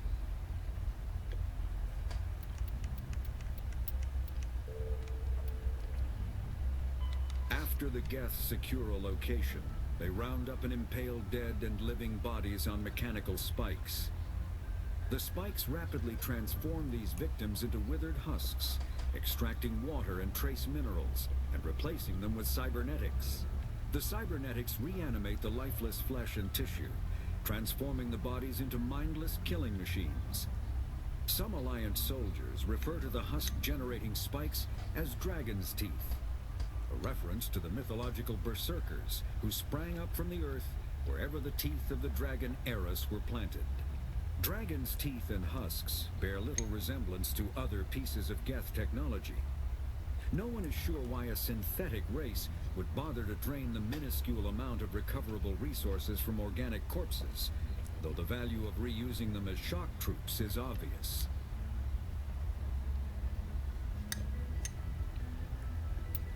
Thresher Moths are subterranean carnivores that spend their entire lives eating or searching for something to eat.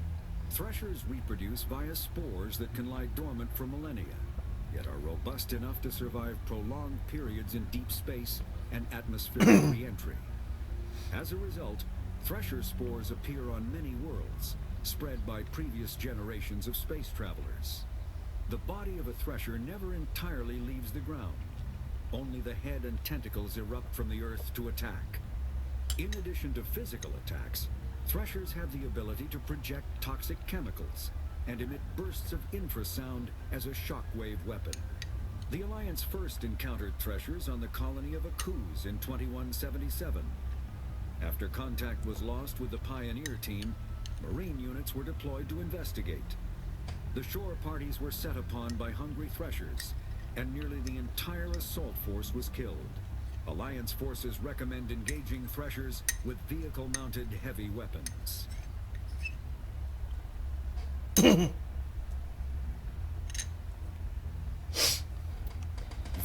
are omnivores with a preference for living prey. Originally native to the Krogan homeworld of Tuchanka, they are, like most life from Tuchanka, savage, clannish, and consummate survivors. They are pack hunters when vulnerable prey is readily available, and become scavengers when outnumbered or outclassed. Their supreme adaptability, vicious demeanor, and rapid breeding cycle have made them ubiquitous and dangerous pests on many worlds. Virtually everywhere the Krogan have been, Varan infestations have followed, wreaking havoc with the native ecology. The Krogan have had a love-hate relationship with Varan for millennia, alternately fighting them for territory and embracing them as treasured companions. To this day, Krogan raise them as beasts of war. One of the common subgenus of Varan has metallic silver scales, leading to the rather unusual nickname, fish dogs. I like the way he said that. Fish dogs. The Citadel is an ancient deep space station, presumably constructed by the Protheans. Since the Prothean extinction, numerous species have come to call the Citadel home. It serves as the political, I'm pretty sure I cultural... remember that one. Citadel space is an unofficial term referring to any region of space controlled by a species that acknowledges the authority of the Citadel Council. At first glance, it appears this territory encompasses most of the galaxy. In reality, however, less than 1% of the stars have been explored. Even Mass Effect FTL drive is slow relative to the volume of the galaxy. Empty space and systems without suitable drive discharge sites are barriers to exploration. Only the mass relays allow ships to jump hundreds of light years in an instant, the key to expanding across an otherwise impassable galaxy. Whenever a new relay is activated, the destination system is rapidly developed. From that hub, FTL drive is used to expand to nearby star clusters. The result is a number of densely developed clusters, thinly spread across the vast expanse of space, connected by the mass relay network. The home world and capital of humanity is entering a new golden age.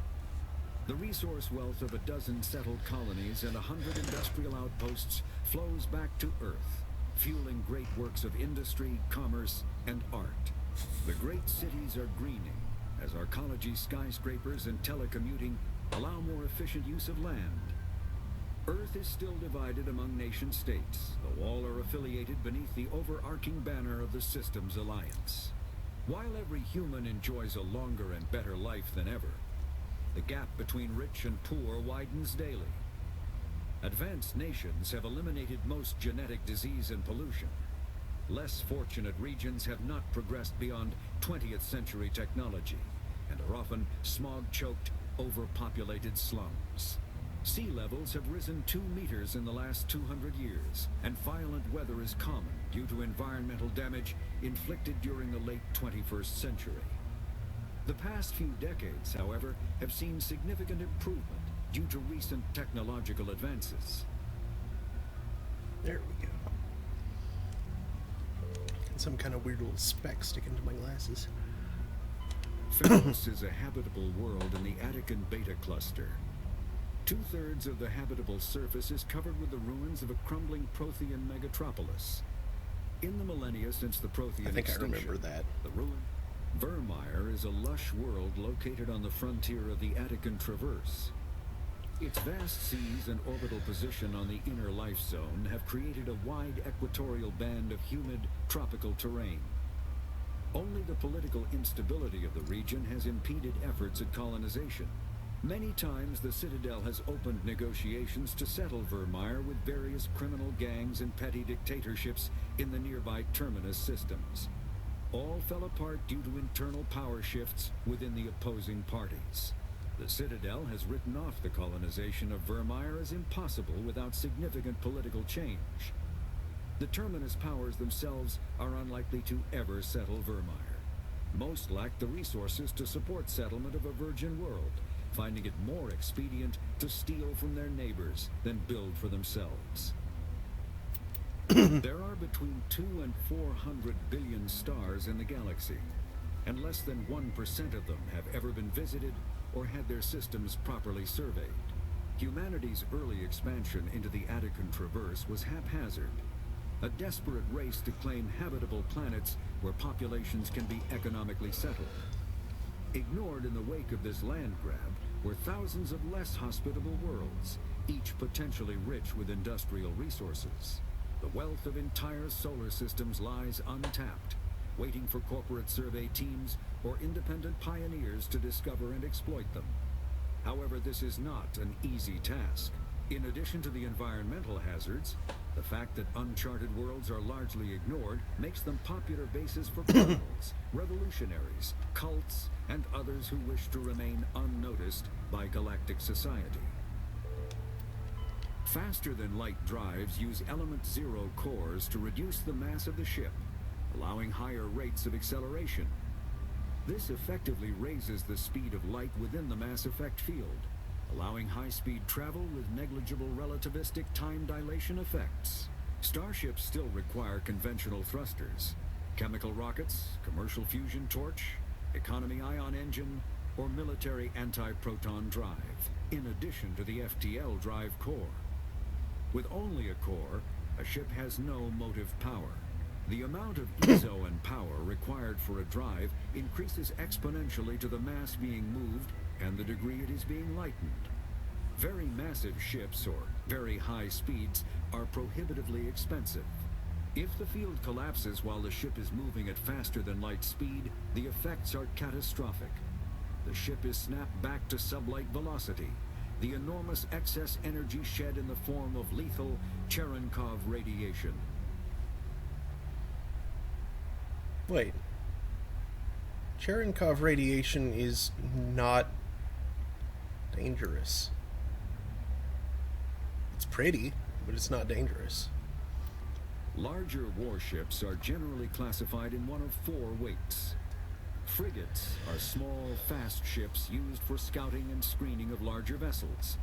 Frigates often operate in wolf-pack flotillas.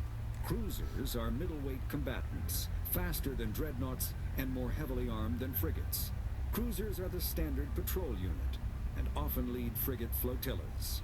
Dreadnoughts are kilometer-long capital ships mounting heavy, long-range firepower. They are only deployed for the most vital missions. Carriers are dreadnought-sized vessels that also carry large numbers of fighters. Smaller vessels are almost exclusively used in a support role to the warships during combat. Fighters are one-man craft used to perform close-range attacks on enemy ships. Interceptors are one-man craft optimized for destroying opposing fighters. The Normandy is a prototype starship developed by the Human Systems Alliance with the assistance of the Citadel Council. It is optimized for scouting and reconnaissance missions in unstable regions using state-of-the-art stealth technology. For most ships, the heat generated through standard operations is easily detectable against the absolute zero background of space. The Normandy, however, is able to temporarily sink this heat within the hull. Combined with refrigeration of the exterior hull, the ship can travel undetected for hours or drift passively for days of covert observation. This is not without risk. The stored heat must eventually be radiated, or it will build to levels capable of cooking the crew alive. Another component of the stealth system is the Normandy's revolutionary Tantalus drive, a Mass Effect core twice the standard size. The Tantalus drive generates mass concentrations that the Normandy falls into, allowing it to move without the use of heat-emitting thrusters. Sovereign is the flagship of the rogue Spectre's Saren.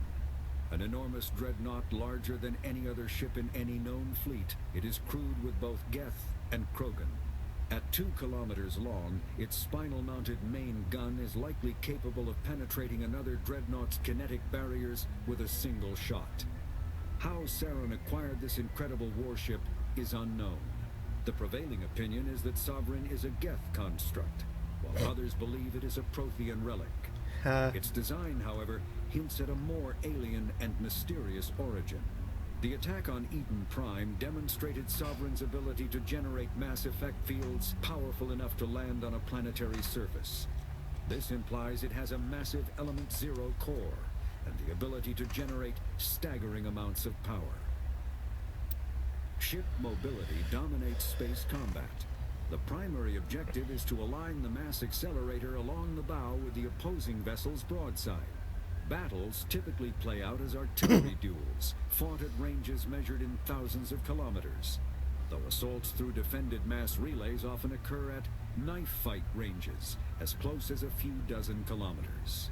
Most ship-to-ship engagements are skirmishes between patrol vessels of cruiser weight and below, with dreadnoughts and carriers only deployed in full-scale fleet actions. Battles in open space are short and often inconclusive, as the weaker opponent typically disengages. Once a ship enters FTL flight, the combat is effectively over. There are no sensors capable of tracking them, or weapons capable of damaging them. The only way to guarantee an enemy will stand and fight is to attack a location they have a vested interest in, such as a settled world or a strategically important mass relay. Biotics is the ability of rare individuals to manipulate dark energy and create mass effect fields through the use of electrical impulses from the brain. Intense. Yeah, I remember that one. When subjected to an electrical current, the rare material dubbed Element Zero, or EZO, emits a dark energy field that raises or lowers the mass of all objects within it. This mass effect is used in countless ways, from generating artificial gravity to manufacturing high-strength construction materials. It is most prominently used to enable faster-than-light space travel. EZO is generated when solid matter, such as a planet, is affected by the energy of a star going supernova. The material is common in the asteroid debris that orbits neutron stars and pulsars. These are dangerous places to mine, requiring extensive use of robotics, telepresence, and shielding to survive the incredible radiation from the dead star. Only a few major corporations can afford the setup costs required to work these primary sources. Humanity discovered refined Element Zero at the Prothean Research Station on Mars, allowing them to create mass effect fields and develop FTL travel. Combat hard suits use a dual-layer system to protect the wearer. I remember that. A mass accelerator propels a solid metal slug using precisely controlled electromagnetic attraction and repulsion. The slug is designed to squash or shatter on impact, increasing the energy it transfers to the target. If this were not the case, it would simply punch a hole right through, doing minimal damage. Accelerator design was revolutionized by Element Zero. A slug lightened by a mass effect field can be accelerated to greater speeds, permitting projectile velocities that were previously unattainable. If accelerated to a high enough velocity, a simple paint chip can impact with the same destructive force as a nuclear weapon. However, mass accelerators produce recoil equal to their impact energy. This is mitigated somewhat by the mass effect fields that rounds are suspended within. But weapon recoil is still the prime limiting factor on slug velocity.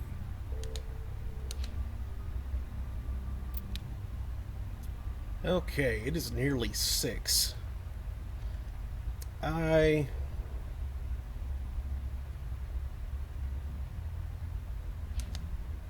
should probably call this good, but Message I want coming to... in. Oh, Patching it through. I didn't think it could be done, Commander. You managed to secure the base and neutralize the biotics without a single civilian casualty. Just doing my job, Admiral. I couldn't let innocent lives be lost. I wish every soldier had your definition of just doing your job. You're a credit to the uniform, Shepard. We're in your debt. Fifth Fleet out.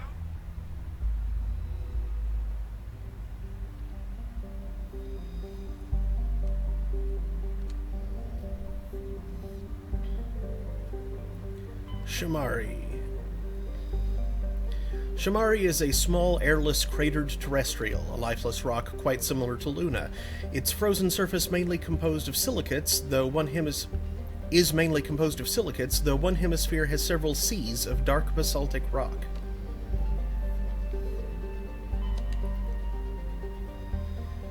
A large but low-density terrestrial world, Farangor is generally believed to consist mainly of water ice.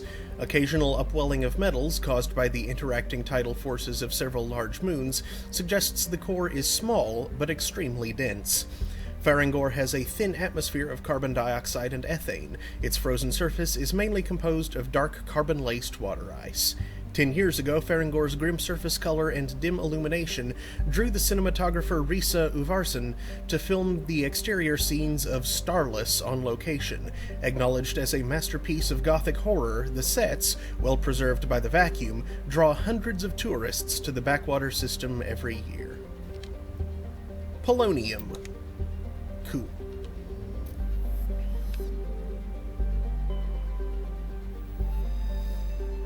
Treyarmus is a hydrogen-helium gas giant with a powerful magnetic field, making it a popular discharge site for freighters working the Anansi-Ishtar shipping route. It is popular enough, in fact, that Quarian ships can often be found loitering in orbit, selling the freighter crews cheap refreshments, salvage, and odd craftworks assembled by their children. There are no ships in orbit at present, however.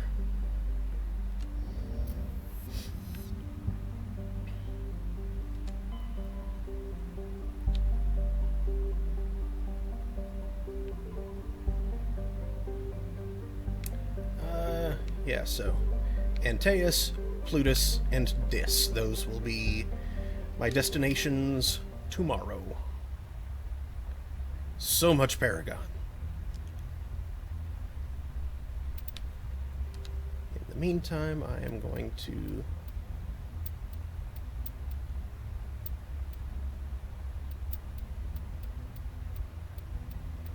examine some things.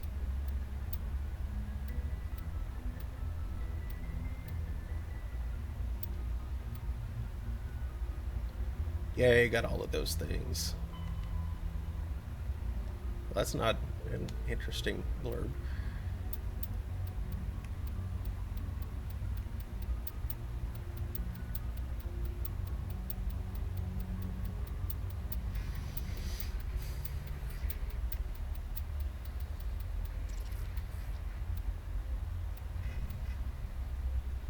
Okay, still have 4 League medallions to find.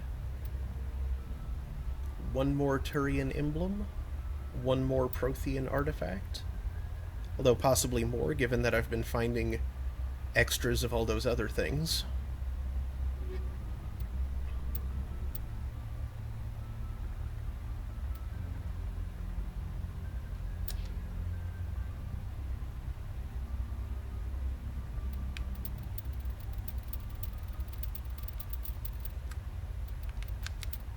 Okay. Yeah, I think I'll go ahead and call it right there.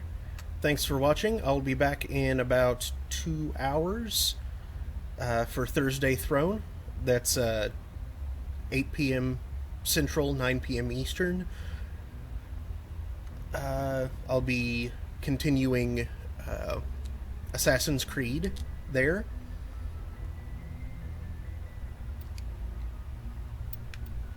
And, yeah. Back tomorrow at 2 p.m. Eastern with more of this.